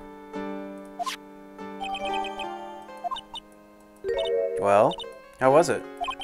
That hit the spot. I love weenies. Oh, good. I'm glad I gave it to you then, sir. Maggie, you know how you said that everyone else provided testimony that doesn't match up with what you remember? Yep. There are just so many things that don't seem to add up. This contradiction is the other guy I saw at the victim table. He was the one who slipped something into the victim's coffee. I'm sure it was him. But didn't Mr. Kudo testify earlier today that it was the waitress who put some white powder into the coffee cup? So you really think it was the disappearing man that did it? Well, he's not the only thing that disappeared. The CD vanished as well. You know, the CD with the writing on it? Oh yeah, the MC Screwdriver album, right? It was MC Bomber, Maya. The name was scrawled on the sports paper as well. They never did find that CD at the crime scene, sir. Or the victim's medication. That's gone missing too. Ouch, my head. This is getting way too complicated for me. You said that you passed out when the victim, Glenn L., collapsed, right? Yes, it's so embarrassing. I mean, I used to be a cop. When I came to, the restaurant was buzzing with police. And before I knew what was going on, they arrested me, sir. So between the time the victim collapsed and the time the police arrived on the scene, you had no idea what went on in Tribulations, right? No, no idea at all. Why? Is that important, Mr. Wright? The other witness, the old man from the park, was pretty much chased out of the picture. Chased out of the picture? What do you mean? Old CD wasn't inside the restaurant because he was told to go call the police. Exactly. And you, Maggie, were unconscious. That means Mr. Armstrong was alone in the restaurant for a brief period of time.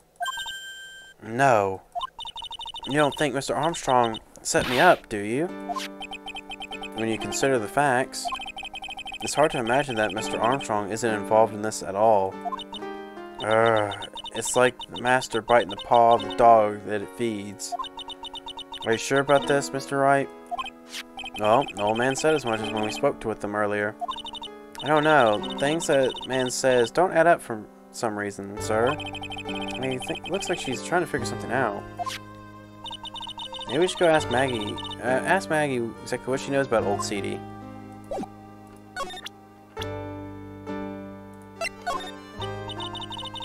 I feel much better after the trial this morning. I've been a bit of a courtroom proceedings addict for years now. Feels like forever since I saw a witness as slippery as that old man. He's not really that bad of an old guy, though. Still, I feel a bit uneasy. Huh? I thought you just said you felt much better. Maggie? If there's something on your mind, you've got to tell us.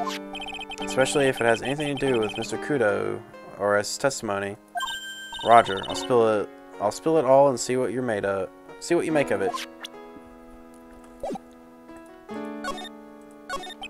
Is there anything about Mr. Kudo's testimony that stood out as odd to you? Actually, yes. The fact that he was even testifying to begin with doesn't quite what? Well, when I took the coffee over to the victim's table, it's sure that there was another customer in the restaurant. Yeah, we know that already. It was Victor Kudo. But I can't really say it was an old man. Okay, then how about calling him a really old, middle-aged man? No, age isn't the issue. The other customer was a woman. A woman? Are you sure, Maggie? Well, I'm not 100% sure, but I think so. So, what did this woman look like? She was sort of creepy. She had a kind of cackling laugh. Creepy? Cackling? Why do I get the feeling I've come across a woman like this recently?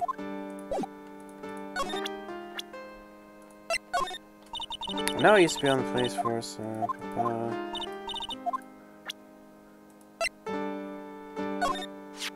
Holy smokes, that's him! Huh? That's your phony, Mr. Wright. Just look at that ridiculous suntan. For the record, I'm not sunburnt like an over-dried tomato, so I don't know how. He told me he'd been on a business trip to Hawaii, and that's where he got the tan. Not hearing this.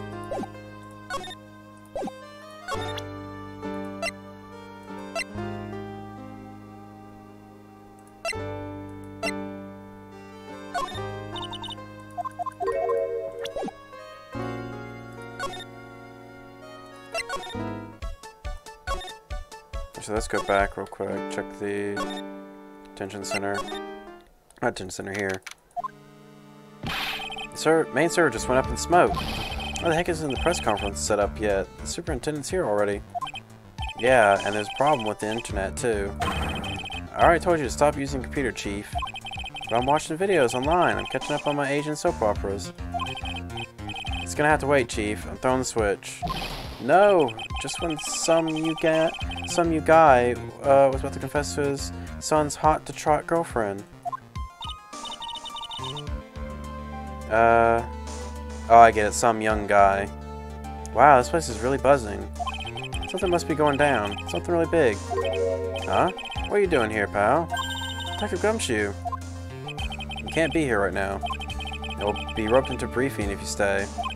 Huh? We've got big problems here today. Why? What's going on?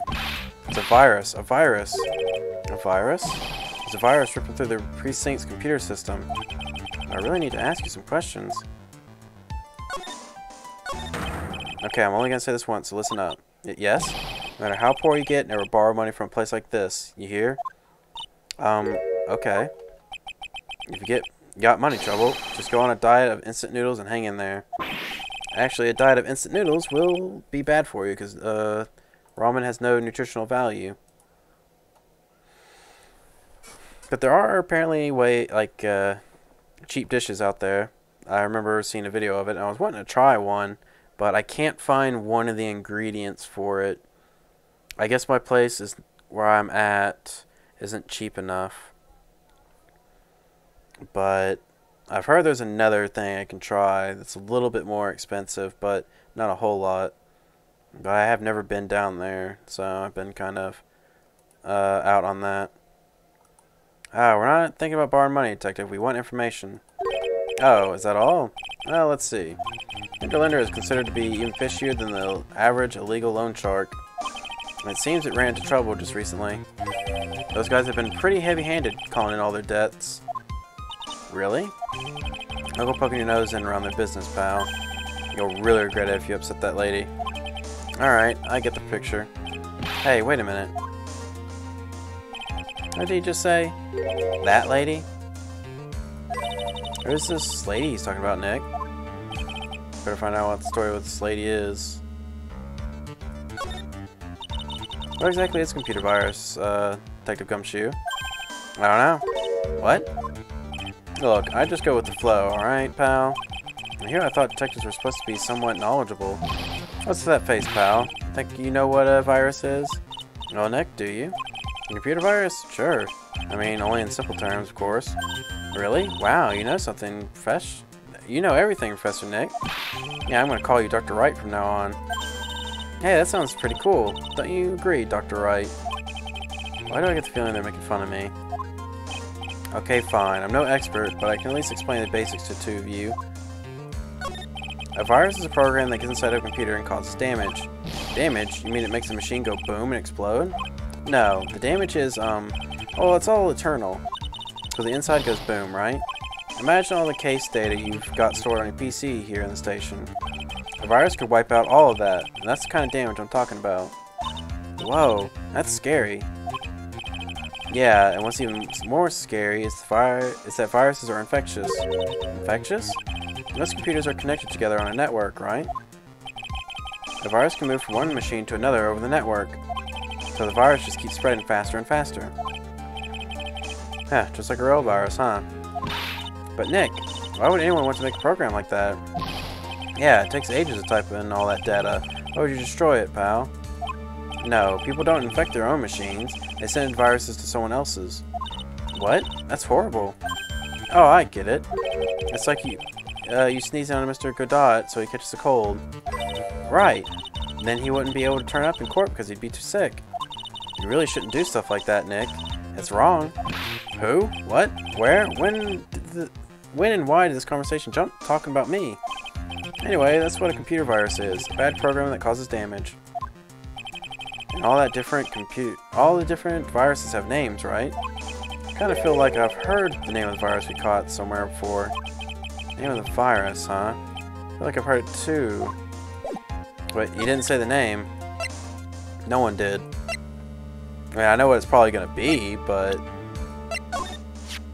That's the girl who works over at Tinder Linder. You want to stay away from her, okay? I mean it.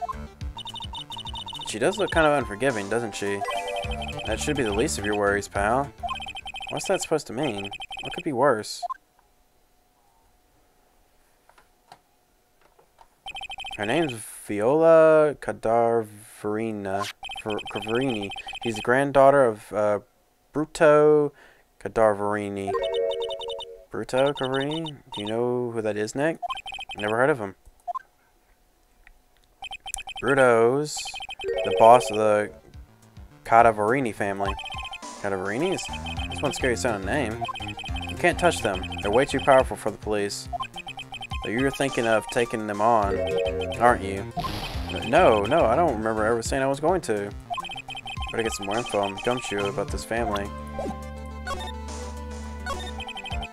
I'm not sure if I really want to get involved in this, but who are their Cadaverinis? Who are they? Scary bunch of people, that's who. You're a cop and you're scared? What's that about?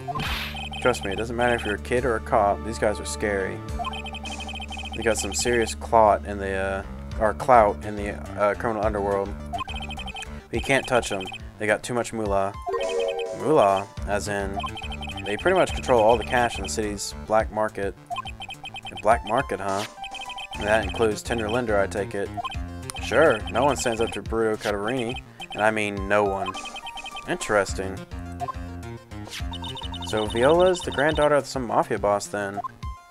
Yeah, and everyone knows how much Bruto loves his little girl. She means everything to him. So, how did she end up at Tinder Linder? I don't know, pal. I heard she and the boss of Tinder Linder are pretty tight. Tight? That's what it said in the file I read related to Maggie's case. Sounds like a pretty important clue.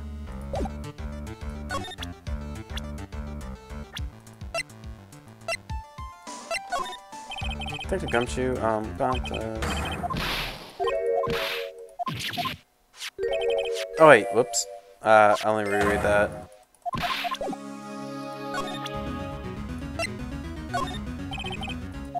What? I'm trying to, this is it. That stupid name. I remember now. I thought so. Here it comes. Don't just nod to yourself and keep me in the dark, Nick. What's going on? It's okay, Maya. You don't have to cry about it. The name scribbled on that sorts paper and written on that CD. That's the name of the virus. MC Bomber. What? Yeah, the virus that's just infected every computer in the station, pal. It's MC Bomber. Can you give us any more details, please? It seemed like his generic dialogue. That's the problem when you have that long-winded dialogue of, oh, this is the wrong thing on every item. Is you never know if you did get the right one or wrong one at times. They don't show the item in the corner here. I knew about the MC Bomber virus from a while ago, or a while back. A group of criminals issued a series of demands to head honchos of law enforcement. They threatened to release the virus if the demands weren't met. Who are they? I don't know. Some hotshots from the criminal underworld would be my guess. Now the virus has been released, huh? Yeah, it is in every computer in every public office in the city. Everyone's going nuts. They're hopping around like they're dancing at a carnival. All this stuff with criminals and viruses almost feels like we're in a sci-fi movie. Apparently the programmer who made the virus was a real genius or something. The focus right now is on tracing the route of this virus in the black market. I mean, someone put this virus up for sale? Yeah, because this one's so powerful. They're estimating its price tag's in the millions of dollars, pal. In the millions? A virus could be worth that much? Ah, I can't believe it. Almost forgot the name, most important thing. And that is, you know, the lunchbox. How did everything go?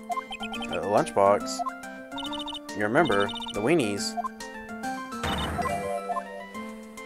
So, how did my weenies taste when they went down the hatch? Huh? Well, it was delicious. Yeah, that's what she said? Really? Well, not exactly. Don't worry about it, pal.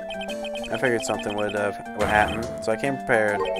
Prepared? What do you mean? I had a jumbo lunchbox. Oh. Do me a favor again, huh, pal, and deliver this? It sure is a heavy burden, in more ways than one. I can imagine Maggie's little eyes sparkling with joy when you bring her that. Weenies again, Nick. Tell me we don't have to eat all these, too. I really can't eat anymore.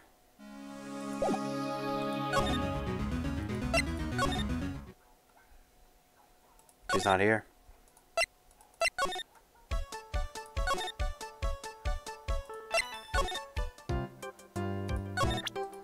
Alright, let's see. I should have everything I need.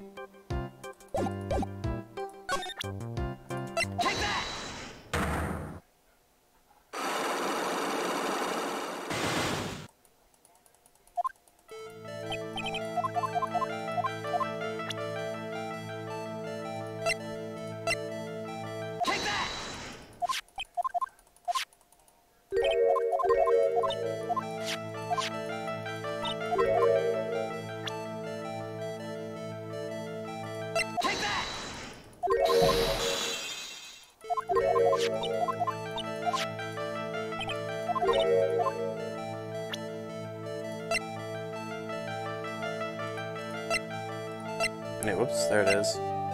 Take that!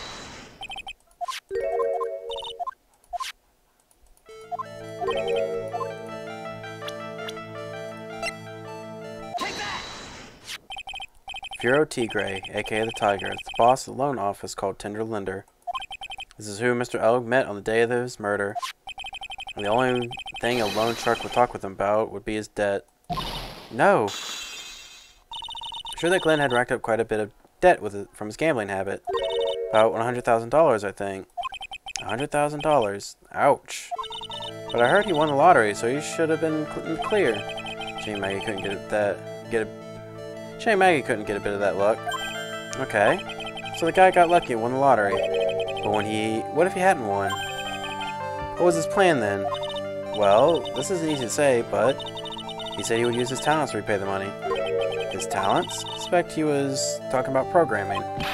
What computer program is worth $100,000? Perhaps you good people should leave so I can get back to my work. I'm so close to cracking her. Let's see. Well, this is it, isn't it? This is the virus that's infecting computers worldwide as we speak. MC Bomber. No!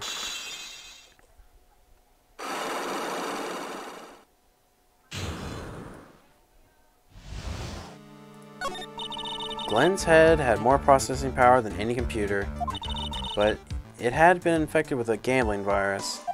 Glenn was in too deep. You mean he was in debt? Yes, $100,000 in debt. Not an easy amount to repay.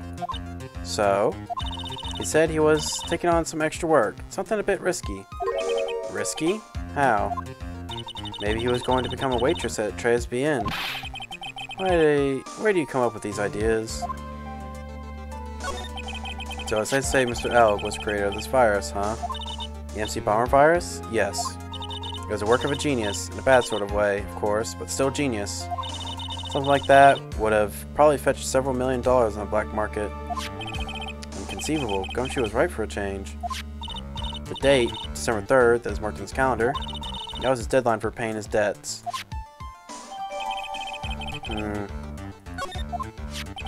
Guess we won't be needing these horse racing tickets anymore. Here's a trash can, Nick.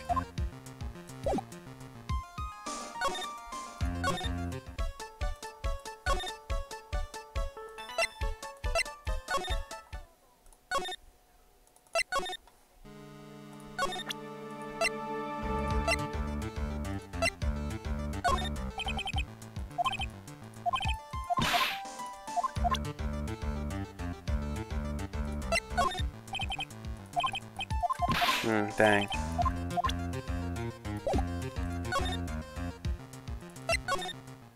I guess now is probably the time to go to Tribulations.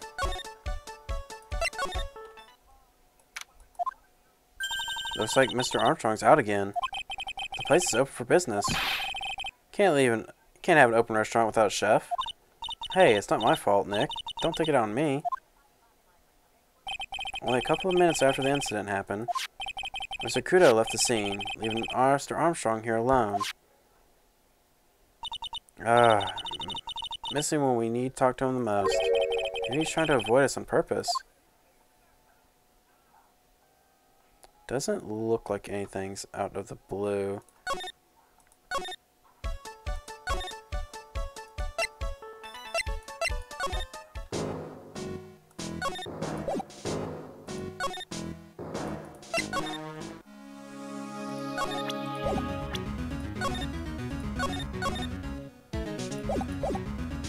Alright, and here we go with this.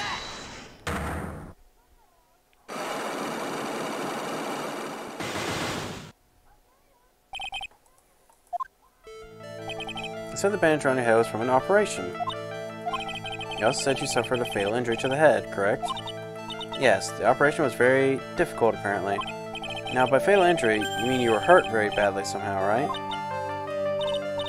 Did the injury in question have something to do with this?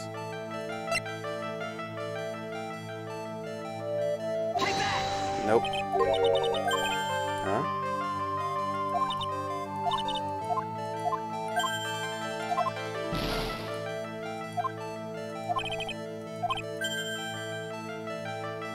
They got me achievement, apparently.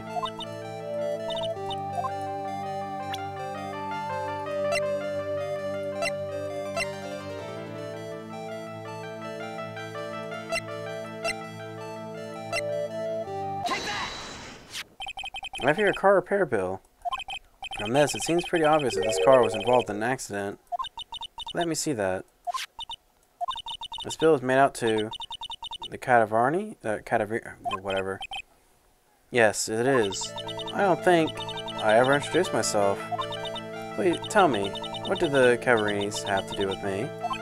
Something tells me she's not about to say hi and introduce herself. Alright then. Make sure it's very strong. And this is why. You know exactly who you are. Viola Cadavarini. You sustained that injury in the traffic accident, didn't you?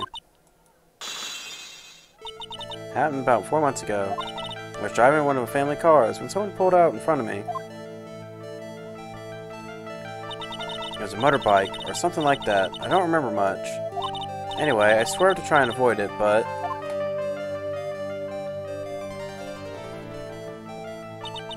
I took a blow to the head. A bad one. Yeah, I can imagine. So what happened to the person on the bike? I'm guessing they didn't get away with injuring the Viola Cadaverini, right?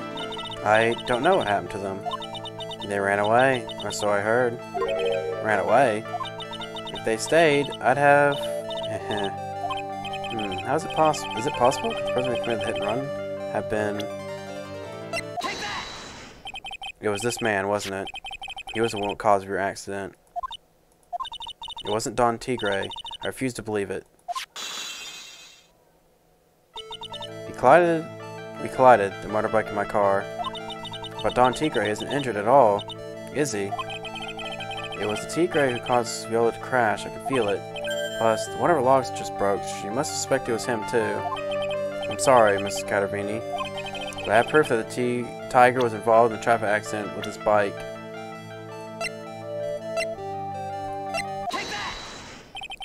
It's not exactly a motorbike, but Mr. Tigre rides around on a scooter, doesn't he?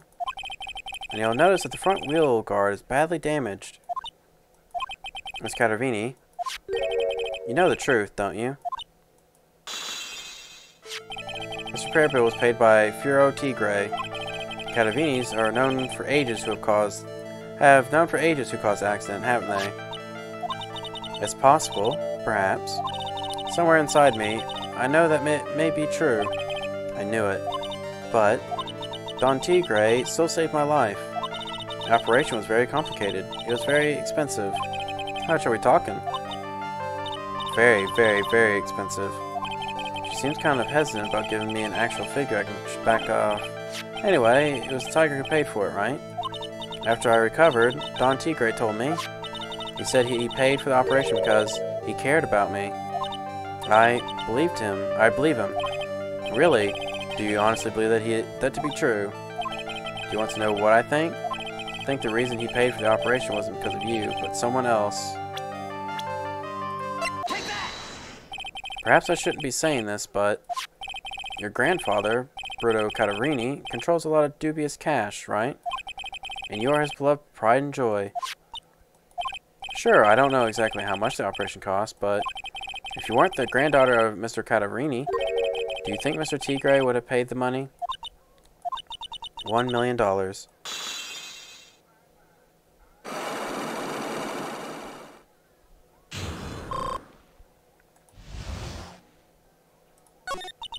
Four months ago, I was in a traffic accident.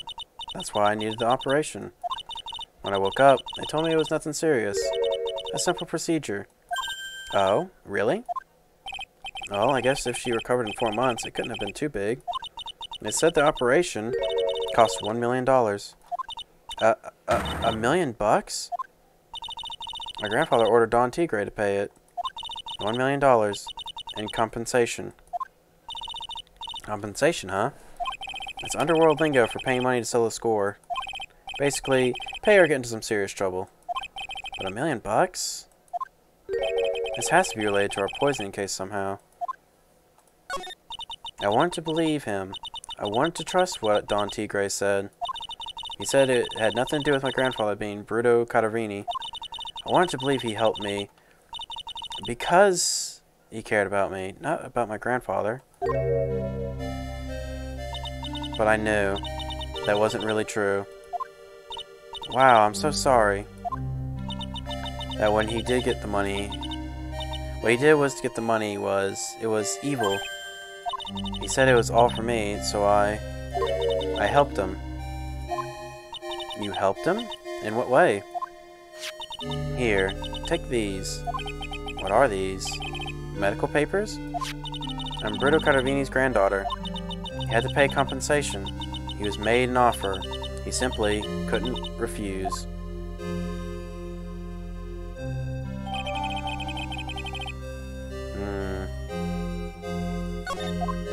Wow, I feel so bad for Viola. It's inexcusable. Huh? There are two things that I consider inexcusable. Poisoning and betrayal. Only a coward would hurt people using either of these tactics. Is everything alright, Nick? We should get going. Right after we finish our espresso. Yeah. I won't need to convince Viola of anything else, so I guess I can get rid of these.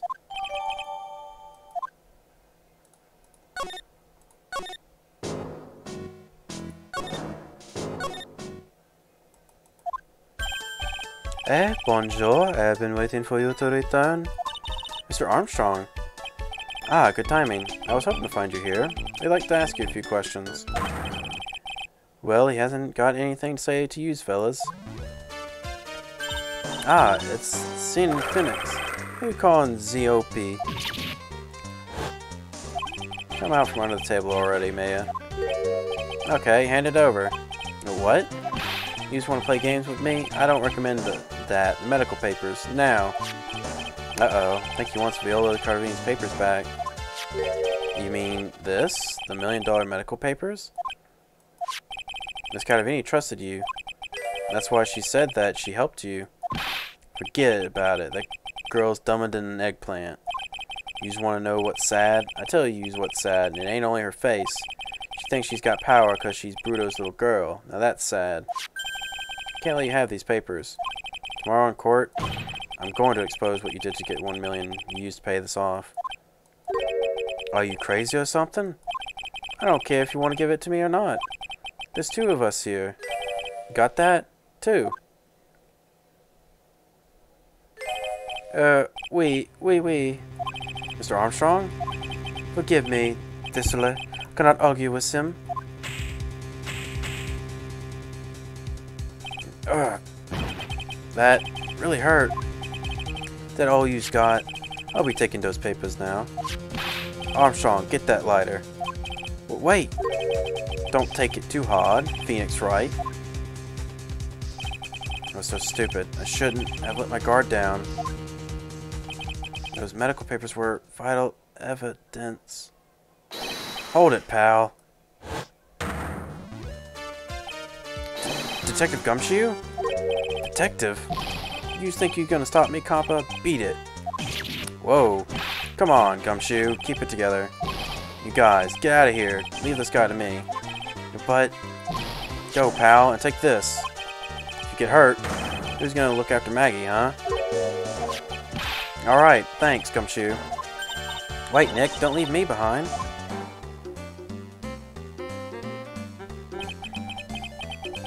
I'll get even with that guy tomorrow, in court. Tenderlender is going down. I want to keep saying Tender Lovin', but that's not it. That definitely is no Tender Lovin' there. But it looks like it's only a 2 trial kind of thing. So part 4-2 should be the last bit. Good morning, Mr. Wright. Good morning, Maggie. So, what do you think is going to happen today, sir? Yesterday's session didn't go so well and ended up on a giant mystery. That's true. And we still haven't solved a single part of it yet. You okay, Nick? Huh? Oh, yeah, of course. I saw that little flash of doubt in your eyes. No, that wasn't doubt. That was, determination. Why don't I believe you? It's nearly time, Maggie. You better get going to the defendant's seat. Roger, don't let me down, Mr. Wright. I'm counting on you. Hey, pal. Hey, Detective Gumshoe. Wright stressing Maggie out. She doesn't need that. How did you know she was stressed? I was watching through the doorway. Oh. I feel like you lost the case already. Show a bit of confidence, will you, pal? Here, maybe this will help. Huh? Have you taken up aromatherapy, too? Not in a million years, pal. Don't tell me you don't remember this thing. Huh, come to think of it, that doesn't look like one of those aromatherapy bottles. This is a small bottle that turned up in Trespian's kitchen a couple days ago. Wow, oh yeah, I remember that. You got the analysis results back from the lab. So, what is it? Is it the poison? I'm afraid not, pal. It's medication. Medication? Yeah, for ears. Topical use only, apparently. For ears? You mean... Yeah, it's the medication Glenn was using for his ruptured eardrum. What was Glenn's ear medication doing in the kitchen? What about the unidentified fingerprints? Anything on that? Someone screwed up, so they only had time to analyze the contents of the bottle. another hour and they might have gotten something on the prints, but I guess that's going to weaken its impact as a piece of evidence. Okay, pal, this is it.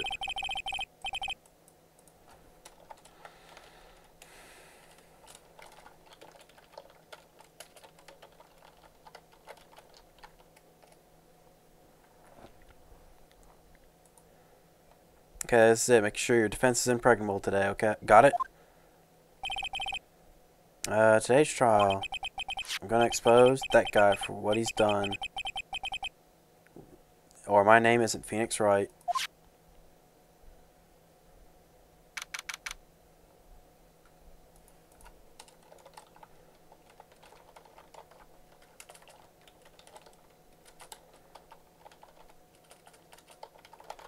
Yeah, 1 second.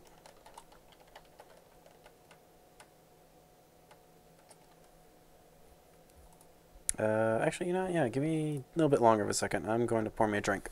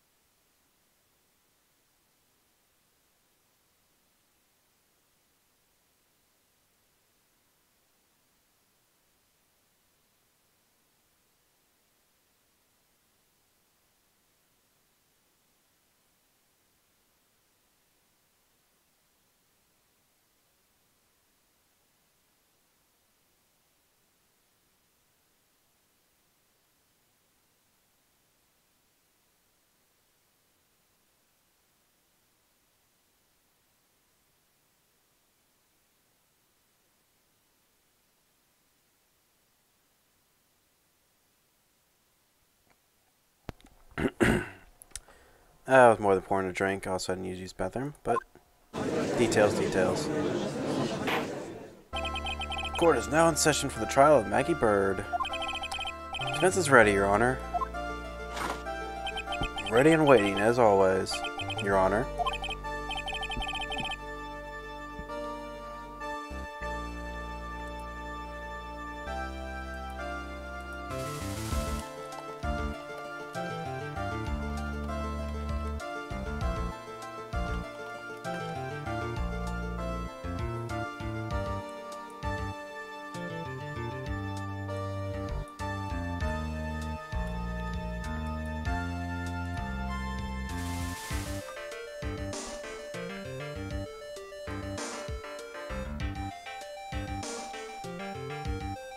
Very good, then we'll get underway at once.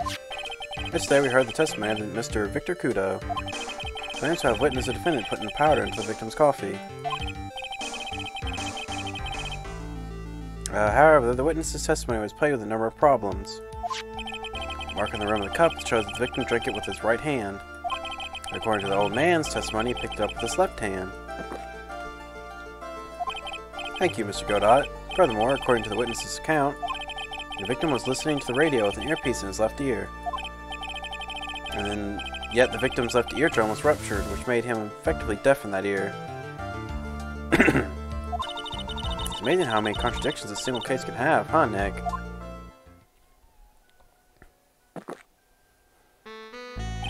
Ha! Allow me to enlighten you, Your Honor. The world, you see, keeps turning, and we must turn with it. You've lost me already, Mr. Godot. Don't let the mysteries of yesterday mystify you today. Only losers think like that.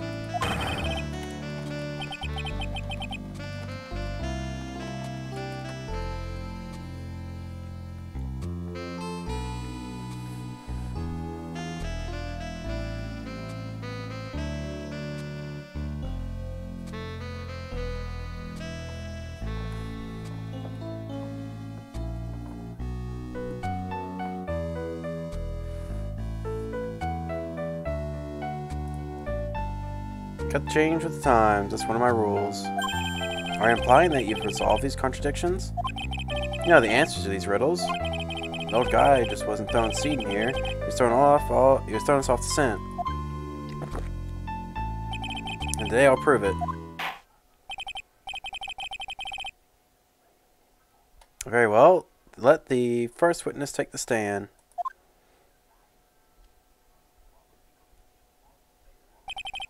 And you are? Oh, bonjour, everyone. I am Jean Armstrong, the owner of the head chef at La Tribulations Restaurant Enchanté. Forgive me for asking, witness, but are you a woman? Oh la la, monsieur. As you can see, I am la pert and perky gentleman, non? On the day of the incident, you were at Tribulations' kitchen. Isn't that right? Oui, with you, monsieur. Everything feels right.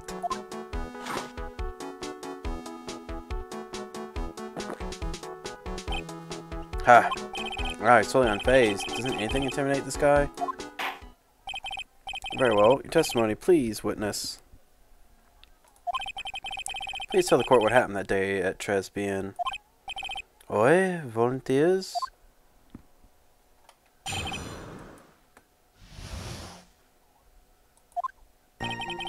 When it all happened, there were just 2 customers in my restaurant. I remember I was experimenting with this new art deco that day. Like having a large mirror between the tables, for example. Oi, perhaps that is what the old man was looking at? The cup, the earpiece, the glasses. I would have seen everything in reverse, non? A mirror? Oui, un grand mirror, la most enormous mirror. And suddenly, the mystery disappears. Like I said, the world keeps turning, so roll with it. Ah, that would explain the coffee cup in the earpiece conundrum. The mirror would have made everything appear back to front. What the heck? It's way too early in the morning for this to be happening. Now then, Mr. Wright, you may begin your cross-examination.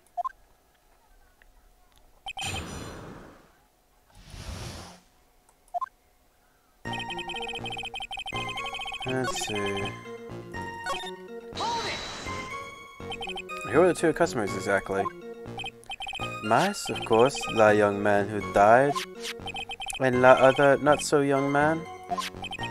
You're referring to yesterday's witness, I presume. What the other man Maggie said she saw at the table? Something tells me Mr. Armstrong isn't planning to disclose his existence. We need some hard evidence before we can bring him up, don't we? Guess I'll just have to try a different approach for the time being.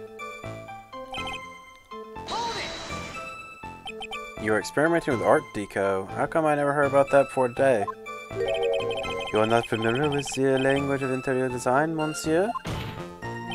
Please stay on topic now. Why didn't you tell the court about this before? But I did, just a few moments ago.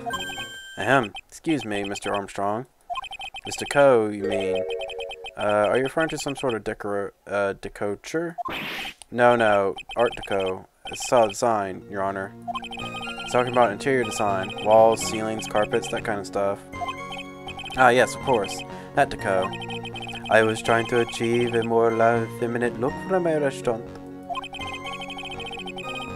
I was planning the most bold remodeling of la decor.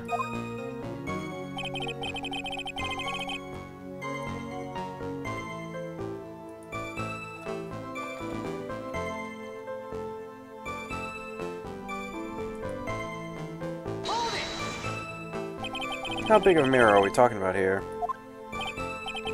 Both? Something about 4 meters wide and we about 2 meters high. Let's see, if 1 meter is about 1 yard, holy glass in a frame, that's huge.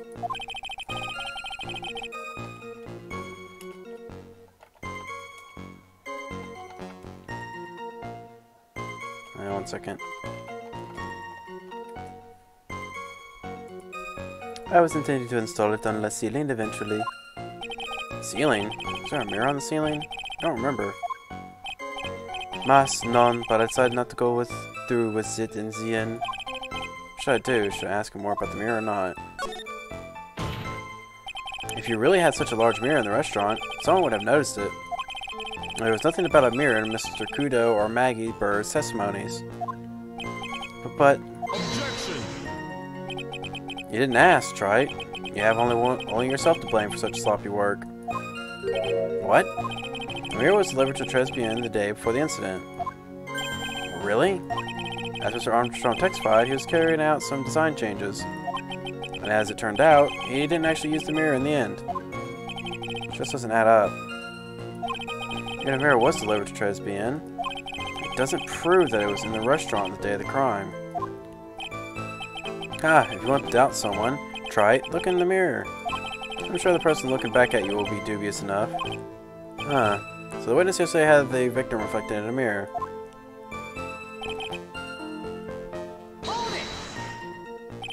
Normally, I'd expect people to know the difference between a reflection and a real object. Objection! Normally? How does normality come into this? That's lame, Trite. Even for you. Huh? Are you trying to say that if something isn't normal, it isn't possible? Is that it?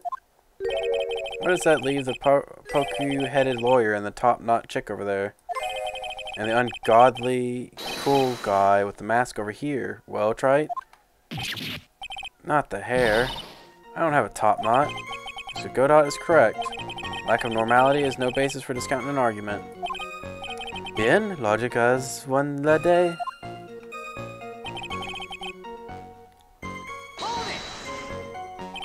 And everything? You would have seen everything in reverse? Oui? Hey Nick, we should take a second and think about what old CD said in his testimony. How did he phrase it again? The boy was wearing the earpiece on the same side as the green lens on his specs. No question. You can lock me up if I'm wrong. It was his left ear, without a doubt. Then he used the same hand to pick up the cup, his left hand. If everything he said was described reflected in the mirror, and everything he said he saw on the left was actually the right? Huh? That clears up the problems with his testimony, I guess, or does it? Kinda hard to believe you're the fault of the mirror, but so I would think the reflection. If you did, it would explain the contradictions. That makes the situation worse for Maggie. It's gotta be something in the old man's testimony. We've gotta dig deeper. Oh, dang it.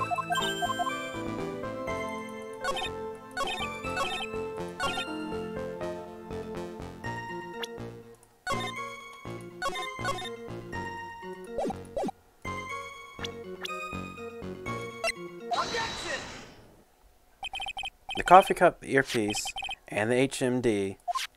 Let's think back over Mr. Kudo's testimony for a second, shall we? The boy was wearing the earpiece on the same side as the green lens of his specs. No question, you can lock me up if I'm wrong. It was his left ear, without a doubt. So, to summarize, you were told both the HMD and the earpiece were on the victim's left side. Now, if Mr. Kudo saw all that as a reflection in the mirror, that means both the HMD and the earpiece were actually on the victim's right side. Exactamente, you see, monsieur.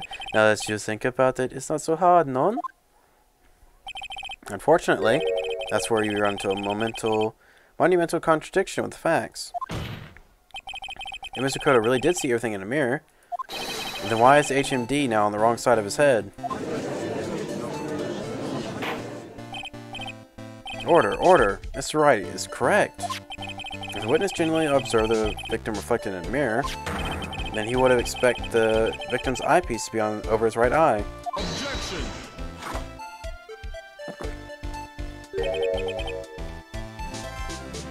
How bitter. Trite, you should have a taste of this bitterness. It'll calm you down in no time.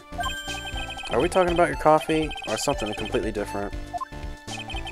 You don't understand the way the witness thinks. How he thinks? You remember this, I presume. I broke the vase. Sorry. Apology. I mean, Kudo's sworn testimony. Exactly. The old man has once very grievous habit other than throwing seeds.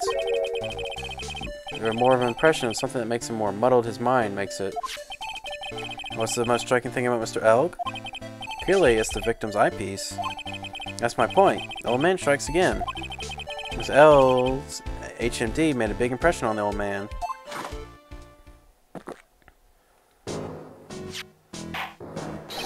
I saw the earpiece and those newfangled spectacles he was wearing. Oh yes, they were both on his left ear. Did you hear? His left ear. Well, try. That's the worst, but best impression of Kudo ever. Wow, I really thought he was old seedy for a minute there. Enough. I must agree that yesterday's witness was irresponsibly rash with his testimony. Bad luck, Nick. Looks like the boil of contradiction you found is just a rash. A mirror can't be beaten by a handful of seeds, nor can it lie. So, what exactly was the old man looking at? Fill us in, Mr. Armstrong. Go on, tell the court. We're all ears. Oui, I can explain. Please view look at the plans of the restaurant.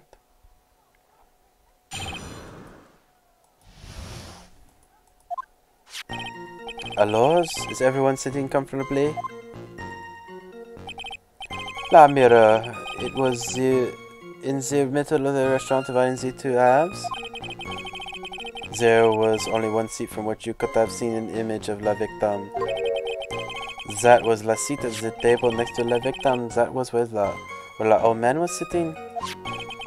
After that terrible incident occurred, I moved la mirror so it was not in the way. But naturally, I did not touch anything else.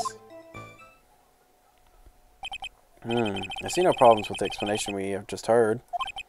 On the table next to the victims, Mr. Kudo could have seen the victim in the mirror. The naughty little Korikit. I am confusing all the men like this. Don't worry about it. We can keep up, except for the guy breaking out in a cold sweat over there again. I hate that guy. And said you didn't touch anything apart from the mirror. Are you quite sure about that? Volunteers, of course. But he touched the lottery ticket. Here, I was right. Cross-examination, if you please.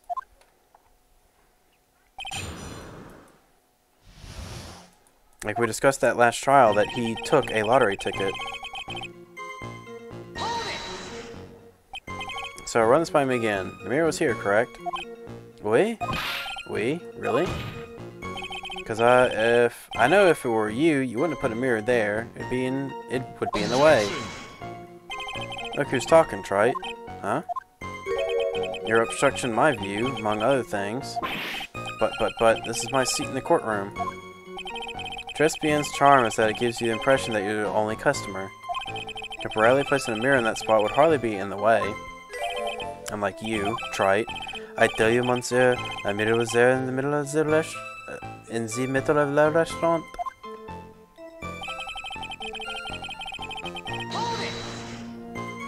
And where would that be? Oh la la, look at how you lean towards me. I always attract the younger boys.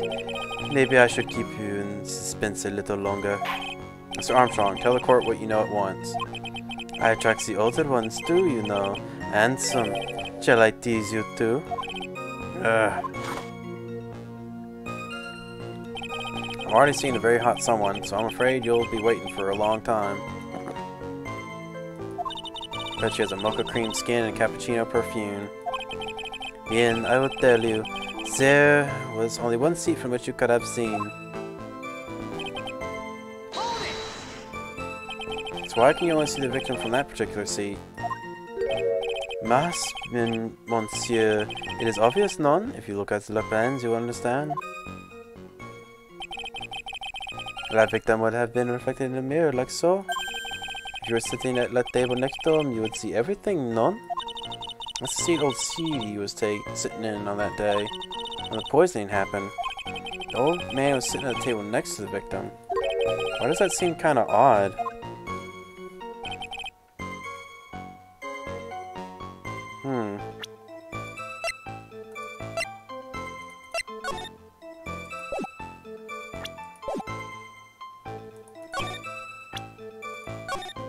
Wait, hang on.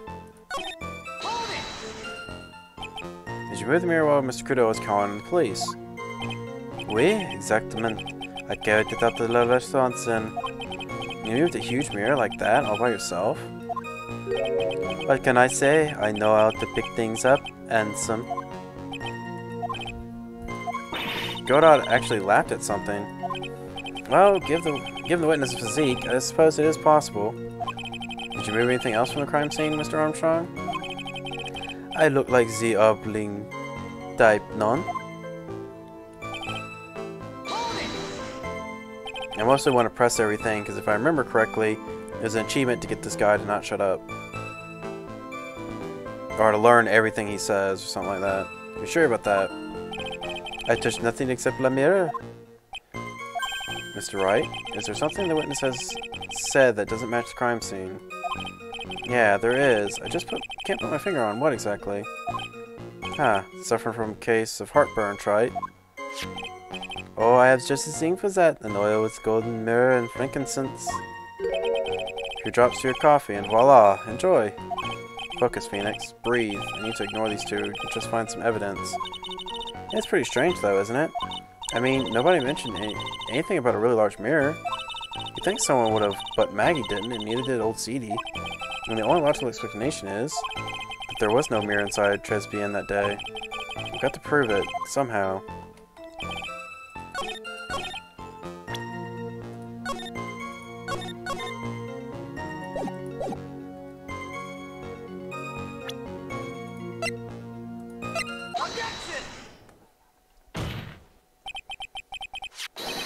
Now, you see, this bit would be like where the memory thing would need to happen, because he testified that the water spilled on him and that he caused the thing to fall. And if you were breaking it up from like investigation to solving the case, this would be where it'd be really good to have that memory thing happen. But what the problem is, they put the memory thing where it repeats the lines where you don't need it. Like, it's right there at points of, it's a good way of saying it. It's there, like, right after the person says it, like, a lot of times. Like, you would not just forget it in that amount of time. If you're going to pause the game after that and then just forget it, you might need more than just it remembering the lines. But, like, a lot of these setups aren't like, oh, I talked to like 10 other people, of course I need to remember this one thing, where it can't talk about that and bring it up again. It's like, oh, I had to talk to this guy to be able to talk to this next guy, but remember what this guy before said to be able to talk to this guy now to be able to get that to progress? Well, remember that, and it's like that's kind of pointless. The crime photo? Yes, this photo clearly shows something that theoretically should not exist. What on earth do you mean by that, Mr. Wright? Should not exist? Huh, sounds like you're describing yourself, Trite.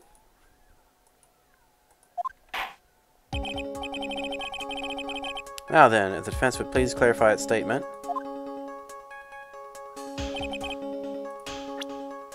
Right here. I think it's pretty obvious that this is what should not be in the picture. The vase? What possible connection does that have to do with the witness's testimony? Your Honor, I'm telling you that there should be no vase on this table, because it very clearly contradicts with this piece of evidence.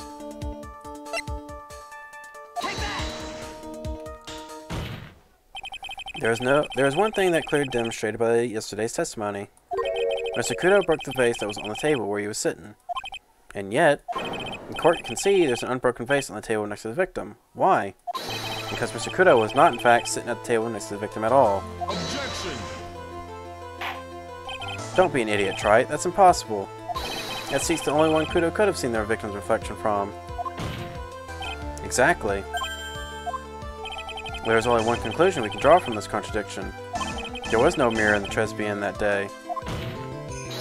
Your testimony, Mr. Armstrong, is an elaborate lie. Mon Dieu.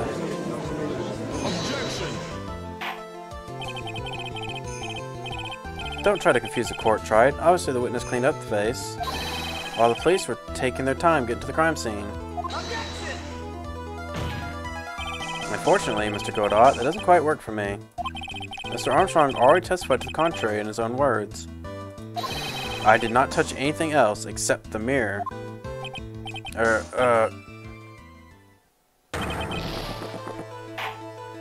Well, witness, what do you have to say for yourself?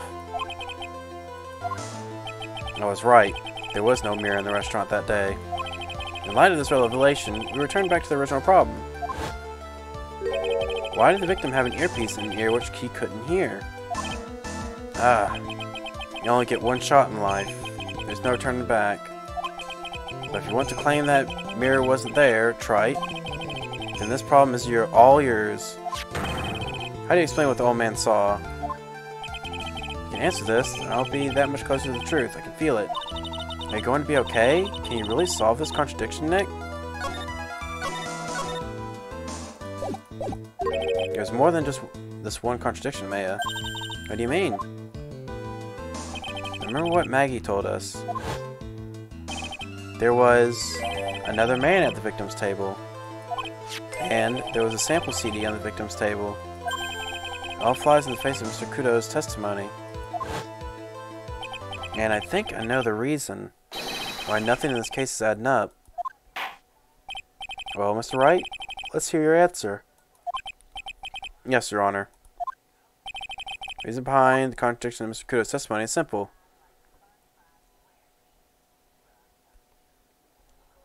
The case is riddled with contradictions. Yet, there's one very simple answer that clears them all up. And what is that? The incident Mr. Kudo witnessed and the incident the victim experienced were two completely different events. What? Yes, the victim that Mr. Kudo saw wasn't Mr. Glenn Elg at all. It was an imposter, a phony pretending to be Mr. Elg. Obviously, unlike the victim, there was nothing wrong with the imposter's left eardrum. That's how he ended up wearing the earpiece in his left ear by mistake.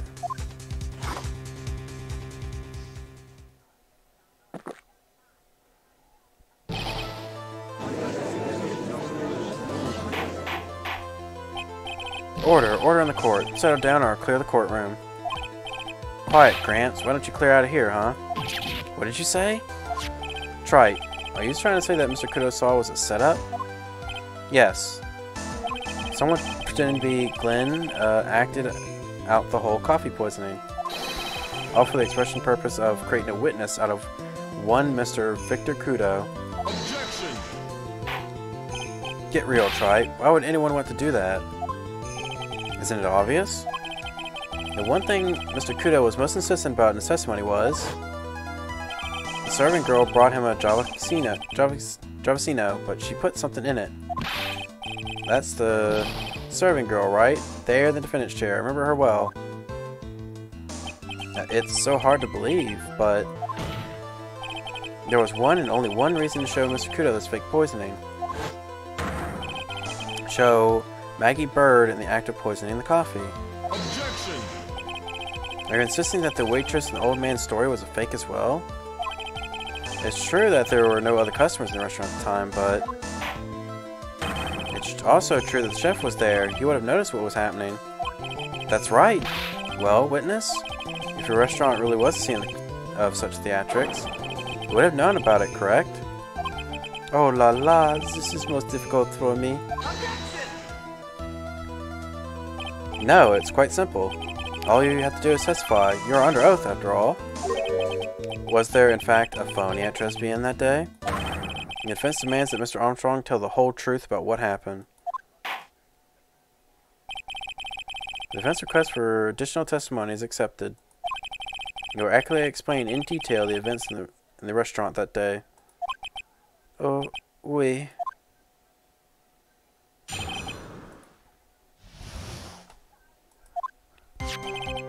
La victim, monsieur, he came to my restaurant alone. I remember the old man arrived not long after him.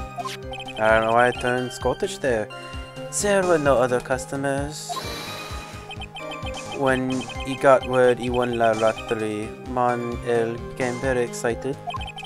It was approximately 5 minutes later that la poisoning incident occurred. No, there was no time for phony to do la acting. Just so we're clear, there was no mirror in the restaurant after all. Just one the man partner. Pardon, forgive me, Your Honor. I lied because I wanted this mess to be cleared up quickly. What you have just done is commit perjury, Mr. Armstrong. I will decide how to punish you later. Ooh-wee. I'm surprised perjury is even a punishment in this universe. Everyone does it. For now, we will hear your cross-examination. Mr. Wright, if you please. I took that perjury charge a bit too well. But I'm guessing he'll be in more serious trouble after this cross-examination.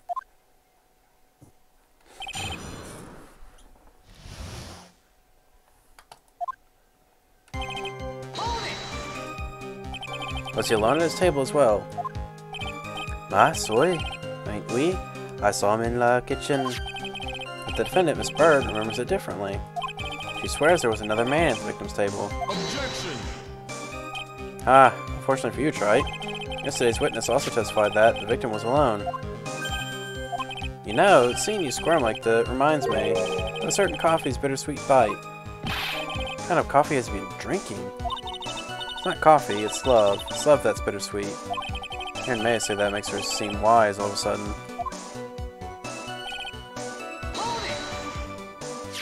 By old man, you mean Victor Kudo, correct? Oui, it comes often for my special coffee. Drink your coffee once, Mr. Armstrong. It's special, I'll give you that. It's worth a sip just for the experience. Oh, you make me so happy, monsieur. You're most welcome anytime. I said it was worth one sip, and nothing more. So, old Kudo arrived at the restaurant around the same time as the victim. Maybe I should ask about his arrival in more detail. Out of curiosity, what time was it when Mr. Kudo arrived? Oh no, I cannot remember, monsieur. Maybe you were told by a witness yesterday. Crime was reported at 2:25 by a kind of scary old man. Does that perhaps jog your memory, witness? That incident happened about 20 minutes after he arrived. So the victim must have arrived between 2 p.m. and 2:10 noon? Just after 2, huh? Thank you for your help in jogging my memory, monsieur. You are wonderful. Oh, ha. Can't sit here all the time and do nothing now, can I? Time of day will be added to the witness's testimony. Oui, monsieur judge. Everything I do it for you. Merci, Ben. That's French, isn't it? Haha. I'm glad at least one person is in a good mood. He's even humming a song to himself.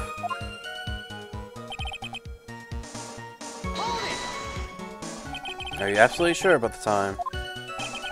I think really odd. I am sure it was just after 2, oui? It is what time I stopped serving the lunch menu. Quite right. I always break for lunch when the restaurants are serving their specials. I've been known to wind up a case early. I have to wind up a case early just to make it on time. Oh, okay, yeah, I understand now. I would not wind up as in finish it. I don't know why that was like difficult for my brain to understand. You should never get between a hungry judge and his lunch. Oh, would you look at that? It's almost lunchtime already. Witness, get on with your testimony, please.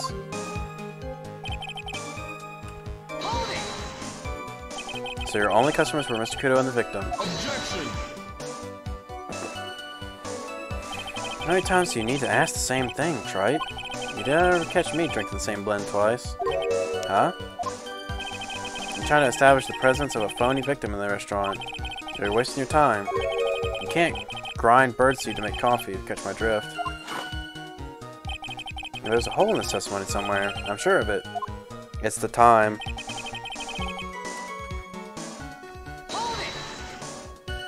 Did you see him? No, I was in the kitchen, but I heard him. I remember him shouting, "Yes, $500,000."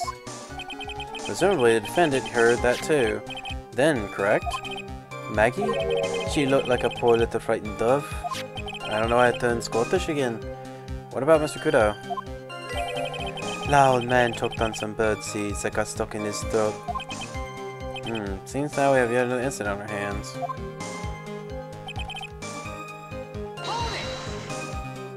Now, what were you doing at that point? Without any customers, you must have had time to kill. I am a multi-talented woman, monsieur. Sorry, what do you mean? There is the renowned chef, Jean Armstrong, and the tragic poet, Clarence Armstrong. Clarence? Oui, I was writing a poem, an angry tale of chef and $500,000 debt. Cooking for a man who won $500,000 in the lottery. It is called Porque. It means why. Perhaps I could recite it for la court? Wait, Porque? Isn't that... I thought that was Spanish.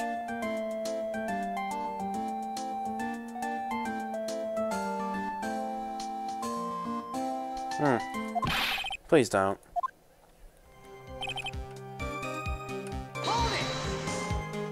You mean you contacted the police as soon as the incident occurred? I asked the old man to call the payphone. By your argument, Trite. The purpose of this phony victim's performance was so the old man would see it. In other words, once the incident occurred, this opportunity would completely disappear. Indeed. Bien, it seems like a shadow of doubt has been lifted in this pass. I guess Mr. Armstrong is connected to this case, huh? Absolutely. Someone was impersonating Mr. L, and I refuse to believe he was oblivious. He was there the whole time, after all. If you're right, wouldn't Maggie have noticed too? She fell unconscious when the incident occurred, remember? Ah, you mean that's when the phony staged his act. We'll know for sure once I find a hole in this testimony.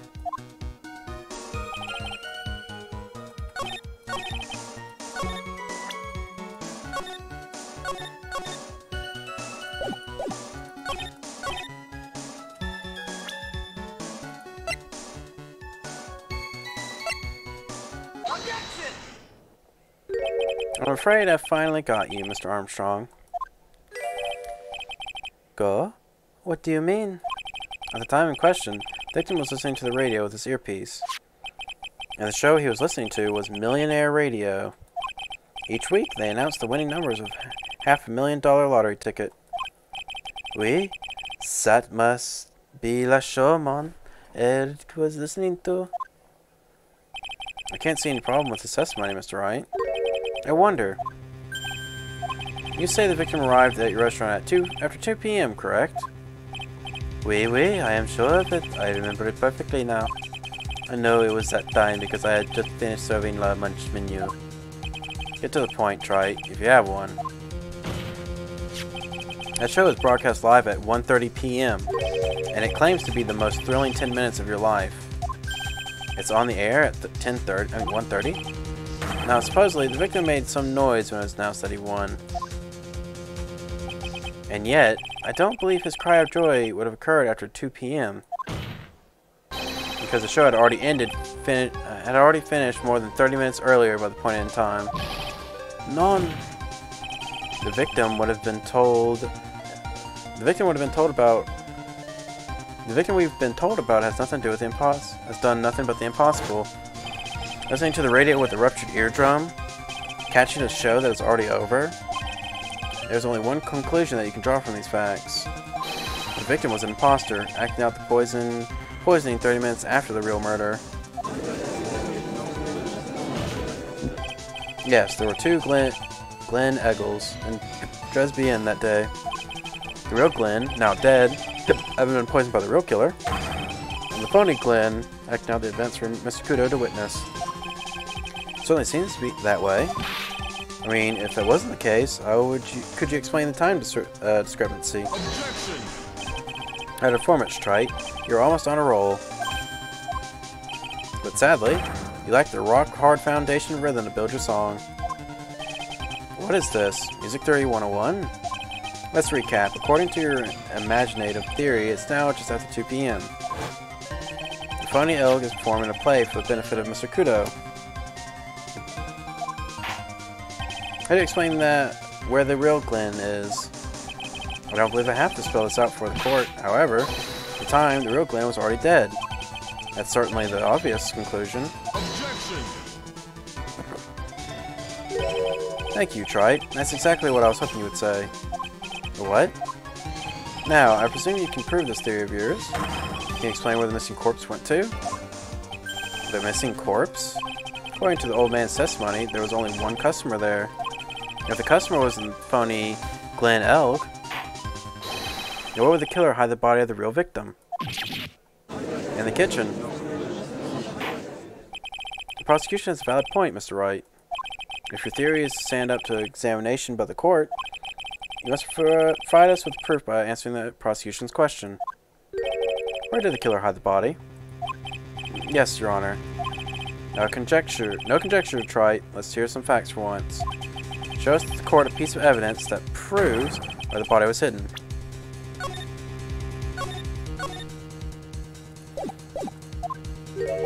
Evidence? What's with the intense pressure in here all of a sudden? I thought I had him with this contradiction. But he's turned it all around, backed me into a corner instead.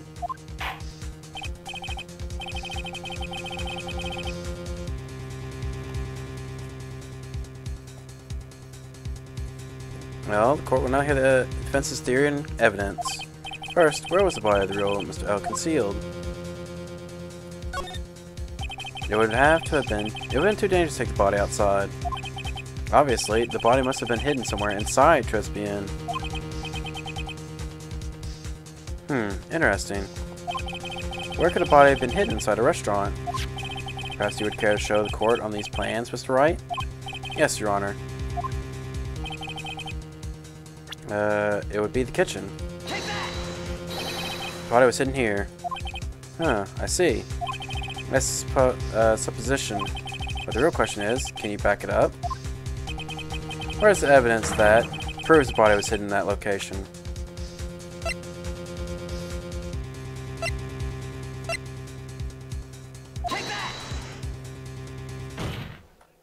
Mr. Armstrong, do you recognize this bottle?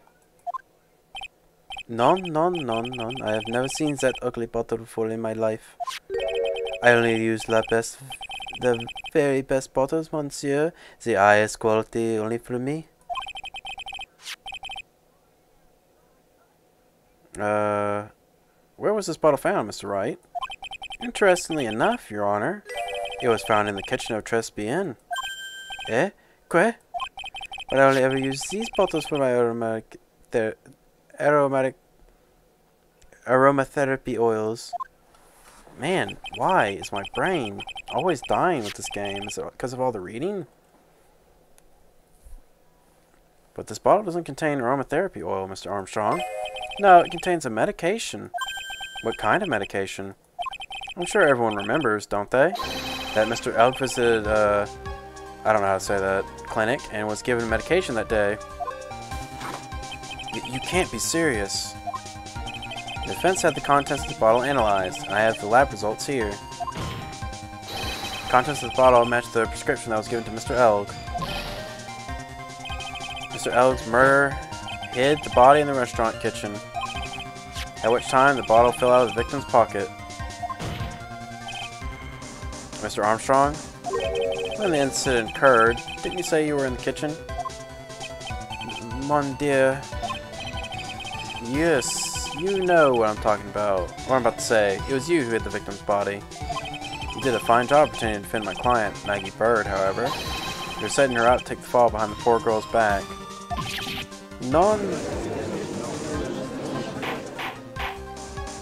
Order. This is an extraordinary development. Witness, did you murder Mr. Glenn Elk? Never. I could never do such a horrible thing.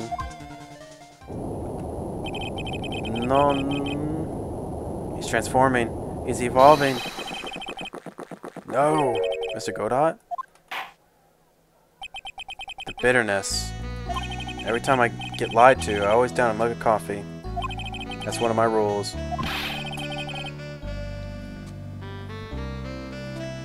You have any slightest idea how many cups you've had by now? Then I'd like to do the same to the person who lied to me. I'd like to take them down with my empty cup.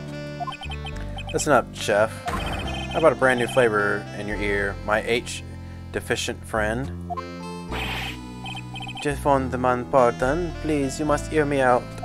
It is a trap. Listen to me. Por favor. Yo hablo español, Mr. Armstrong. Por favor, Spanish. I'm only going to ask you once. Did you do it? None. Absolutely none. Let's hear it. You've got one shot. Right, Gramps? Witness, the court will permit you the chance to make one final statement. If you lie under oath again, Mr. Godot's coffee mug awaits you. As is my gavel. Oui, it is clear. Do they always say in the movies? Got a bad feeling about this. Very well, begin your final testimony.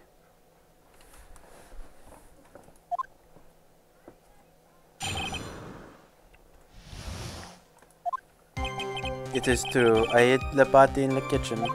A man forced me to do it. I had no choice. I had to go along with him, because there was a reason why I could not refuse. But I did not kill him, I swear, you must believe me. You were forced? By who? I cannot say. I will be erased. Let's try a different question, then. When Mr. Elk died, was he really the person at his table? There was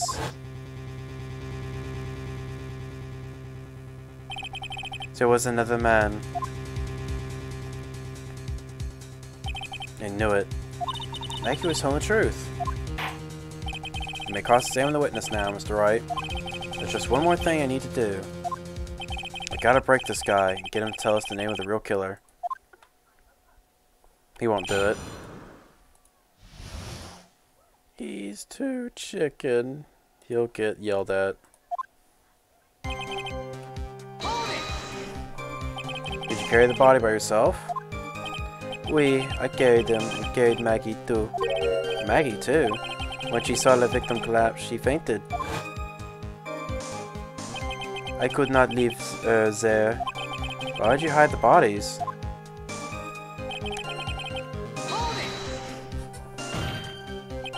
What man? Who was he? None, I cannot say. I fear for my life. He really is scared. You just have to put the words in his mouth, Nick. Yeah, you're right. If you won't tell me, I'll tell him. Why would you go along with this man? I had to go along with him because there was no reason I could not refuse. And what reason would that be, Mr. Armstrong? You know, monsieur. Yes? Surely you cannot expect a young maiden to talk about such an embarrassment. A maiden? You're a bit old to get away with that. You're a bit too male. Can't finish the cross-examination without establishing this reason. So I'll just have to prove it with evidence. So, you were claiming that all you did was hide the bodies? Is that correct? Oui, that's right. If we were to believe you, Mr. Armstrong, you must tell the court everything. You must make clear the identity of the man who ordered you to do this. He's already confessed this much. You might as well stop dancing around the real issue. Yeah, but he really doesn't want to tell us who the killer is. Then sock it to him, Nick. Yeah, that's not a bad idea.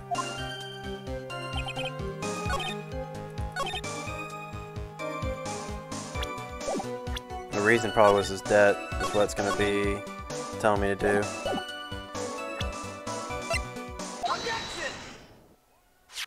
You have a $500,000 debt, don't you? $500,000? Is that true, Mr. Armstrong? Oui, Jesus désolé. I was weak and I borrowed the money. This is Mr. Armstrong's Achilles heel. That's why you couldn't refuse anything asked of you by this man.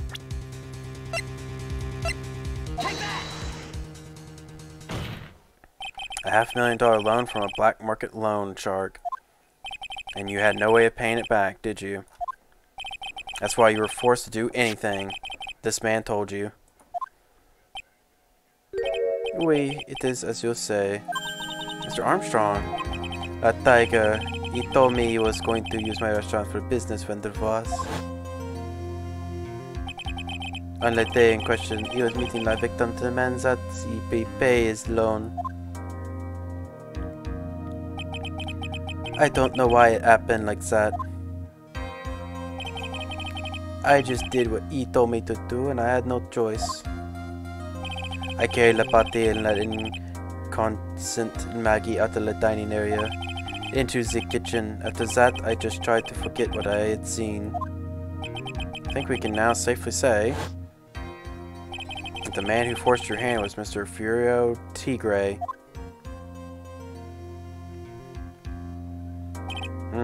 I do have one further question for you, Mr. Armstrong.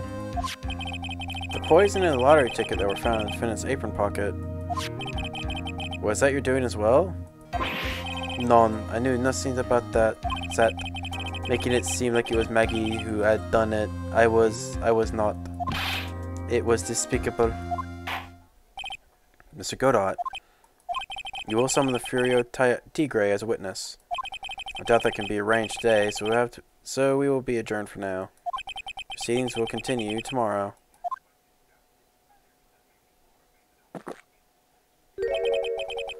"30 minutes. I hate gnats. They fly way too close to my computer screen.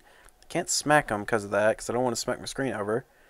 Then they just fly where I can't see them because it's like dark in my room. What? The trial will go on. I'll see to it myself. I need half an hour to get that guy on the stand. Not a minute more. How the... Don't sit back and relax yet, Trite.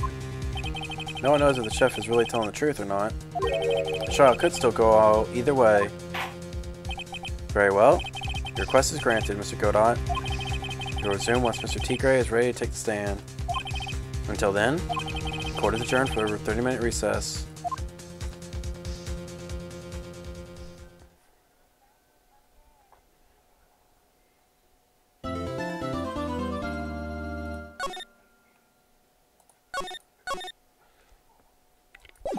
Okay, so this should be the final one for this case.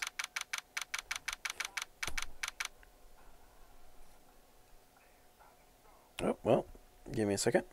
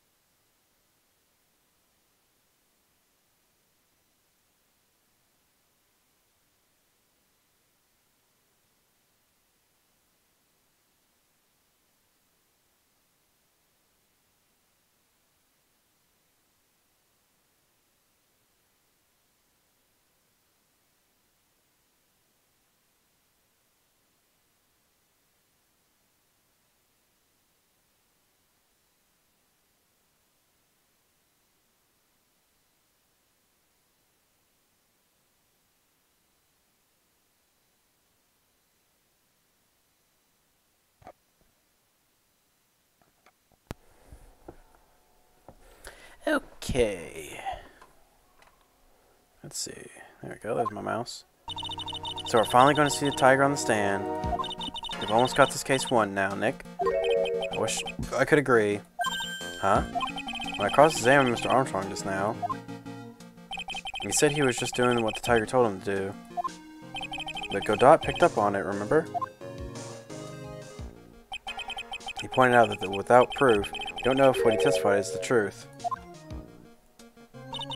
You mean you don't think Mr. Armstrong was lying? I mean, you think. I don't know, but if that's the line the prosecution takes, we could be in trouble. I get the feeling that we didn't have the case-making evidence we're going to need. Hey, pal. Detective Gumshoe. What are you so jumpy about, Detective? Your hair's standing on end.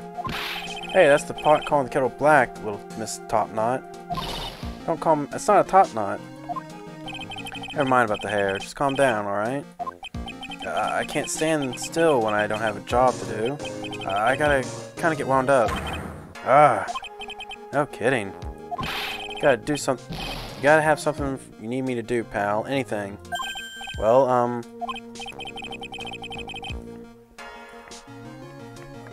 hey, I'm gonna take a jog back down to the precinct. I could get some prints and analyze for you if you've got an hour. An hour? Trial will be reconvened by then. But Nick, we still don't have the really decisive piece of evidence, right? True. Without some kind of trump card to pull out in the bag, we're really stuck. You said you can get some fingerprint analysis done in an hour? You bet. In that case, would you mind checking the prints on this for me?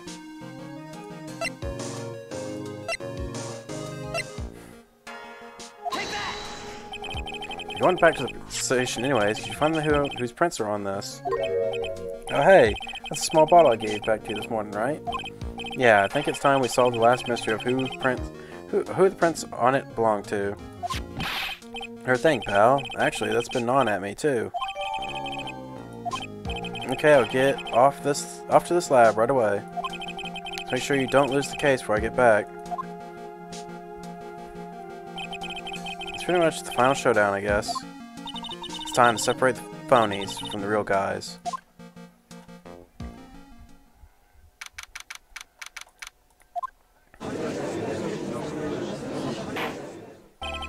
Court will now reconvene. Mr. Godot, did you find this Furio Tigre? I even tamed him for you. It was a 3-cup job, no problem. Tamed him? The guy's name may be Furio Tigre, but come on. He's pretty lively. Be careful, he still bites. Very well, please show Mr. Tigre to the stand.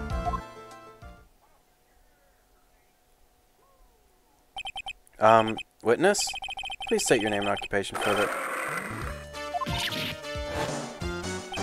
Don't hide under the table, Maya. Unless there is room for me down there, too. Would you mind... What'd you say to me? Nothing. Just, I didn't say nothing. Honest. You could have guessed that fear would induce a bad Brooklyn accent in the judge. Got business to take care of, you hear me? So who the hell called me into this hole? Was it you, Spiky? No, of course not. It was the judge. Your Honor? Oh dear. I seem to have dropped my pen. Where on earth is it? Don't mind me, just carry on proceeding as normal. That's it. We're doomed. Maybe you just didn't hear me. I said, who the hell was it that called me in here? There's no need to shout. We can all hear you. What'd you say? There's no point in struggling. You're caught in a snare. The relentless snare of the law. And I'm the one that hauled you in. Ugh. Too cool. Don't let him get the better of you, Nick. Let's start with the basics. You know about the incident in question, correct? Incident? I don't know nothing about no stinking incident, masked boy. You mean you didn't attend the previous trial of Maggie Bird? Maggie who? I got more important things to do than watch your darn courtroom dramas. Of course. Well, perhaps you could give us your testimony then. Please tell us about what you did on the day of the murder. Huh. Phoenix Wright. You's the one who set this up. didn't you? You's gonna regret the day you ruffled the tiger's fur. You hear me? You hear what I'm saying? Maybe I shouldn't have brought a diaper with... Maybe I should have brought a diaper with me today. Get a grip, Nick.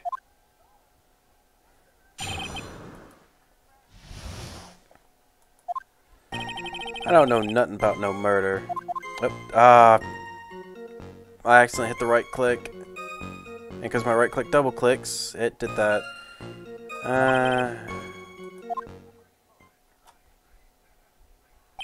At last I found my pen. Very well then, Mr. Wright, your cross-examination.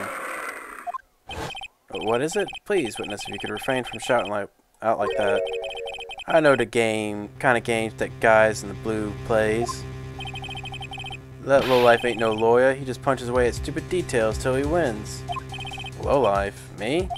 Listen up, smarty. Every time you ask me something that doesn't relate to this case, I'm gonna bill you $50,000 and you's gonna borrow the cash from me. That's one loan contract I refuse to sign. Don't think it ain't gonna hurt when you tangle with the tiger.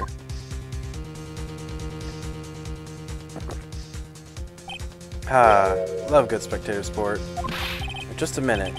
That's really not. This witness is... How can I put it? A hungry tiger roaming the urban jungle.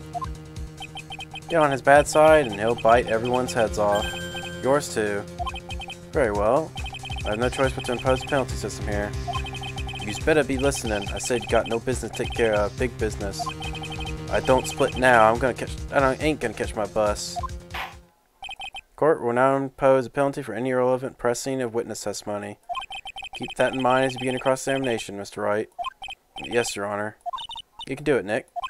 Come out from under there already, would you, Maya? I'm glad that what got skipped was only from this.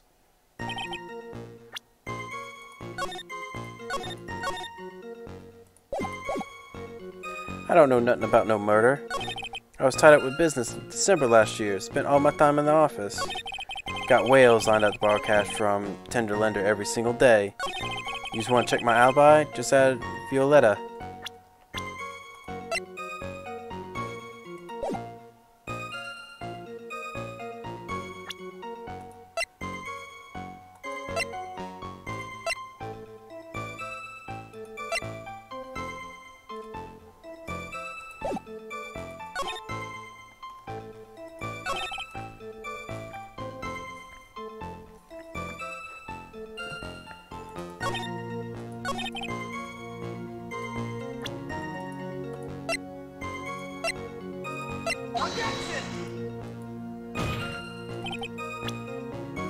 Well, never mind on that.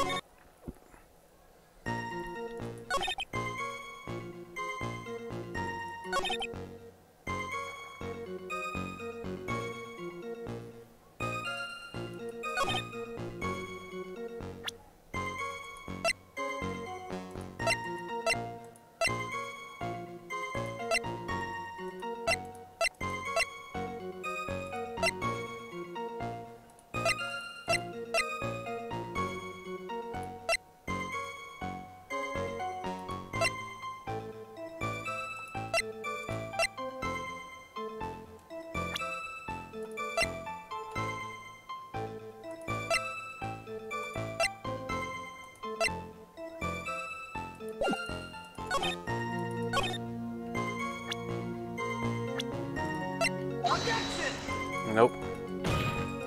This is gonna be tough because I don't know if I'm actually supposed to not press or actually press. Because when the game's like, oh, we introduced a penalty system if you press, but it's like, alright, but you make me press all the time to get info out of info. It's like, am I not supposed to press it all now? Or am I supposed to press only what seems right, but then what seems right? Like right here is probably going to cost me. Be sure about that. We're talking about 1 month ago, you know. You see these teeth? That shows sharp my secretary is. Sharp? Is he talking about Viola? She writes everything in my scheduler. December, mainly in the office. That's what it says. That's where I was. Seems like a rather, sketchy schedule. There he goes again. Tiger did all that December is an issue. Murder. Well, he was scheduled, actually. What'd you want? If you wouldn't mind going a bit more detail. Objection! It's dead end, Trite, and you know it. Remember the rules. No, it's essential that we establish the witness's alibi correctly. I agree. The victim was killed on December 3rd. Were you in the office that day, too? Maybe yous ain't listening. Of course I was. I never set foot outside. I had meetings all day with a bunch of cats wanting to do business with me. I ain't never seen that young kid before. I do believe the witness's last statement was important. Mr. Godot, if you could please. Mr. Tigre, the court asked you to add that last statement to your testimony. Huh. Don't let an animal beat you. Be a man, Your Honor, and ask him yourself.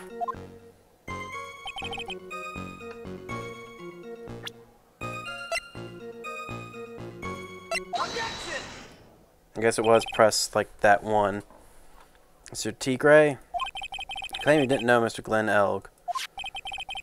But it appears that Mr. Elg knew you. What?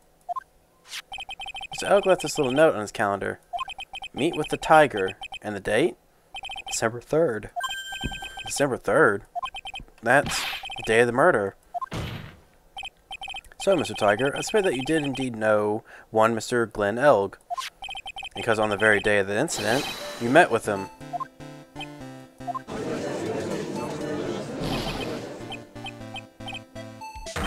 Not bad. You's actually not bad. Sorry? I was just messing with yous. See how good you were.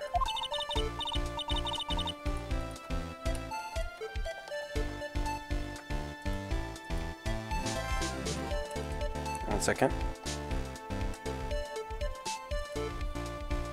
Did you hear that, Nick? He said you're not bad. That's one compliment I can do without. Plus he's lying through his teeth. Witness, please remember that you're under oath.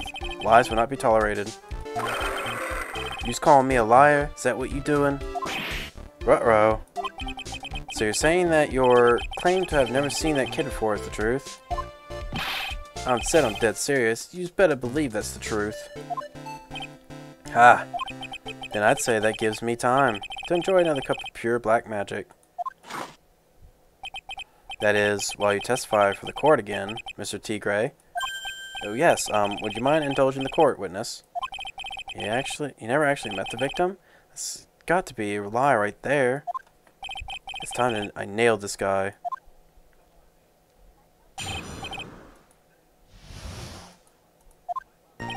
I ain't no liar. I never met Glenn Elg. There was some lame guy with that name, though. Wanted to borrow cash from me. Set up a meeting with the guy. At my office, 10 to Linda. I waited around for him, but he ain't ever showed up. I ain't never even been to that Tribulations joint, you see her? Well, I actually have proof. I see. It all seems perfectly logical. You had arranged to meet with the victim, but he didn't show up. I heard it's pretty hard to keep appointments when you're dead. Very well. You may begin your cross-examination, Mr. Wright. Yes, Your Honor. Didn't I tell you I got a big deal going down today? I ain't gonna make my bus now. I'm gonna have to take the express train. That bill's going straight to you, right?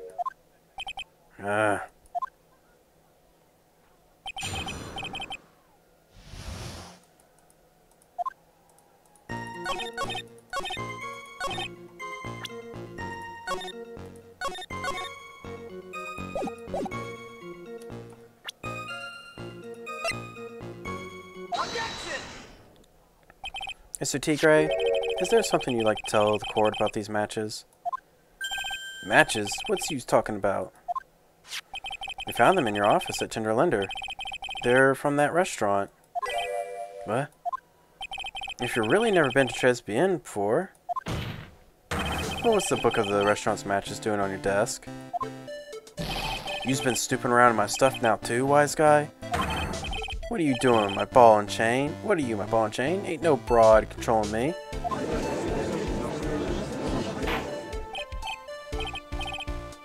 Order, order. Well, witness? I think it's time you started telling us the truth, don't you? Sorry, I'm terribly sorry. Forgive me.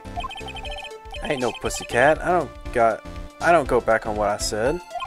But okay, I was at the joint that day. What? But listen good, alright? I might have been there, but I still never met the kid. Well, well. Looks like an order just came in for another testimony. I'm this close to proving it was him. He did meet Glenn Elk that day. He did put poison in his coffee. He must have.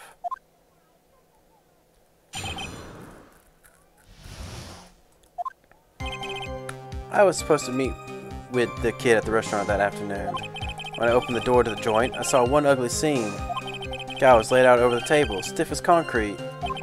Figured if the place wasn't hot already, it was gonna be, so I split. Heard the cops siren on my way out. I went straight back to my office. I see. You didn't actually meet him in the end, then. Well, Mr. Wright, your cross-examination, please. Yes, Your Honor. Hold it. If I wait around here any longer, I ain't gonna even make the normal express. No more stupid questions. Ah, no problem. Anytime Trite presses you on something irrelevant, I'll see he pays a penalty. Mr. Godot, that's my job. Your job is to slam that little ham of yours and call a guilty verdict. So do it. Yes, sir. Special Express ain't cheap, right? Just so you know, since you's paying. Oh man, doesn't the rule of law mean anything around here?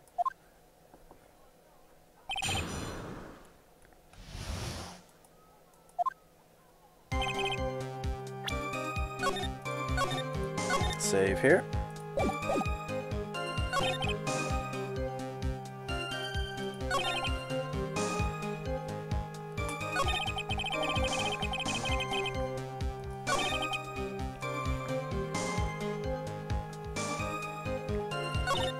Well, Nick, what do you think? He's run out of ways to avoid the truth. You need to press him fast before he has time to think things through. You have to come right back at him with a contradiction. Careful when you press on, though. You'll get a penalization, okay?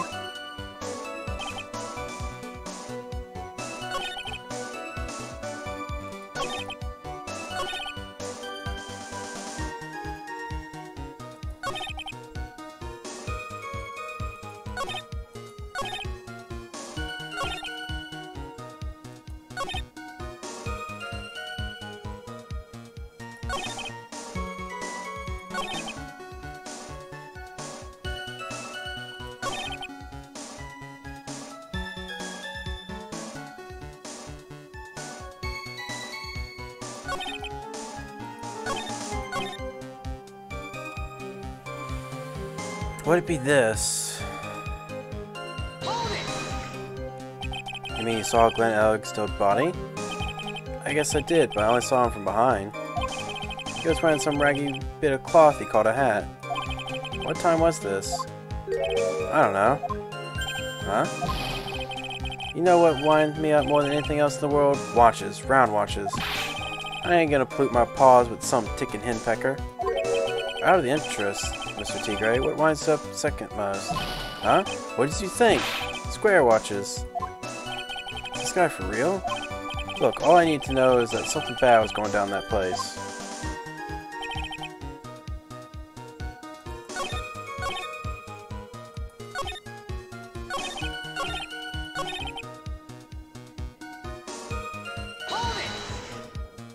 So you didn't actually set foot inside the restaurant, then? Tiger's a busy cat. I don't go hang around for no one. I ain't got no time to be caught up in a murder investigation. So, what exactly did you pick up the matches? There are matches just inside the front door. Our detective friend wound up in trouble with the chef after taking 5 books home. Poor Gumshoe. Almost enough to make a man cry.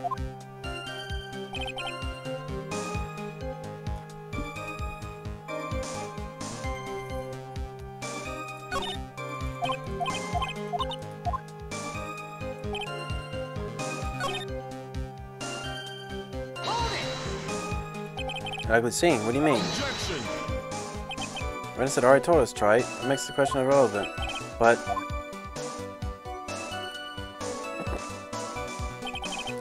I was myself 17 cups on trial. That's a rule. Better let the number of times you take a penalty, Trite. Or your guts will look like the inside of a chimney. Let me burn you again, right? Guess I'm gonna make that special express after all. I see.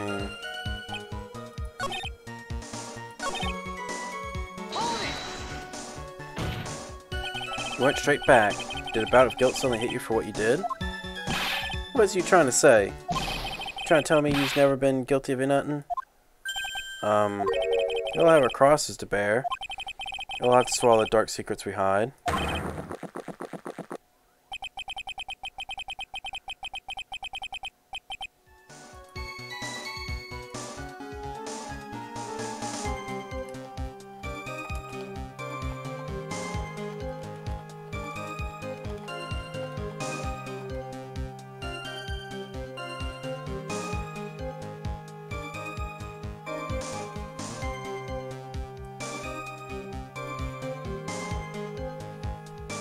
Sometimes I can just talk about dark secrets, is it?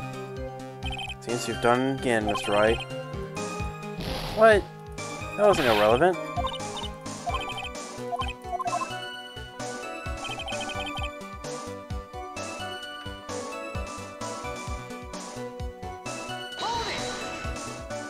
So the meeting wasn't due to take place at Tenderlove at all. Tenderlender. Kid was making a fuss about coming into the office. It's always that way when I want to talk about repayments. Even though I got the best punch bag you ever seen, if there are any issues. Maybe it's because of the punch bag that people are scared to come. That's why you decided to meet at Tribulations. Objection! Ha! You're going over old ground again, Trite. Sorry?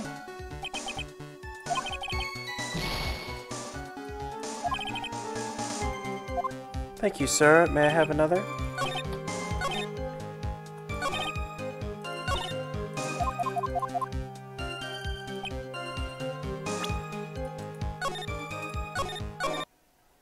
Okay, I think I understand.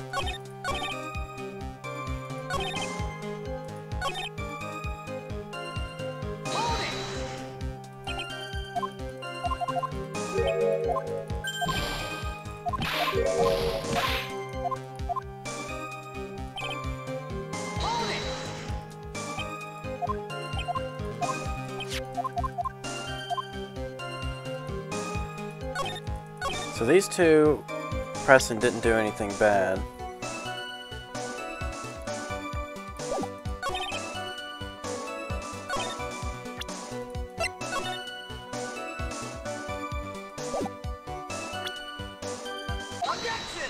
I should have known, actually. You're something of a loan collecting pro, aren't you, Mr. Tigre?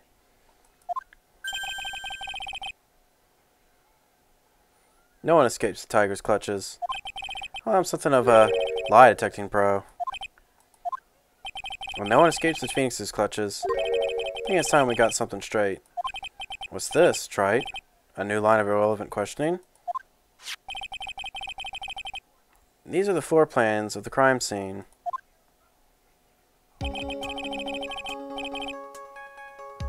You're saying you're standing at the entrance, Mr. Tigre. From there, your field of vision would have been covered by an area of something like this. Indeed, the witness would have had a clear view of the victim's seat. Isn't that what I just said? I saw the back of the kid's head.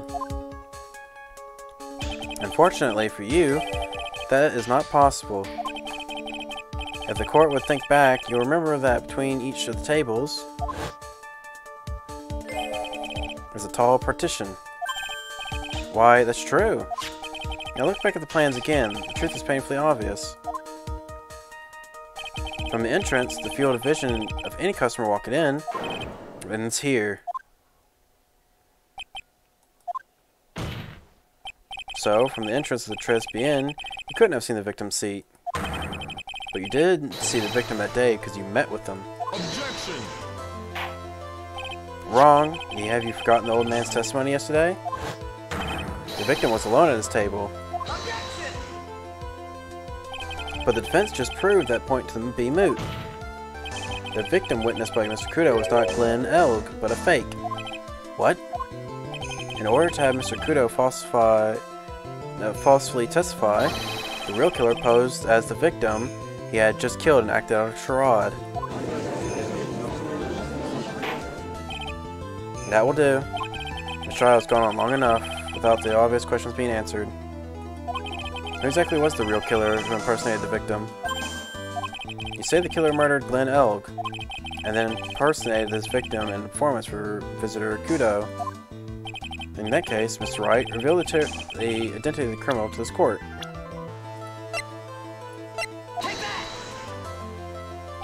Obviously, the killer is Furio Tigre. No one else could have done it. What? Well, witness? Now that's cute. You think you can pin this on the Tiger? Maybe you don't understand. The Tiger is king of the jungle.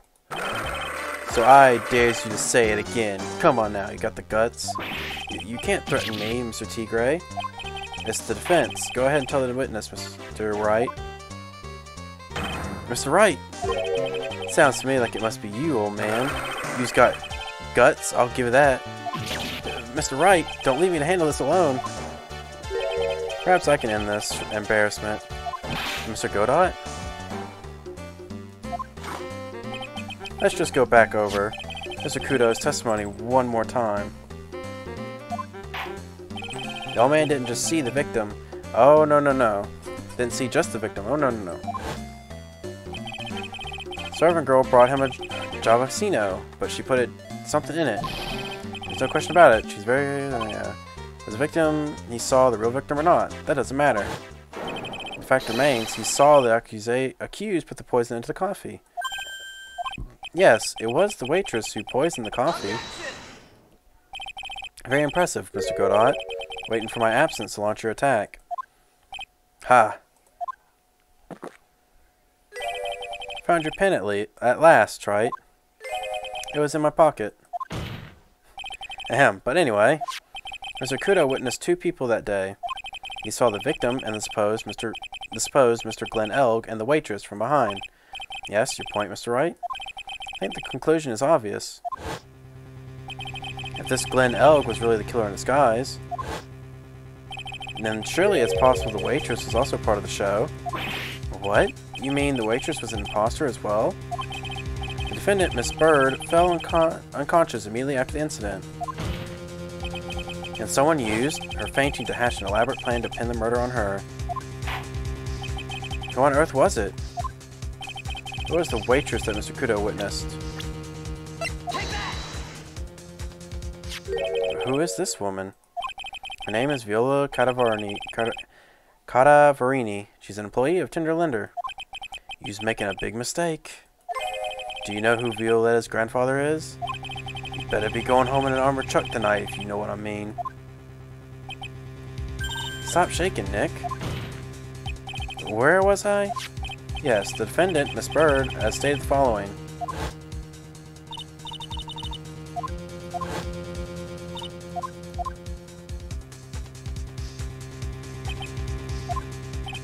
There are just too many contradictions in this case. The second man at the victim's table who nobody but Miss Bird seems to have seen. And the earpiece worn by the victim in his left ear when the eardrum was ruptured. And the radio show he was supposed to listen to half an hour after it was over. There's only one logical explanation that clears up all these contradictions. The whole incident took place twice, once for real and once for show. Mr. Furio Tigre, the person who could have committed the crime, is you. I just missed the gnat I was trying to swat. I wasn't trying to be dramatic effect to add in with the thing. I was literally just swatting a gnat and missed it. Hate these things. Witness, what have you got to say? That's cute. Sorry? You's alright. I could do with a guy like you around. Now, what do you mean? Okay, I'm in on this game. I'm gonna have to charter a jet to get me to my meeting now, but I'm gonna give yous one more thing to think about before I go. Something to think about? You's got it all wrapped up nice, huh? Right. But you's missed out on one real important thing. But that can't be. I was in the joint that day and met that kid too. But I couldn't have poisoned him, you's here. What? Do you really expect us to believe you now, Mr. Tigre? Ah, what a troublemaker. Troublemaker?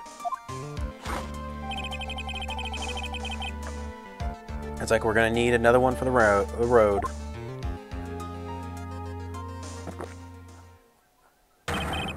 One more steaming hot cup of testimony. Oh, one more steaming cup of hot testimony. Indeed, witness, you'll explain yourself to the court. I'll give you one more chance to testify. What happened that day is at Tribulations between yourself and the victim. Wait, is this really about to be the end? No, there's no way. It ties to the victim. It doesn't say final testimony. No. Yeah, I loaned El cash, about $100,000. That day, we was due to have a little chat. The kid had hit his payback date, see? So anyway, he tells me he's got no way to pay up. About to flatten the guy when he starts screaming. Yes, I won, $500,000. He got lucky, you know, real lucky. If that waitress hadn't done what she'd done, everything would have been over. Now, I see that the principal amount you loaned to Mr. Ugg was $50,000. Yeah, well, you just got the fig take into account. Interest builds up fast, you know. That's faster than fast. $100,000 is twice his principal. And the repayment deadline was December 3rd, date of the incident in question. Yeah, he was one lucky kid. He got that $500,000 just in time. So I ain't have no reason to kill the kid. And if I ain't got no motive, you ain't got no case. His motive? He has to have one, but what is it?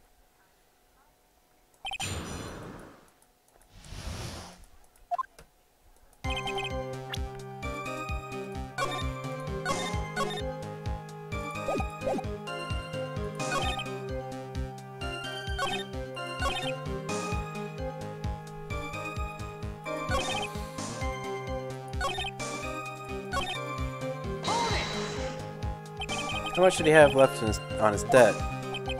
You want it in round figures? About $100,000. It's the whole amount. We're talking about a guy who had 58 cents in his wallet. What? You used to be telling me he wasn't even going to pay for the coffee? He certainly seems to have been a brave man. This Mr. Elg. That guy was smooth, I tell you. He's real smooth. I'll have your money in less than 5 minutes. That's what he says to me. Guy then calls me the tender tiger. He was skating on thin ice with me.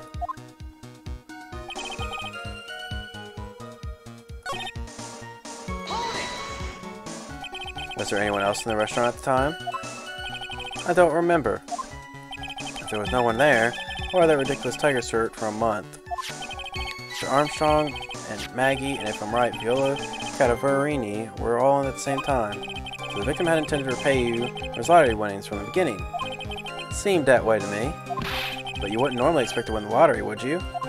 Ah, undying belief that your next roll will end the worst losing streak you ever had.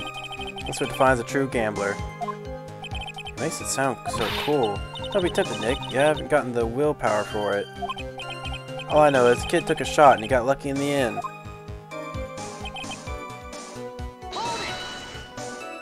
The waitress, you mean? The girl with the glass in the finish chair. Who else could I mean? If she hadn't gotten in the way, things would have been bada bing, bada boom, over and done with. I should push a little on this.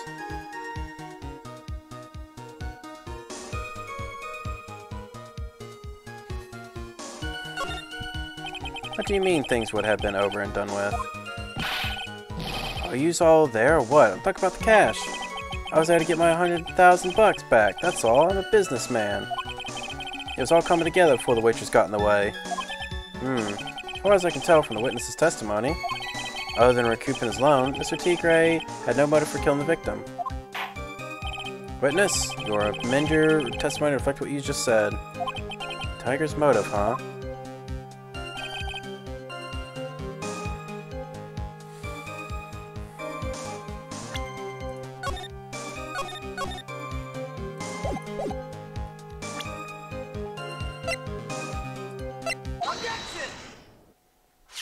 So you just intended to get back the $100,000 Mr. Elg owed you, correct?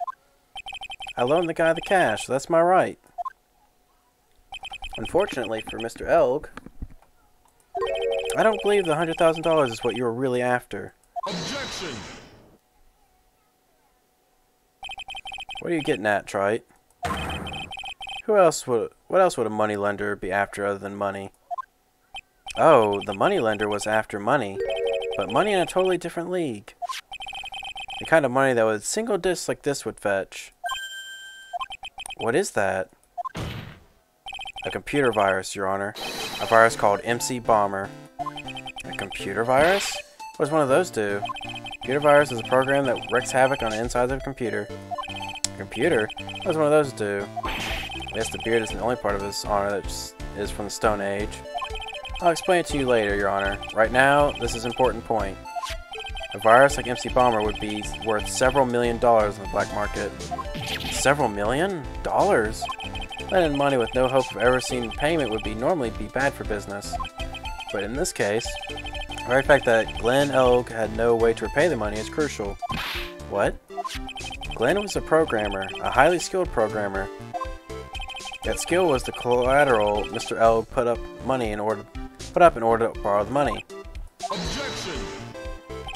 You're trying to suggest the witness's motive was to get a hold of that program?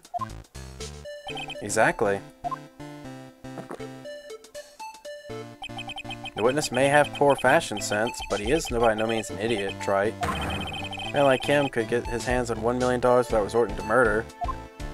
Of course he could, provided that he had time. But what if he needed the money right then? When the pressure's on, the luxury of choice tends to disappear. It seems you have a logical conclusion for this theory, Mr. Wright. Would you care to share it with us? Why did Mr. Tigre need money, to the tune of $1 million?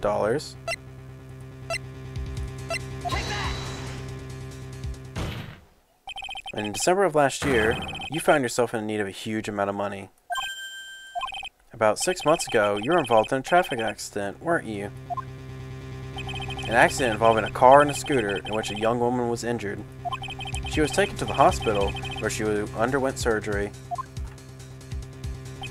How much of this do you know? These medical papers documents the treatment of the young woman in question. According to these, her operation cost $1 million. And yet, when the payment was due last month, you somehow managed to pay it in full. $1 million? A preposterous sum. Whoops, whoops, whoops. It almost just slipped and fell. It shouldn't have slipped. It shouldn't slip and fall. Yep, there we go. Someone should sue those HMOs. No one will pay a bill like that. If the medical association got wind of it, the hospital would end up as dead as a morgue. But Mr. Tigre had no choice but to pay, because his very life depended on it.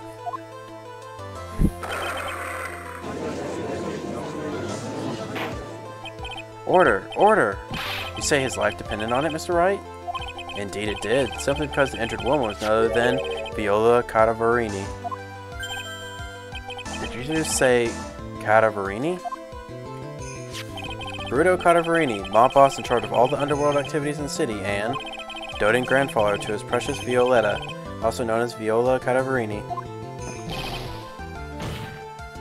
Your life was in danger unless you paid compensation to the boss, correct? Makes sense. You're desperate to acquire the $1 million Bruto Cadavarini demanded of you. So desperate, in fact, that you decided to sacrifice Glenn Elg's life to pay your debt.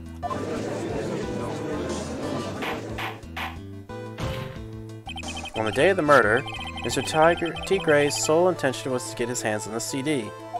Mr. Glenn Elg had no way of paying back the $100,000, and Mr. Tigre knew it. But then a miracle happened. The kind that Mr. Tigre would prefer to say never happened, but he can't, and neither can I. A lottery win. Exactly, at the 11th hour, Mr. Elg won $500,000 in the lottery. Which left Mr. Tigre with no way of getting his hands on the all-important CD.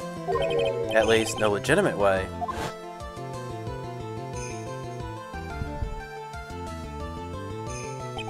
So he resorted to illegitimate means. That's crazy. He murdered Glenn Elg and then made his next move. To frame Maggie Bird for his crime. The Tigre poses Glenn, while Viola Cadaverini played the role of Miss Bird. And they reenacted the whole thing in order to establish a witness. The witness being the one we all heard testify yesterday, Mr. Victor Kudo. Objection! Like I said, Trite, that's crazy. No one could pull off with something like that. For starters, there's no way the chef could have been kept in the dark about it. But Mr. Armstrong was in on it from the very beginning. Have you forgotten already, Mr. Godot? Armstrong owed the witness money, too. $500,000, in fact. But he had no choice but to go along with Mr. Tigre's plan.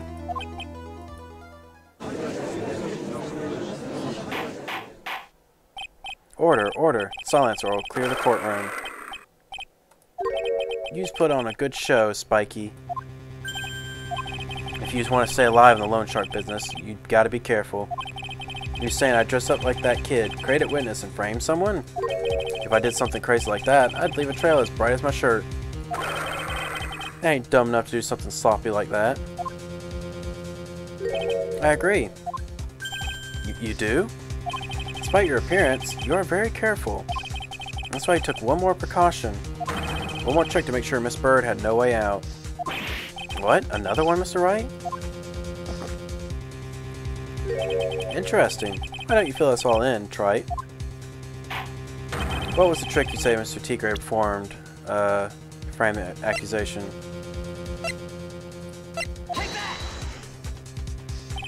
What on earth is that?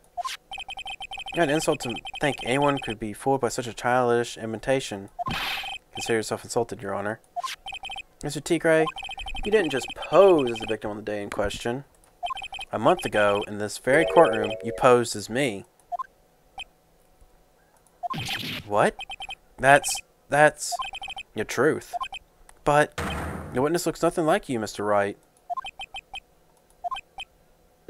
Although, now that I think about it, it was you, wasn't it?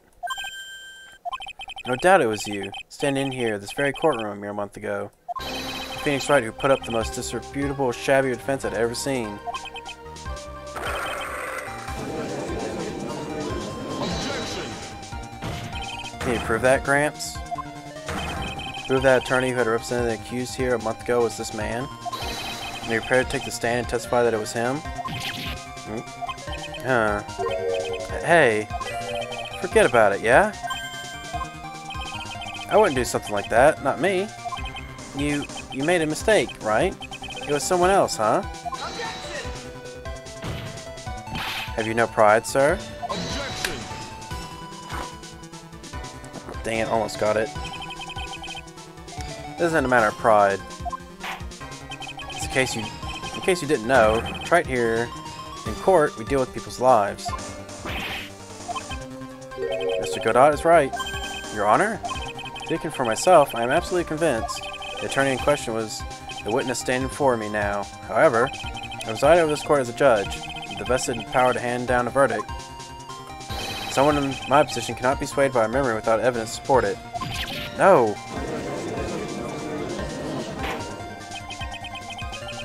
Since there's no further evidence, court will now excuse the witness. Circumstances surrounding Mr. Tigre are dubious for sure, but not conclusive. But we've come so far. And here comes the fingerprints. You say he impersonated Glenn, you say he impersonated you, but none of that adds up to a murder charge. You have a shred of evidence that the witness poisoned the victim's coffee.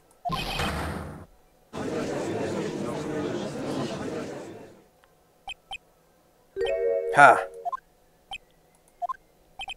Sucks to be you, right?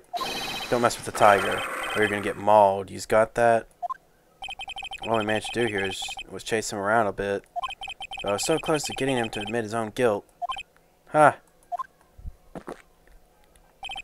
Looks like I won't be needing a refill. If I just had one more piece of evidence. One more piece of evidence, maybe I can get Maggie off the hook. This witness's cross-examination is over. You are free to go, Mr. Tigre. Here it is. Gumshoe. Your Honor, sir? Wait. Detective Gumshoe. Sorry it took so long, pal. I staked everything on this. My badge, the works. There it is. My heart's counting on this too. What is it, Detective? Isn't it obvious, pal? It's the final decisive piece of evidence. What?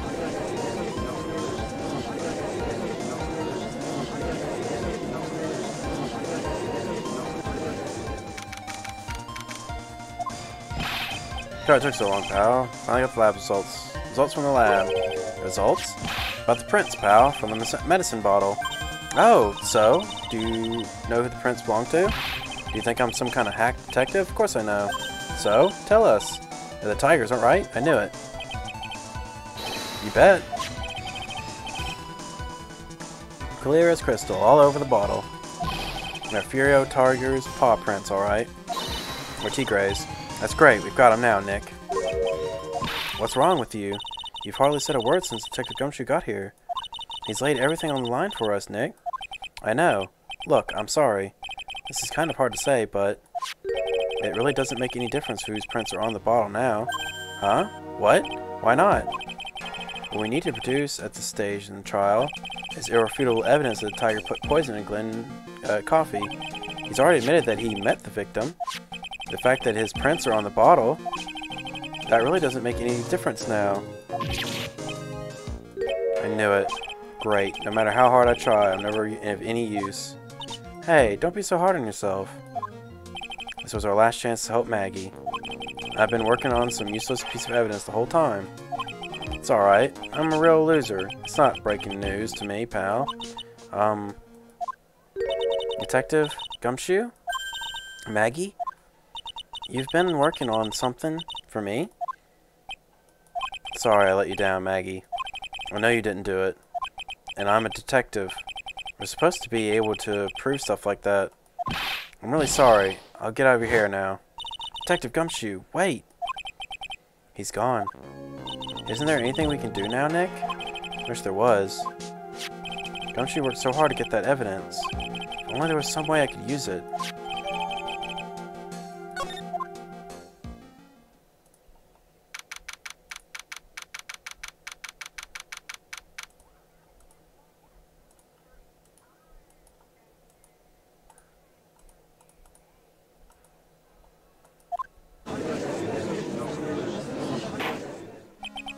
That's right, yes, Your Honor. We grant you a recess so you compare the decisive evidence you discovered. Yes.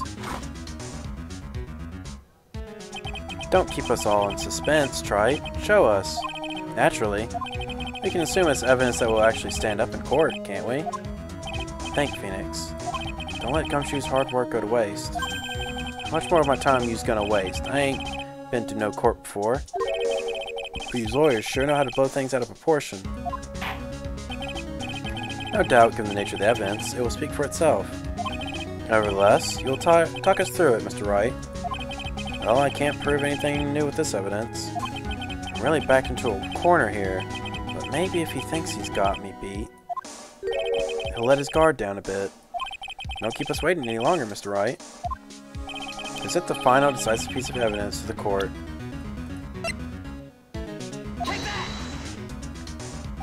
This is the defense's final piece of evidence.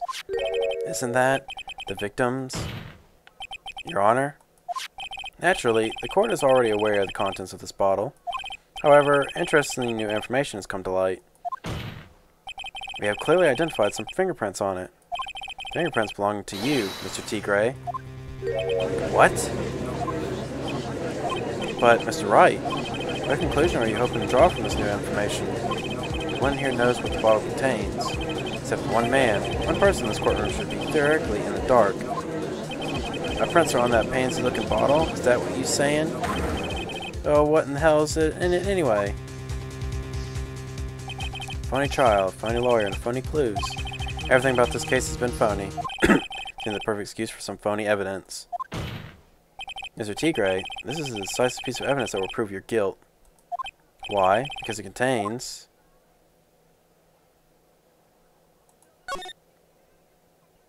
The bottle contains potassium cyanide. Potassium cyanide? Poison used to murder Mr. Elg, Your Honor. The victim's killer used this very bottle. And on this bottle, Mr. Tigre, we found your fingerprints. Well, how'd you explain that? You'd make a good clown, you know that. What? Yous ain't never gonna get me this to stick. You just gotta make me laugh now. You think a cheap bluff like that's gonna fool the Tiger? A bluff? I can see right straight through you, Phoenix, right? That ain't the bottle with cyanide in it. No. This is the bottle we found traces of poison in. Don't mess with the Tiger, or you're gonna get ripped to shreds. The cyanide bottle was brown. It was made of glass. That cheap piece of trash don't look nothing like that.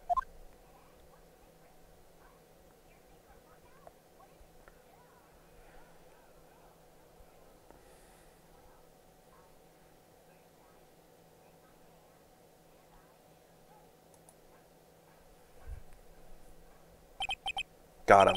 At last. What? Why has everyone gone quiet? I said that bottle. Is this the bottle you're referring to? Yeah, that's it. That's the bottle with cyanide in it. But you ain't gonna find my prints on that bottle. Don't let that cozy looking suit fool you people. The lawyer's just playing games. Hello, Mr. Prosecutor. Tell that guy where to go. You still haven't figured it out. Don't you realize what you just said?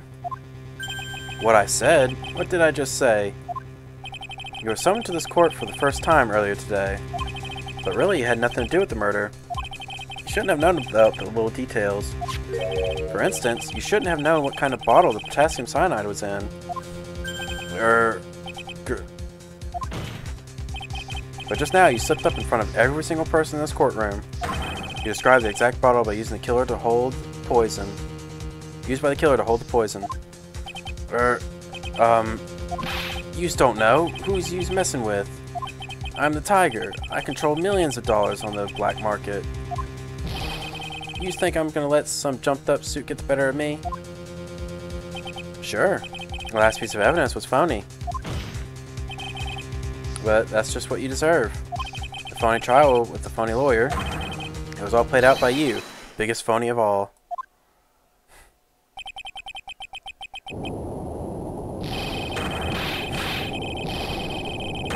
He's angry.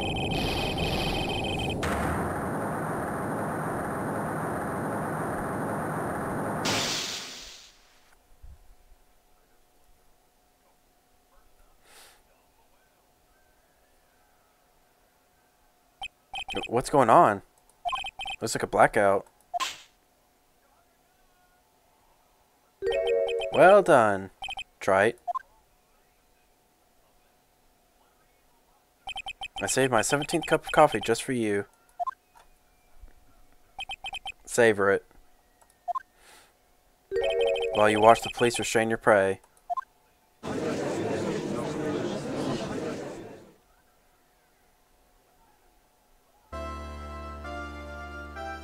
Mr. Wright, you caught a tiger by his toe, but if this one hollers, he won't be let go. Yeah, eeny, meeny, miny, moe. Now then, how are things going with Mr. Tigre, Mr. Godot? He's being arrested on suspicion of murder of Glenn, Your Honor. Fortunately for us, he managed to rectify a grave error. Miss Bird was found guilty in the absence of a genuine defense attorney. Yes, she was. And in the absence of a genuine evidence, but the Tiger made one mistake. Indeed. He very nearly got away with everything if it wasn't for that one slip of the tongue. Furio Tigre is a truly frightening criminal. Ah, the truly frightening one is that defense attorney over there. Godot. Well, I am now in a position to deliver my verdict. The court finds the defendant, Maggie Bird, not guilty.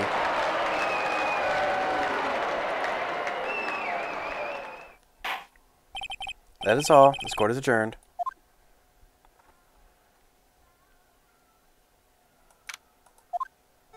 Mr. Wright, I'm at a loss for words. Thank you, sir.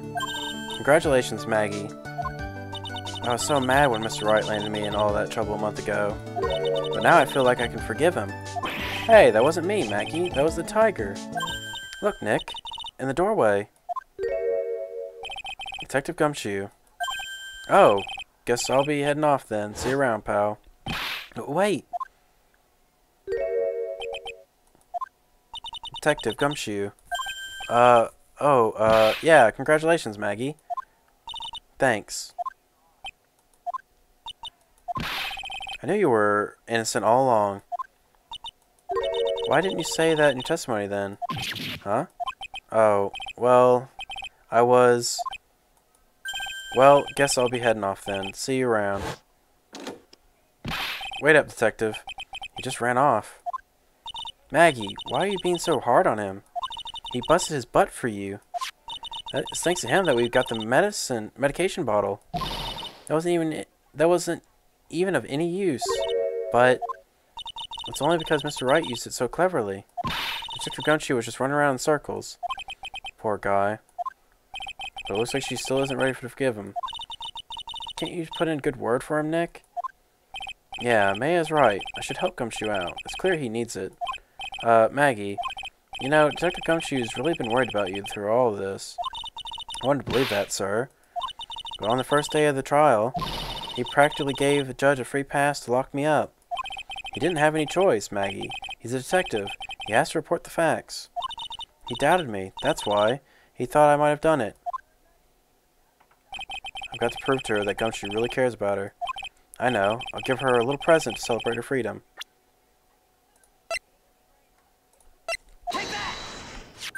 Here you are. A present to celebrate your freedom. That's a present from Detective Gumshoe, made with a ton of love. He said you lost weight and he was worried about you. Detective Gumshoe? I actually really like weenies. You know. Did you guys hear that? I'm pretty hungry myself, you know. Yeah, the trial dragged on a bit today, didn't it? Is it okay if I eat this now?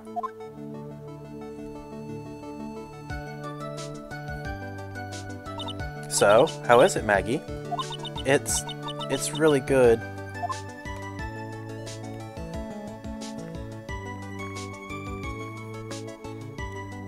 So the case of phony versus genuine comes to an end. False allegations surrounding Maggie have all been cleared up. And who knows, maybe a whole new chapter of her life is about to start.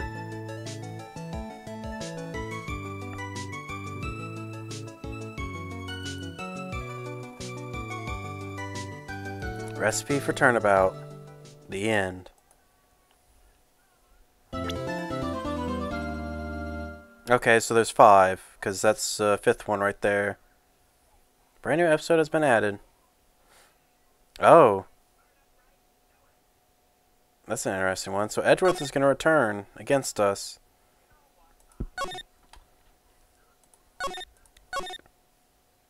Alright.